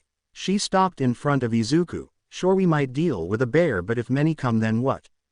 If this is a bear territory, we only have to worry about bears while in the forest. Bears are more reasonable than the ice elves. Ah, if bears marked this area, then that would mean there are no stronger predators here. Therefore we won't encounter any stronger monster. He reasoning in her mind made her say, why did I not think of that? She said with a downcast look. She tried to seem helpful to Izuku, but that wasn't working. The gamer patted her head. Don't worry Heian, this is your first gate and we can use our quirks any way we want. Anyways, aren't you cold with that clothing? Receiving a nod as she was slightly shivering. Inventory. He pulled out 2 coats and he handed one to Heian. Here, put this on. It'll be troubling if you die. Aizawa would have my head. I forgot you have the inventory thing. Item name. Warm fur coat. Item class. None. Type. Junk. Becomes extremely warm after being worn. Price. 10 gold. Since I'm the one who brought you here, it's my responsibility to protect you. Izuku said whilst patting Cha on the head again. He then put his own coat on, not seeing her blush. Then suddenly, a massive white bear with glowing red eyes and some blue crystal protection under the neck came running to Izuku and Heian. She wanted to protect Izuku even if she forgot he dealt with the Nomu. I told you I will deal with them, he said with a reassuring smile. Jumping up high to miss the claws from the beast, he went straight down and punched its head, caving it in. Heian was shocked, and as when the snow cleared, she saw Izuku sitting in the ice bear itself. You leveled up. As you already know Igris, I will show you how I obtain my shadows. Arise. From the bear we see a black bear with blue eyes, nose, ears and the crystals on the stomach turned blue too. This is an ice bear. He is an elite in the army and level 1. Patting its head and allowing Heian to do so too. Wow, it is so fluffy. I know, I am sorry to ask you, but can we use your original body for food? The bear nodded. Thank you, I will call upon you later, friend. With that the bear turned into Izuku's shadow. After some time of walking they made a camp with a campfire that cooked the bear meat from the ice bear for dinner and for breakfast too, once more with Izuku storing the rest of the bear meat. The next day Heian joined Izuku in his training with the Greenette, helping her out time to time. From the daily quest, Izuku got 3 points that he placed into his intelligence and a notebook for his random box reward, which Cha found funny. It was then when he decided that Heian was a trustworthy person and told her his system ability except the rune stones. She hugged Izuku and thanked him for trusting her. The Korean really felt happiness in being trusted with a secret from her crush. After some exploring, they saw a massive cave that had ice bears patrolling around, with more of them starting to appear, with the same style as the previous he had killed. There were 19 of the smaller ice bears, but something didn't feel right to Izuku. Come forth. Knights, mages, scorpions, eagles and beast came out with the solo bear too. With Izuku's eyes glowing blue and a smirk appearing on his face. Go. That was his only command he needed to say, as all shadows bar eagles and beast rushed towards the bears. The knights were weaker than the ice bears, but with the help of the scorpions and mages they were being dealt with. How knights would usually kill the bears was materializing under the bears and stab them. Heian was watching in awe at the battle in front of her. Then massive fireballs were sent by the mages, killing another 5. The strength of my shadow soldiers never ceased to amaze me. It is the second time I am seeing them in action. Truly it is amazing and scary at the same time. Heian commented in awe. It does consume a massive amount of mana if they get destroyed for the regeneration to kick in. So that is why you increase your intelligence so you can grow your mana. Yes, and to also have more space for more soldiers. MP 2310-2630. A massive roar came from the cave. A bear twice the size of the scorpions came. Red eyes and had a black stripe of hair going from its head to the back of its body. A scar on the left side of its face overlapping the eye and a massive X-shaped scar going from the stomach to its shoulder blades. Igris, beast. The leader appeared. Please deal with him as others can't regenerate properly now. MP 02630. Shadow soldiers can no longer regenerate due to lack of mana. That occurred thanks by the massive ice bear swiping its hand, destroying 90% of the army. Igris and Beast bowed to Izuku and rushed at the bear. Igris went to the top, slashing whilst Beast went under the bear. The damage it took was massive, with Beast causing the bear to fly up a little and Igris slashing the body of the bear. The strongest soldier in Izuku's army got atop of the bear once again and used his sword to puncture the bear down and slid down with his sword, cutting the body nearly open. The bear didn't give up. It started thrashing, nearly knocking Beast away, but thanks to its multiple quirks and better regeneration factor than other soldiers it persevered. He blocked a swipe allowing Igris to cut its rear leg tendons. Wow, Izuku and Heian said in unison. With that Igris swiped his sword and cut its head off. Igris then took the head and brought it to his liege whilst kneeling down. I would have stood no chance even with Rumi if Igris used his sword properly back then. We should be at equal footing with Beast just slightly behind us now though. You leveled up. You have done well Igris, but you don't need to bow down to me. You too Beast. The two of you make a scarily effective duo. He said whilst patting both on the shoulders. So Beast is the USJ Nomu right? Yes, he is apparently a high-end Nomu. What makes him scary when he was alive was the unnaturally strong regeneration factor, so added with the strength, speed and shock absorption quirks then yes he is powerful. But now, arise. You have successfully extracted the Shadow. X19 Ice Bears LV.1 Elite. You have upgraded the Shadow. Shadow level will be 16. Alpha Ice Bear LV.16 Elite. Good, he was seeing the 19 more Ice Bears and the Alpha Ice Bear who with his upgraded form was the tallest out of all of the shadows. Can I name him please? Using the puppy eyes. Fine, Izuku muttered, even if I wanted to name him Tank. Fluffy. She heard Izuku face palm. Okay big guy, your name will be Fluffy. He said with a smile. Then he and Heian patted all of the bears then she was glamping the surprisingly warm fur of Fluffy. For some reason Izuku could feel jealousy rolling of other soldiers. UA. Aizawa entered the dorms of 1A, then Iida came up to Aizawa. Sensei. Where did Izuku and Heian leave? Izuku had some business to deal with and we asked him to bring one other student with him, so he chose Heian as she was there with him. Katsumi froze at that. Did the nerd take her to a gate? They did become close recently. I barely even spend time with him anymore. I need to change that. Shoko was curious. Izuku did mention he had business to attend to. But they did leave 4 hours ago. I thought they would be back by now. This statement alone sent warning flares in Katsumi's head. Izuku did say he had one C rank key, and he wanted to test out his soldiers. But a C rank should have taken him 30 minutes at best. Then she went up to Aizawa. Can we talk? Seeing the seriousness in her eyes, he nodded and went outside with her. Izuku shouldn't be taking this long in a gate. She said that after checking if Jiro wasn't listening in. You know too, he asked sighing. I knew for a while. I am guessing you and Nezu, only Maruko, myself and now Heian know about his gate ability. But what do you mean taking too long? He did say it was AC rank. Izuku told me that there might be other gates other than ES rank ones, but he has no proper proof for that. AC rank would take him 30 minutes maximum. Remembering when Izuku said something similar, his eyes began showing some worry. So you think he might be in a new type? She nodded her head. I guess he will tell us when he arrives. If he won't be out in 2 hours, I am driving there to collect the two. Aizawa stated, thank you for informing me. Good night sensei. It was another 4 days in the gate, so a total of 5 hours in the outside world. Izuku continued to do his exercises and train Heian for that time.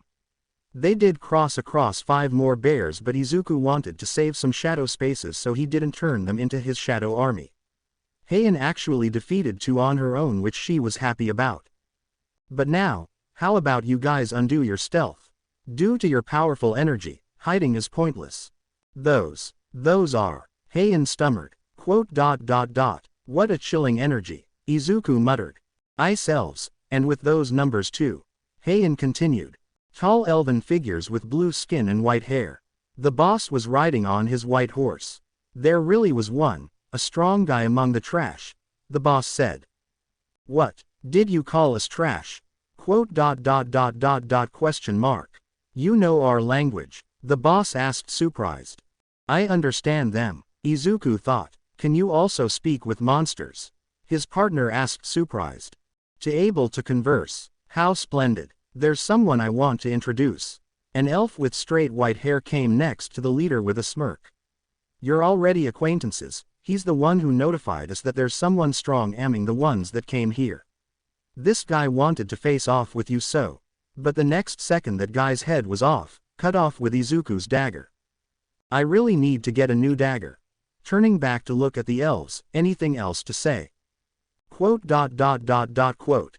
Then a full-on creepy grin that Orochimaru would be jealous of came onto the boss's face. You're an amusing guy. Izuku then rushed at the leader, but the leader blocked his slash with his own dagger. I have a proposal, he said whilst twirling his dagger around. It won't be detrimental to you. But first let me ask you a question. Despite not being a human, why are you among the humans? What the hell are you talking about? Izuku asked. Haha, are you not aware of it? In our heads, there's a constant voice speaking to us. To kill humans, but I cannot hear the voice in your presence. A voice telling them to kill humans. It sounds similar to the system's orders. Then Izuku widened his eyes. Then this system and the gates are not my quirk. It is acting like a quirk, but the gates are their own world. But it could be that I am a player. There is no need for us to fight. We do not want unnecessary casualties in our end. Hand over the human behind you. Then I'll spare your life. How about it? With a glare that wasn't using any skills, Izuku asked, let me ask you a question as well. Who are you guys? Where did you come from and why are you trying to kill humans? We are. Then the Hyakki began to fuzz out as it wasn't allowed to say more. There is no need for us to fight. We do not want unnecessary casualties on our end. Hand over the human behind you, then I'll spare your life. What? Just now? Is he avoiding my question or? So how about it? Do you accept our proposal? A lot of evil smirks were seen on the army of ice elves when the leader asked the question. I refuse. Do you plan of fighting me and my soldiers? Do you think you withstand our numbers by yourself? There are 35 of us and one of you. Numbers. You are the second being that said the same thing. What numbers? Come forth. Then behind Izuku all of his 82 shadows stood up from the shadow with bears and beast roaring. Those numbers, Izuku smirked. What a cheap trick. Is it though? Attack. Then his army with Beast and Fluffy leading the attack went and attacked the other elves whilst Izuku, Cha and Igris stood guard. The leader was killing them, causing a reduction of MP on Izuku's part. From a glance, I can see he is stronger. It'll be tough even if Igris and I team up. We need Beast here. My name is Baruka, what is yours? Izuku Midoriya. With that Izuku went with a slash down onto Baruka, but he simply put his foot back and was about to step on the dagger, but Izuku dematerialized it and materialized it in his other hand, but it was blocked by Baruka. Summoning his spear in his left hand, he tried to stab him, but the ice elf jumped back, but he kicked Izuku in the stomach, making him go back too. It has been a while since I had this much excitement. But then a magician thrown a fireball at the monster. I have gained some time to breath. There is no way he died from that. Stop wasting time and come out. Is this the limit of your soldiers? Izuku smirked. Igris, with his jumping from the shadow of Baruka and causing a deep gash to the side of Baruka's torso. With Beast coming in and punching the side of the boss, throwing him across the field. But Izuku discovered one more ability of Beast when he screeched in a bird-sounding voice. Beast has used the skill, Taunting Cry. Dungeon boss has been taunted. Another amusing guy came. A meanical grin appeared on the elven face. I'll cut you down first, birdie. Then Beast used his quirks to appear next to the elf, but another taunt came from him. You are slow to even for me. But there was a problem. Baruka completely forgot about Izuku and Igris. Igris went from behind the dungeon boss and slashed his upper thigh, which caused the elf to remember where he was. He wasn't fast enough for a double uppercut made by Beast and Izuku. Effect. Contamination has activated. Effect. Bleed has activated. Nearly forgot about my gauntlet. Then using skill, Bloodlust, he made sure to at least stall him. You trash are quite persistent, aren't you? The enemy's resistance was too high. The effect was cancelled. You were in no position to say a thing. Izuku's eyes glowed blue as he was giving a side-eye look at him. How about you look around? Is this what your soldiers can do? You bastard. Those soldiers will all vanish when I get rid of you. Baruka has used the skill, Piercing Ice. Ho, you can use ice. That is very interesting. But Izuku broke it with his spear. Heian was left behind watching. Even Izuku is struggling. Was this an S-rank dungeon? He did say that he isn't confident to actually do an S-rank dungeon. This must be an A rank. Now I understand why he wanted me to do a C rank so I can get some experience. Throwing his spear at Baruka, the opponent laughed and said, throwing away your weapon. You. Skill. Dominator's Touch LV.2. With that skill, it went towards the boss. It is accelerating. He tried to block but his dagger broke. He once again forgot about his opponent's army that paid him. Beast Bear hugged him and allowed one of the scorpions to puncture him with venom, and finally the mages put a explosive spell blowing Baruka and Beast up. You bastards. Izuku and Cha eyes widen. How isn't he dead yet? I'll kill you all. He was about to use one of his most powerful ice spells, but Izuku with skill, stealth and skill, Vital Strike stabbed Baruka. Looks like this is the end. Baruka grabbed Izuku's arm and shouted, who do you think you're facing? But Igris came in and cut his head off, killing him. I already told you, this is the end. The dungeon boss is killed. You leveled up. You leveled up. Wow. This sure was tiring. It is finally over. Then he looked over at Beast, who was punching the remains of the boss. Hey Beast, calm down. I know you are annoyed with him saying you are slow, but stop it already. But internally, at least you are showing emotions, which is good. Take it easy. Then he turned away. I worry about the future, he said to Heian, who giggled. Beast and Igris looked at each other and Igris sighed and left, following his liege. But then Beast shouted, Awa! With the knight's other weaker soldiers celebrating. Let's get back, but first I need to do something. He walked up to Baruka's body. Arise. You failed to extract the shadow. You have 2 chances remaining. Arise. You failed to extract the shadow. You have 1 chance remaining. We may have gotten started with the wrong foot, Baruka, but please, instead of listening to the voice in your head, follow my command and show everyone your power. Arise. Izuku stated. Shadows came from Baruka's body and we see him wearing all black with blue skin showing, and black hair with white highlights was coming out. You have upgraded the shadow. Shadow level will be 18. Shadows higher than rank knight can be named. I will keep your name Baruka. With a bow of his head, Izuku walked up to the corpses of the elves. He wasn't surprised that Baruka was higher than Igris, as it did take 3 high-low S ranks to get the boss down. But he was happy anyways. Shadow extraction can be used on this target. Shadow extraction can be used on this target. Shadow extraction can be used on this target. I can only save 10 of you, so arise. 10 Ice Elves LV.1 Elite. You ready, Heian? Nodding. Yeah, I miss my bed. Chuckling. Me too. Outside of the gate, Izuku looked at his phone. Aizawa-sensei is here apparently. Then gulped. She gulped too. I don't think he will be happy with us. Then they heard a shout. Finally, you two are out. Was that a red gate, as I saw the gate open red? Yeah, we had to spend 5 days, nearly 6 days there. Izuku said sheepishly. Let's go. I have a car in the car park. The duo nodded and went into the car.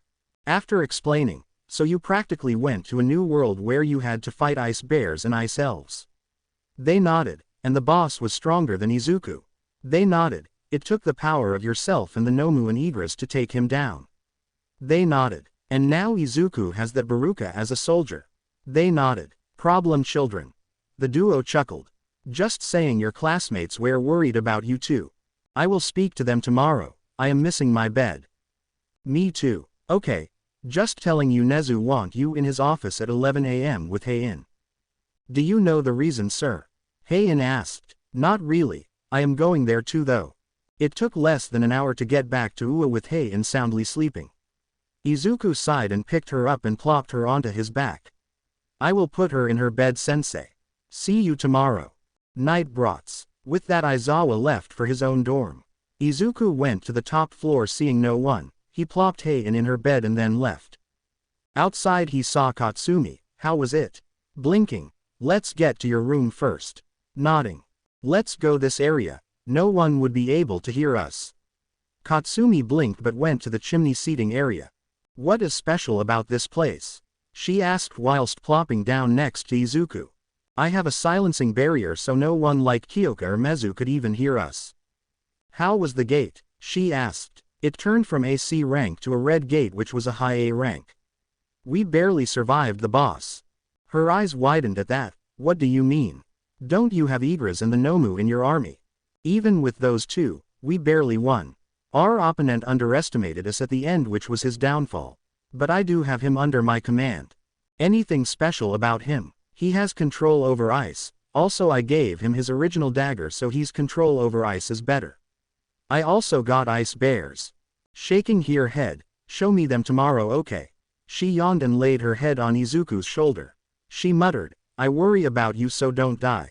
Izuku smiled and fell asleep too, as he was too tired.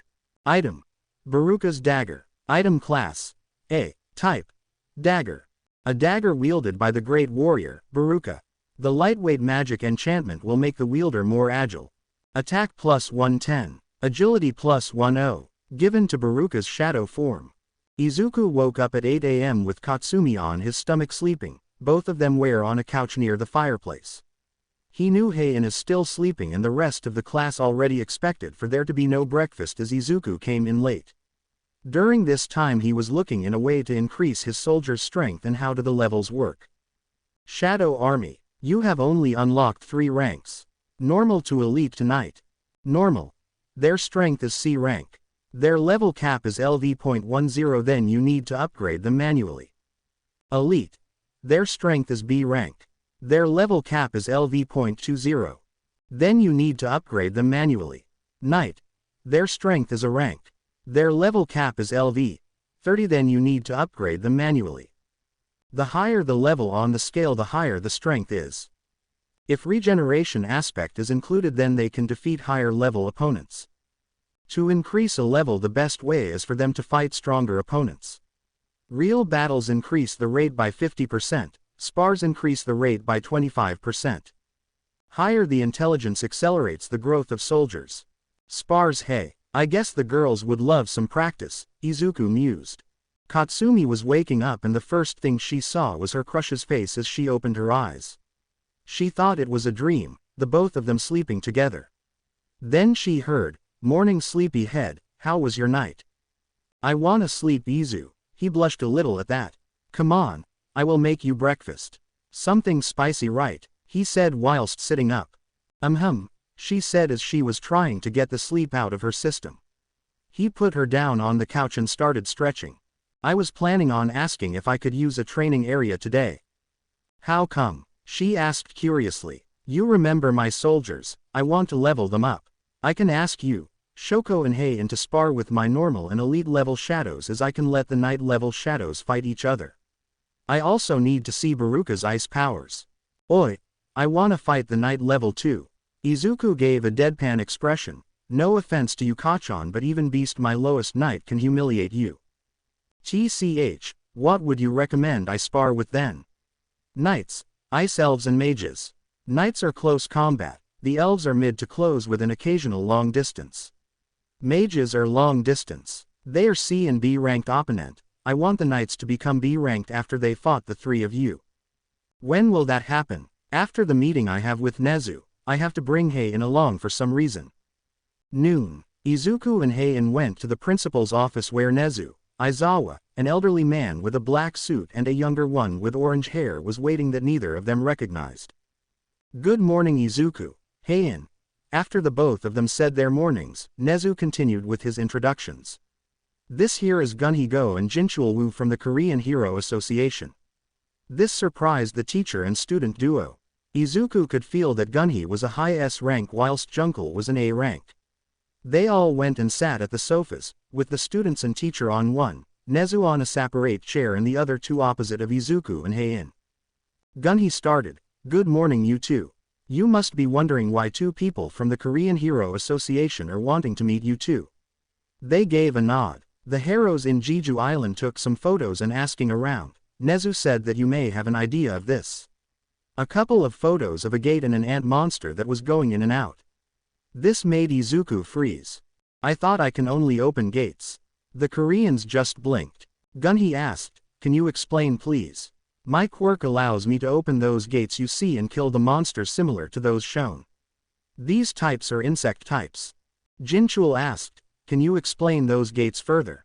Nodding, the gates I enter are opened with a key, with him producing a key then putting it back into his inventory, but all gates have the same rule, kill the boss and it will close. There are gates ranked from E to S and other gates such as red gates and double dungeons. The two from Korea listened in closely. This gate that you are showing is one of the ranked ones. Let's take an A rank gate for example. The monsters will be a low A rank whilst the boss will be a high A rank. It takes 9 A rank heroes and 1 S rank to take an A rank down, or a lot more A ranked heroes if an S ranker isn't there. You can leave whenever you want but worry about the monsters breaking out. He could hear gulping from the duo. Then the red gates. I recently completed a red gate with my friend Haein. The minimum rank of a red gate is AB rank, but you are teleported to a new world where you one day there is 1 hour in the real world where you can't exit. The gate opens if you kill the boss, all of the party members die, or the monsters break out naturally. Lastly, the double dungeon. There are 2 bosses that you have to defeat. The first boss will be the same rank as the gate, but the second usually is a rank higher or more. See, can you show us some monsters if you have any? Jinchul asked with some uncertainty. I do, but firstly there are other things to be told. They nodded. In those gates there are crystals, mana crystals to be more precise. He produced some mana crystals. They can be mined in those dungeons and be produced as weapons, armor or other things. Lastly, if the gate would be an S rank, it would be the best to reach out to other countries to ask if they could help with a gate. Gunhee asked then, wow, we thought we will be here for some talking, but now this may be a serious problem if there would be multiple gates. I agree with that. Nezu, can I take them a training field? Nezu understood the message and took them to the closest unoccupied field. We are in training field beta. This may scare you, Abbot, so be warned, come forth. With those 2 simple words an army of over 90 came out, all kneeling or bowing to Izuku. Those all were monsters from gates. I recently unlocked this ability so I don't have more. The weakest ones are C rank, but I have 3 that are high A rank but bordering S rank level. You could hear the all men gulp. Even only Baruka's smile would make any lesser man soil themselves. Although seeing Fluffy, a shadow that can reach to the top of the buildings, and the Deathstalker scorpions who are enormous but smaller than Fluffy can do the same. Wow, that's a lot. Jinchul stated. I see that as Baruka. You had trouble with him, right? Aizawa asked, causing Nezu's eyes to widen. It took me, Igris and Beast to defeat him. It was from a higher rank red gate. And to think that Beast could defeat All Might. This was scary news for Korea. Beast, or otherwise known as Nomu, was made by the League of Villains and was already dead. It had multiple quirks such as super strength, super speed, shock absorption and super regeneration. Izuku mentioned. The regeneration of Beast is the quickest out of the army, isn't it? Haein asked. It is. It doesn't take as much energy if Beast was to have an arm taken off than Igris or Baruka for example. Explained Izuku. Gunhee asked, if the gate would to appear again, how would we know when it would open? Izuku took a second then explained, from what I found out in the gates, it would take 7 days for the monsters to escape, but you can enter any time. The 2 bowed and asked Izuku, if the gate would to reappear, would you help us? Sure, send a message to Nezu and I would happy help. Izuku smiled. Thank you, we will be in contact. With that the 2 left with Aizawa. Nezu, can I use this training ground for them to train? Izuku asked. Sure thing, I actually want to watch how the shadows fight. I will text Katsumi, she wanted to fight them too. Haein want to fight them? Izuku asked. Sure, but I don't think I can beat Fluffy and upwards. Nodding, let's wait for Katsumi, she is also taking Shoko too. After 2 minutes of talking with Nezu and Haein, the 2 appeared. We can fight them, right? Katsumi asked them in excitement. Shoko nodded to that too. So how do you want to fight them? Shoko then gave an idea, I want to fight long-distant opponents. Haein, I want close quarters, can I take the knights? Katsumi then said, I will take the elves. Nezu then jumped in, you know different opponents will help too, so you won't be one-minded. Have the bears be split up between the 3 of you to have something else than one kind of target. Izuku nodded. Everyone who will be fighting my friends, no killing or maiming blows, otherwise injure them to your heart's content. The 3 just looked at Izuku, I can increase my healing and I can heal up some cuts, so don't worry. Magicians and 8 ice bears, please spar with Shoko. Beast, can you referee that match? With nods they went to the left side of the field. Knights and 4 ice bears, please can you spar with Haein? Igris, can you please referee that match? With a bow and nods they left to the right. Ice elves and 7 ice bears please spar with Kachan. Baruka, can you referee please? With nods, they begin to leave, but Izuku said something to Baruka that made the highest level soldier happy. After the 3 girls are done, you will be fighting too. Nezu went on top of Izuku's shoulder and they climbed atop of Fluffy's head and sat down. The scorpions stayed out and relaxed in the sun. Then Aizawa jumped onto the bear's head too and sat there too. So what is going on? Heian, Shoko and Katsumi are fighting against some of Izuku's shadows. Nezu replied. Who is refereeing? Igris, Beast and Baruka. They are my only knights and hopefully this big guy can become a knight later on today as he only has 3 levels up to knight level. Fluffy was happy about the praise he was getting from his liege. They were looking how the 3 girls were fighting for an hour each. Izuku had to drink 3 1000 MP potions as the girls could do damage. But the spars were really productive as all of the soldiers' levels increased. When they came back they were all sweaty and had signs of quirk overuse. Izuku kneeled down next to them and healed the 3 up from cuts, bruises, burn marks and exhaustion. Skill. Healer has leveled up from LV.2 to LV.3. Can heal small wounds and intermediate injuries. As the skill's level increases more, healing major wounds to making an organ grow back as possible. The current speed is medium 28 mana per second. He turned to his shadow army and was happy to see them. Well done guys. He then accepted the knight promotion to elite. 33 knight LV.9 normal to LV.2 elite. 10 ice elves LV.1 greater than 4 elite. 20 ice bears LV.2 greater than 6 elite. 6 magicians LV.8 greater than 12 elite. Okay, I want the ice bears with the magicians to face off against the scorpions. I still need to see more as the last time you scorpions fought I was concentrating on Baruka. They all nodded and went to spar. Now we have the 4 of you guys. Baruka, you are the strongest with Igris just coming in second. I want Baruka to fight against Igris, Beast and Fluffy. Baruka, if you can you show more of your ice abilities in the fight? They bowed and Baruka was happy to face against the 3 strongest in the army, with the praise of his liege in addition. Are you sure this is a great idea? With Baruka I mean, Heian asked. Spars are 25% more effective than natural upgrading, but it is still 50% more effective to level up in real battles. I want Fluffy to become a knight and the other 3 to be at their strongest. You heard Gunhi, so we must be prepared. So girls want to face off against me. With a collecting.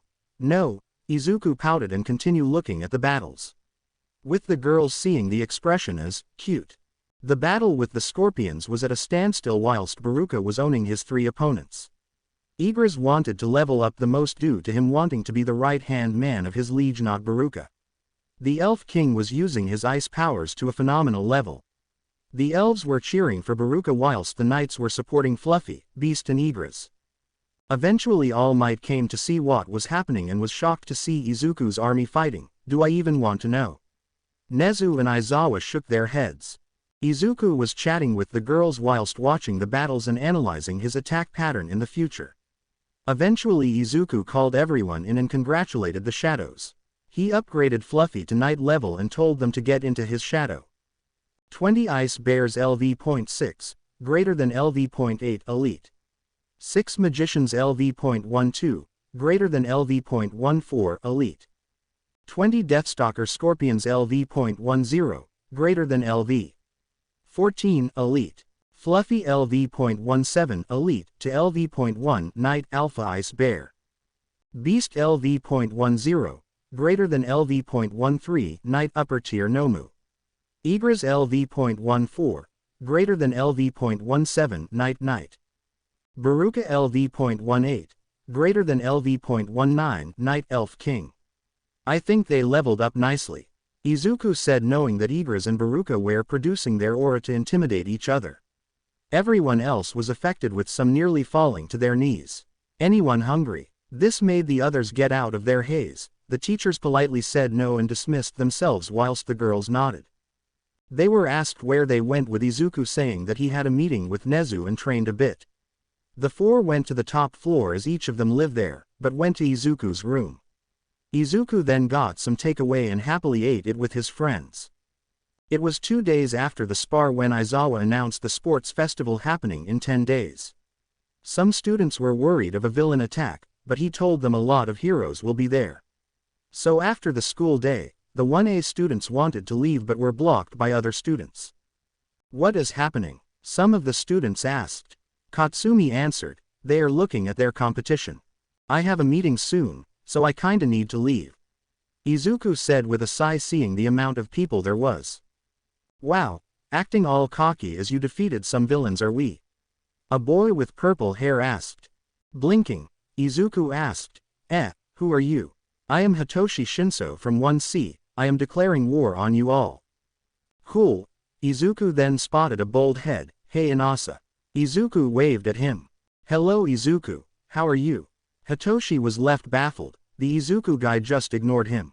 "I am great, how is 1B? I sadly have a class with the son of Endeavor and he is an ass, otherwise it is great. I feel bad for you, I know we have the better twin." Causing Shoko to blush. "I will talk to you later, I have a meeting with Nezu." "See you Izuku." Time skipped 10 days. Izuku was ready. He did his exercise. Rumi wished him luck. And his army is cheering him on. He leveled up his fireball and sprint by 1 level, it should be fun. 1A were sitting in their allocated area all chatting. Suddenly an announcement came in saying to get ready. All in their PE uniforms with Izuku having his armor underneath secretly, walked out onto the field. And here we have Class A from Hero Studies. The one leading them is the class representative and recommended student Izuku Midoriya. Present Mike shouted. The crowd cheered for the class. Izuku waved at them but was looking for one hero in particular, which caused him to miss all of the other announcements. Midnight then came on stage with Present Mike introducing her, and now the players pledge by Katsumi Bakugo. Present Mike added, Katsumi took the number 1 spot in the hero course exam. Katsumi then said, I will win even if I must fight against God. She then sent a secret glare at Izuku and walked down. People were a little confused but cheered for her anyways with some students booing. Alarm. Quest. Take the number 1 spot. Take the first place in all 3 games and become the ultimate winner in the sports festival. Reward 1. Additional points plus 2. Reward 2. Heroes boots a rank. Reward 3. Level up a skill of your choice. This is too good to be true, what is the catch? Izuku thought. The first game is the obstacle course. The only rules are that you cannot exit the boundaries and you cannot hurt other players intentionally. Midnight said. Inasa came up to Izuku, it is similar to the entrance exam, isn't it? It is, but there must be something more. Izuku said, this should be exhilarating, it should be fun. A bigger grin spread on Inasa's face. I want a rematch in the finals, so you better not lose. Yeah, and you too, good luck though. He then fists bumped Inasa. Present Mike shouted, get ready. 3, 2, 1. Go. With that the students ran. Izuku used the sprint with the cameras barely being to keep up. He missed how Shoto completely froze the whole entrance that Katsumi blown up.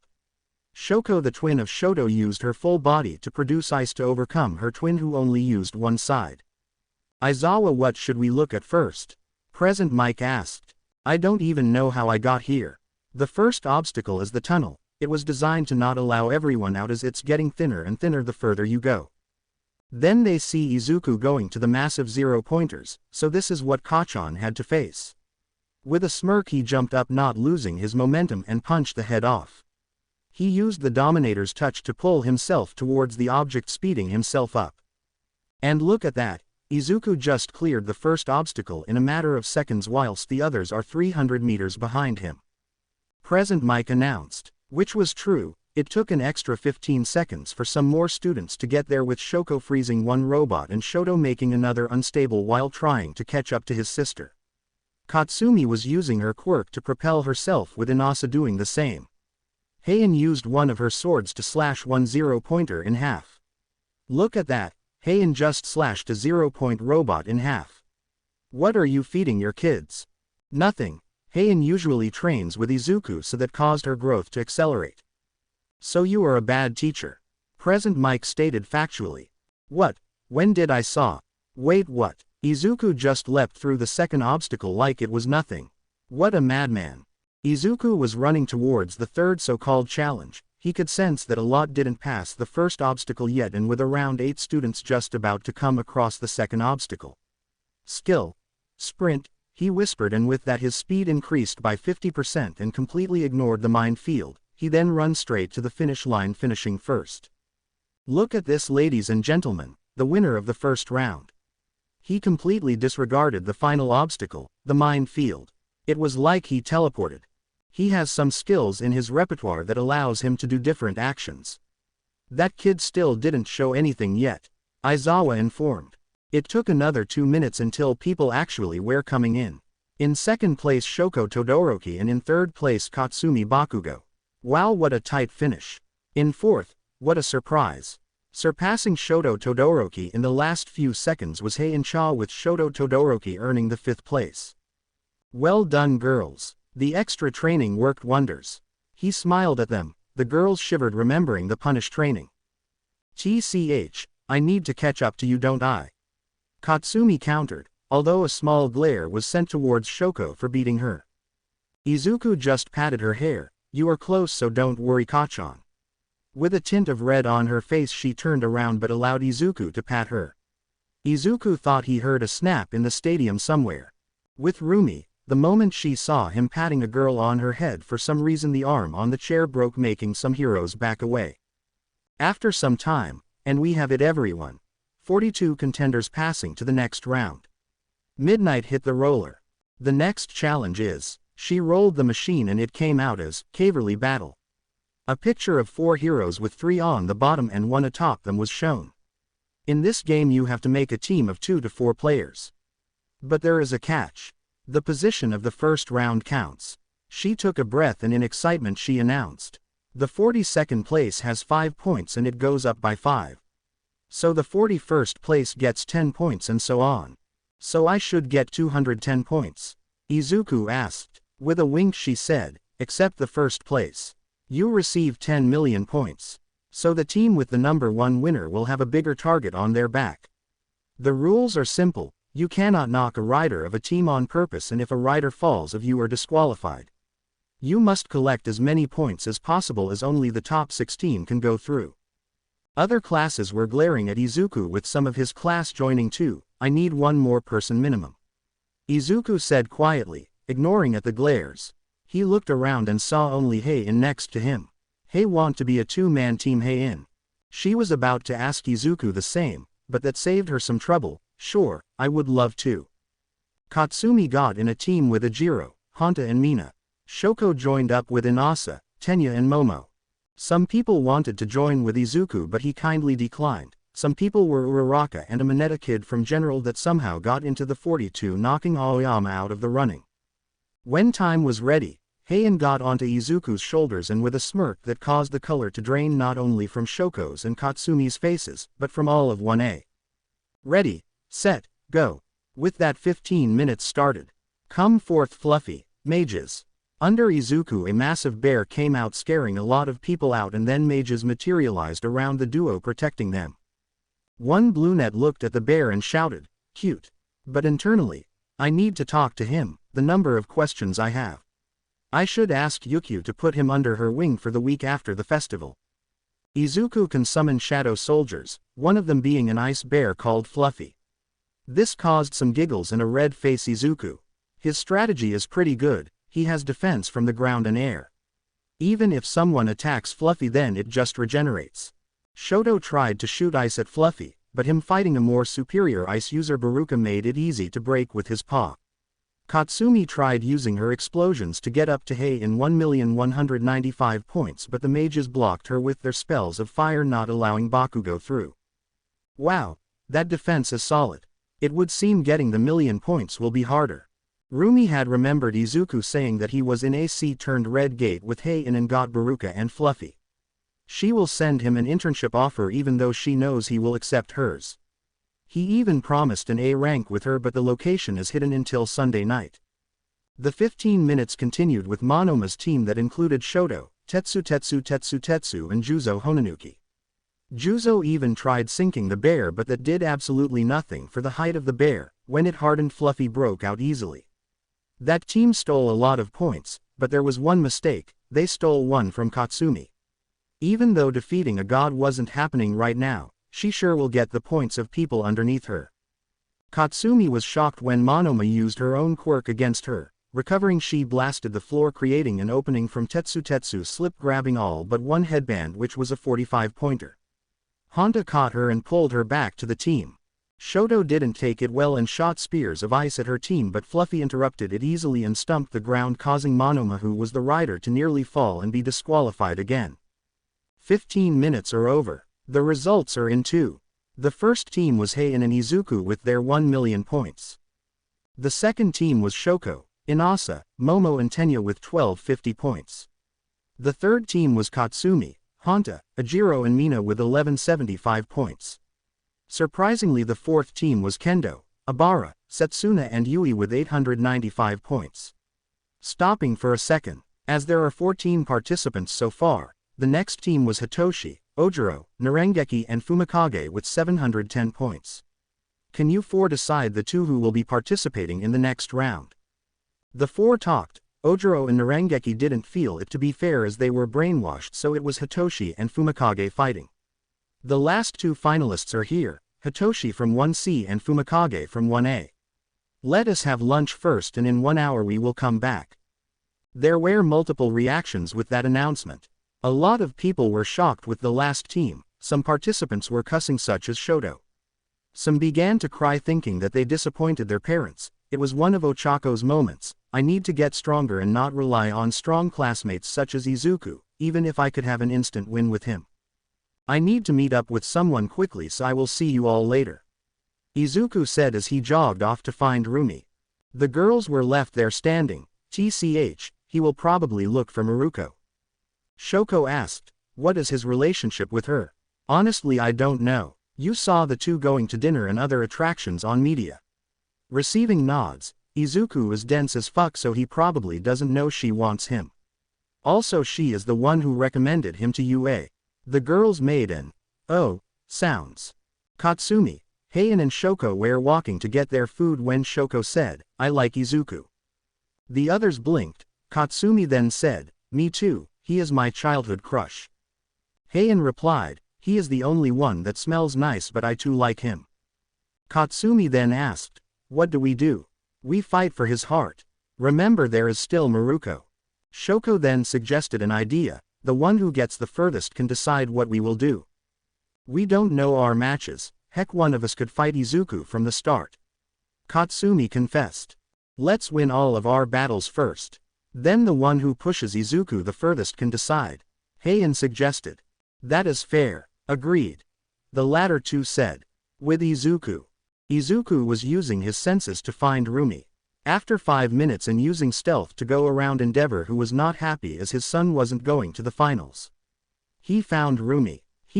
Before he was finished, he was glamped by a rabbit. Using the momentum, he twirled her around. It is good to see you, Bun Bun.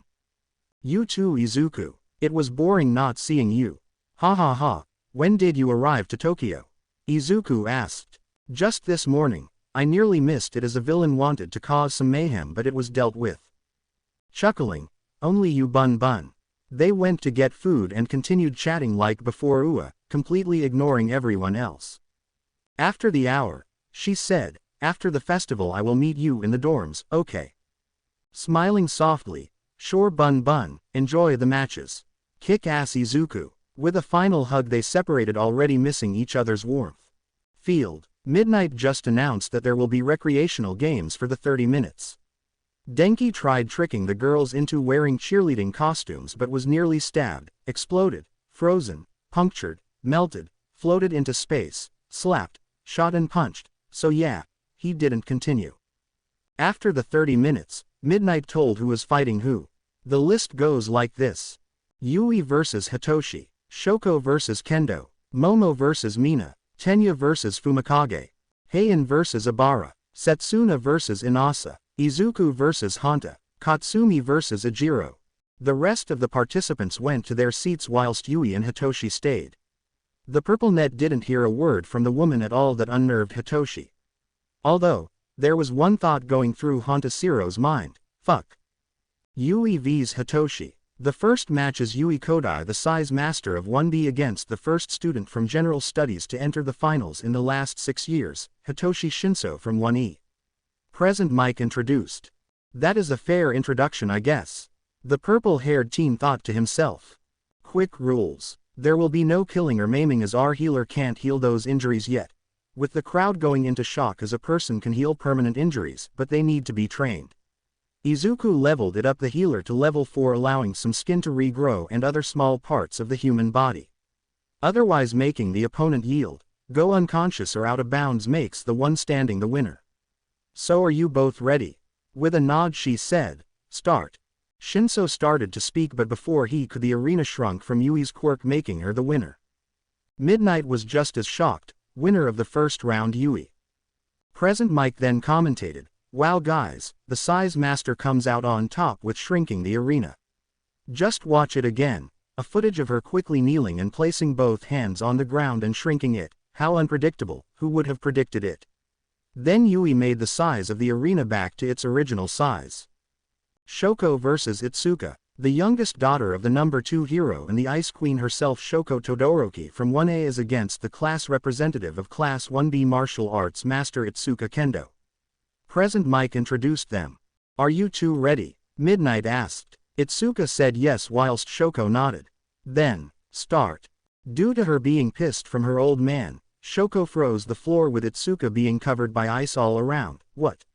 Itsuka asked, a little shocked. Wow, another quick finish, winner Shoko, Midnight announced.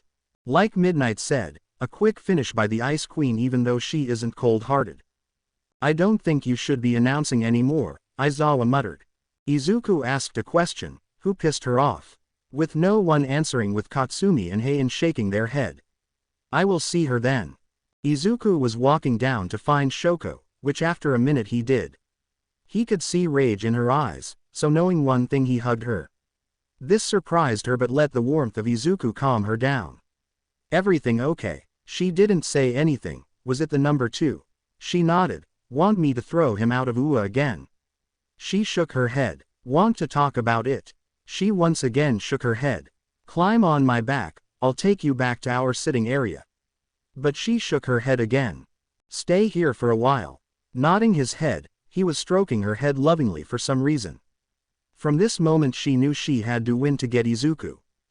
Okay, let's stay. Momo vs Mina. We have our first recommended student in the finals, who is the vice president of 1A, Momo Yaoyorozu, against the pink alien of acid, Mina Ashido. Yeah, you shouldn't announce people. Aizawa muttered once again.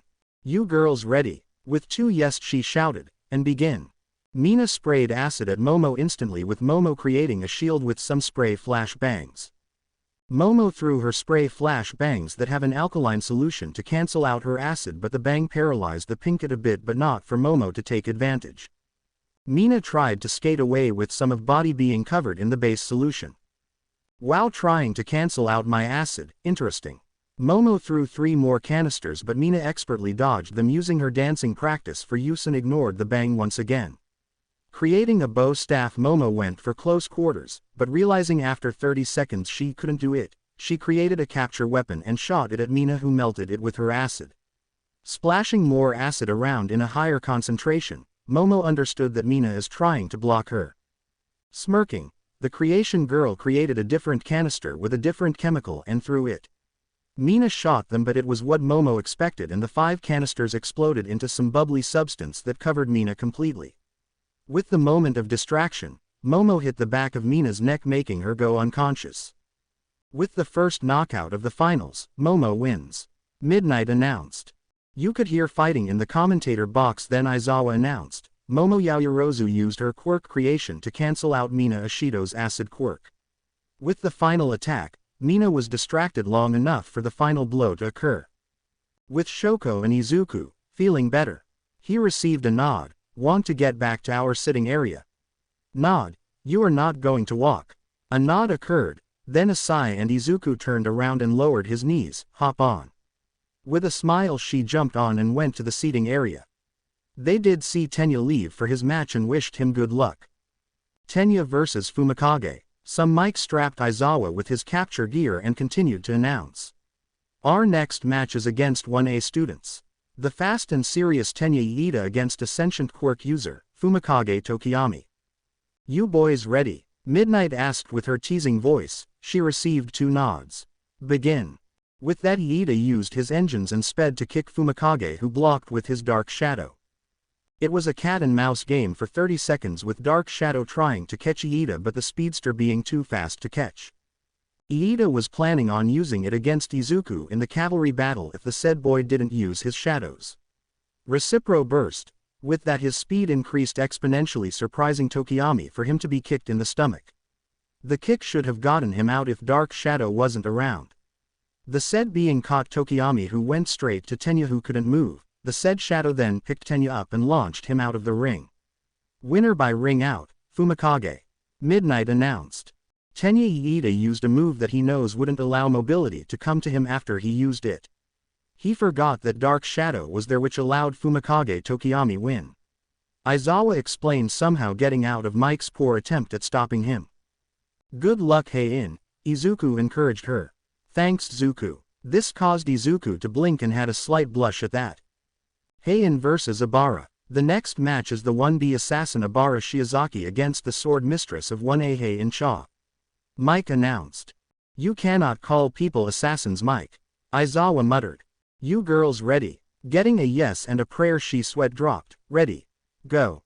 With that Ibara shot vines from her head towards Heiin. She produced a brown sword that started to cut the vines up. The greenette then started producing more vines and having some go underground. Sadly though, the dance of Heiin was too deadly to allow some measly plants to touch her. She continued cutting it with Shiozaki, trying everything to get Heiin in submission as she was the child of God. Heiin wasn't having it and rushed at Ibara and then cut her hair to have a lower length than to her shoulders, then pointed the sword to her neck. Do you yield? Heiin asked, sighing. I yield, your quirk was a perfect counter to mine. Midnight announced. The winner of the 5th match is Heiin. Present Mike started to explain. Heiin-cha's quirk allows her to produce any sword. This time she used a sword for plant cutting as Ibara Shiozaki quirk, powerful in her own right, getting in the top 5 in the entrance exam. It has a weakness though to sharp objects.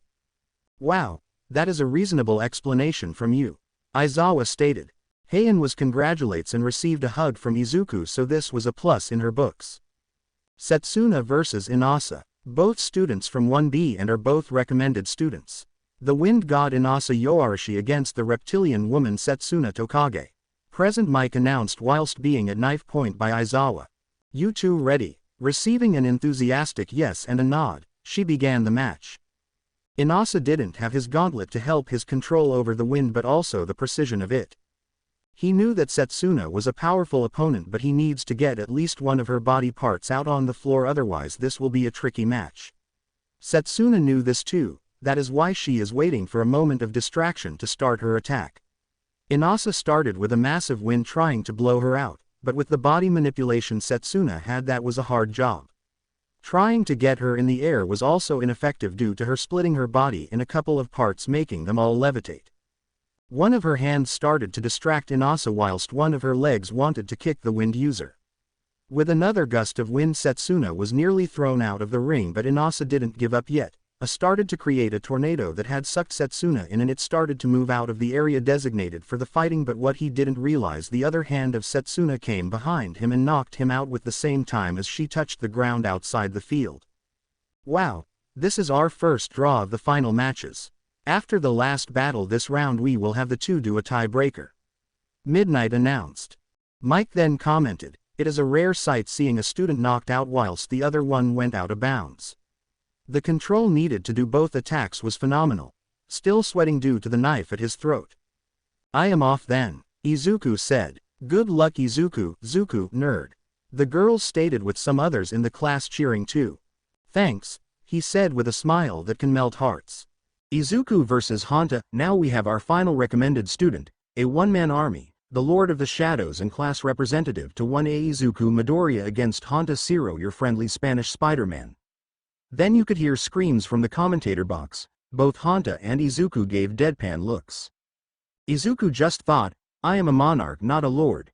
He sobbed inside with his shadows, wanting to strangle that man for dishonoring their liege. You boys ready? Midnight asked with a wink to Izuku, who ignored it. Receiving 2 nods, begin. Zero used his elbows to shoot out tapes to capture Izuku, who jumped upwards, and on the way down closer to Hanta he done a heel kick to try and scare Hanta away. The crater that appeared on the floor did scare the Spider-Man 2.0. With then Izuku rushing and throwing Hanta out, but was stopped as Hanta got a handle of his position in midair and shot tape to get back in. Using Fireball, Izuku shot out 10 fireballs aimed at Zero, who dodged 9 but 1, which got him out of the arena. With a ring out, the winner is Izuku. She once again winked at Izuku, who ignored as he was going to Hanta. Using Healer, he healed the burn marks on the stomach of the tape user and offered him his hand. With some people guessing that the healer was Izuku, from what was mentioned prior. Oh, the sportsmanship, this gets me all wet and giggly. Blinking. How'd I make you wet? I don't have any water. With a tilt to his head. Zero began to laugh his ass off, with him taking Izuku off the field to not have Midnight be embarrassed furthermore, as Izuku had clueless episodes. Izuku Midoriya is one of the strongest in the first year, getting the first in the recommendation exam. He has an army of shadows but also multiple skills, as you all saw. Hanta Zero had a good strategy to start fast and end it fast, as Izuku dominates fights the longer they go. Aizawa explained, with some heroes wanting to know the skill repertoire of Izuku. Izuku with Hanta were leaving when the Greenette told his classmate that he needed to go to the toilet. After doing his business in the toilet, he didn't pay attention to his senses, as what do you know, he saw Endeavor. Izuku tried to ignore him and walk past him. Boy. This got the attention of the said boy. Yes? What is your quirk? Izuku smirked. Why should I tell you? Scowling but not giving up, I am the number 2 hero. Blinking, and I think Maruko told you that I won't be telling anyone my quirk. Now he had a smirk on his face. Oh, want now? This got Izuku confused. Yeah. It's a need-to-know basis that only a handful of people know. Why do you want to know? The fireball, it is a juxtaposition of your other so-called skills. Okay. And you have a strong quirk, especially with those shadow soldiers of yours. I have an offer. With that, Endeavor gave Izuku the option that he could not refuse.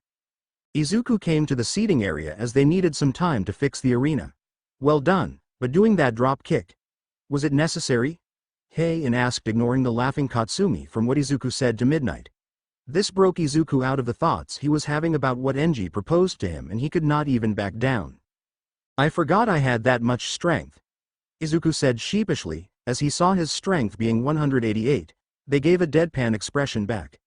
Oh, and good luck, Kachan. Ajiro has been training his new form, so it will be harder to beat him. He offered her his fist. She hugged him instead and said, I will kill him anyways, so it doesn't matter if he lasts longer. It was Izuku's turn to give a deadpan expression. Katsumi versus Ajiro. Now on to our last match of the first round. We have the explosive queen that only one person can tame, Katsumi Bakugo, against the unbreakable defense Ajiro Kirishima. I will blow you up one day, that is a promise. Katsumi growled with her eyes twitching. Ajiro just thought it was a lame introduction. Then some sounds as screaming came from the commentator's booth. Katsumi just grinned at the sounds. Are both contestants ready? Ajiro hit his fists together with a nod and Katsumi shouted, yeah, ready to kill a fucker. Ready. Go. With that, Katsumi and Ajiro activated their quirks. Katsumi used her quirk to propel her towards Kirishima, but she went upwards at a 30-degree trajectory. Kirishima knew that if he gave her a chance, she will use it. Katsumi was the second strongest in the class with the second fastest reflexes. She then put more nitroglycerin into her palms and shot down to Kirishima with a grin. Holding the wrist of the other hand, she shot a massive explosion at the manly man. The only thing that done was move him backwards. Exploding backwards by a meter, she started to shoot explosions at Ajiro. Kirishima actually had to go into his ultimate defense form and tried to come up to Katsumi and punch her, but that failed too. TCH, I have to use that, she muttered after 20 seconds of the onslaught. Now the explosion user propelled upwards by about 40 meters, then went down with a massive rotational force and shouted, howitzer impact. A massive explosion occurred that made some damage to her hands, but looking at what she caused made her grin. Kirishima wasn't so lucky. Yes, he was in his ultimate defense form, but training it for around 2 weeks wasn't enough for him to last that long, which made him go out of the ring. Ajiro is out of the ring. Katsumi is the winner, Midnight announced. What an explosive finish, ladies and gentlemen. Katsumi used her opponent's weakness for long battles for her advantage and became a spear whilst Ejiro was a shield. Ejiro discovered a new part of his quirk recently that makes him an absolute defense, but the amount of energy used is still too much. Katsumi was congratulated and forced to be healed by Izuku as he wanted to fight her at her best. He promised the girls that he will be using his own strength as not to rely on his army completely, which the girls understood. Setsuna and Inasa round 2, we're back with who will go to the next stage. Setsuna against Inasa. Midnight, what is the battle? Present Mike announced. For this round the two contestants will have a battle with their thumbs, a left-hand thumb war, she announced. The two contenders looked serious, so serious that if a glance could kill they would be able to do that, but no killing intent occurred. They're also a little worried as both of them are right-handed. Are both ready? They nodded their heads. Interlink your left hands together. Ready. Set. Go. With that an intense battle of their left thumbs happened. Setsuna was making her thumb levitate whilst Inasa was pushing the wind to make her thumb go back. With a sudden increase of wind the thumb came back under Inasa's finger and it stayed there for 5 seconds, giving us the winner. And look at that, after an intense match Inasa is the winner. Now we will be going into quarterfinals. The matches will go like this. Yui Kodai vs Shoko Todoroki, Momo Yayorozu vs Fumikage Tokiyami MHA vs Inasa Yorashi, Izuku Midoriya vs Katsumi Bakugo. To be continued. I hope you guys enjoyed this video. Please make sure to like and subscribe to the channel, and now we will see you in the next video.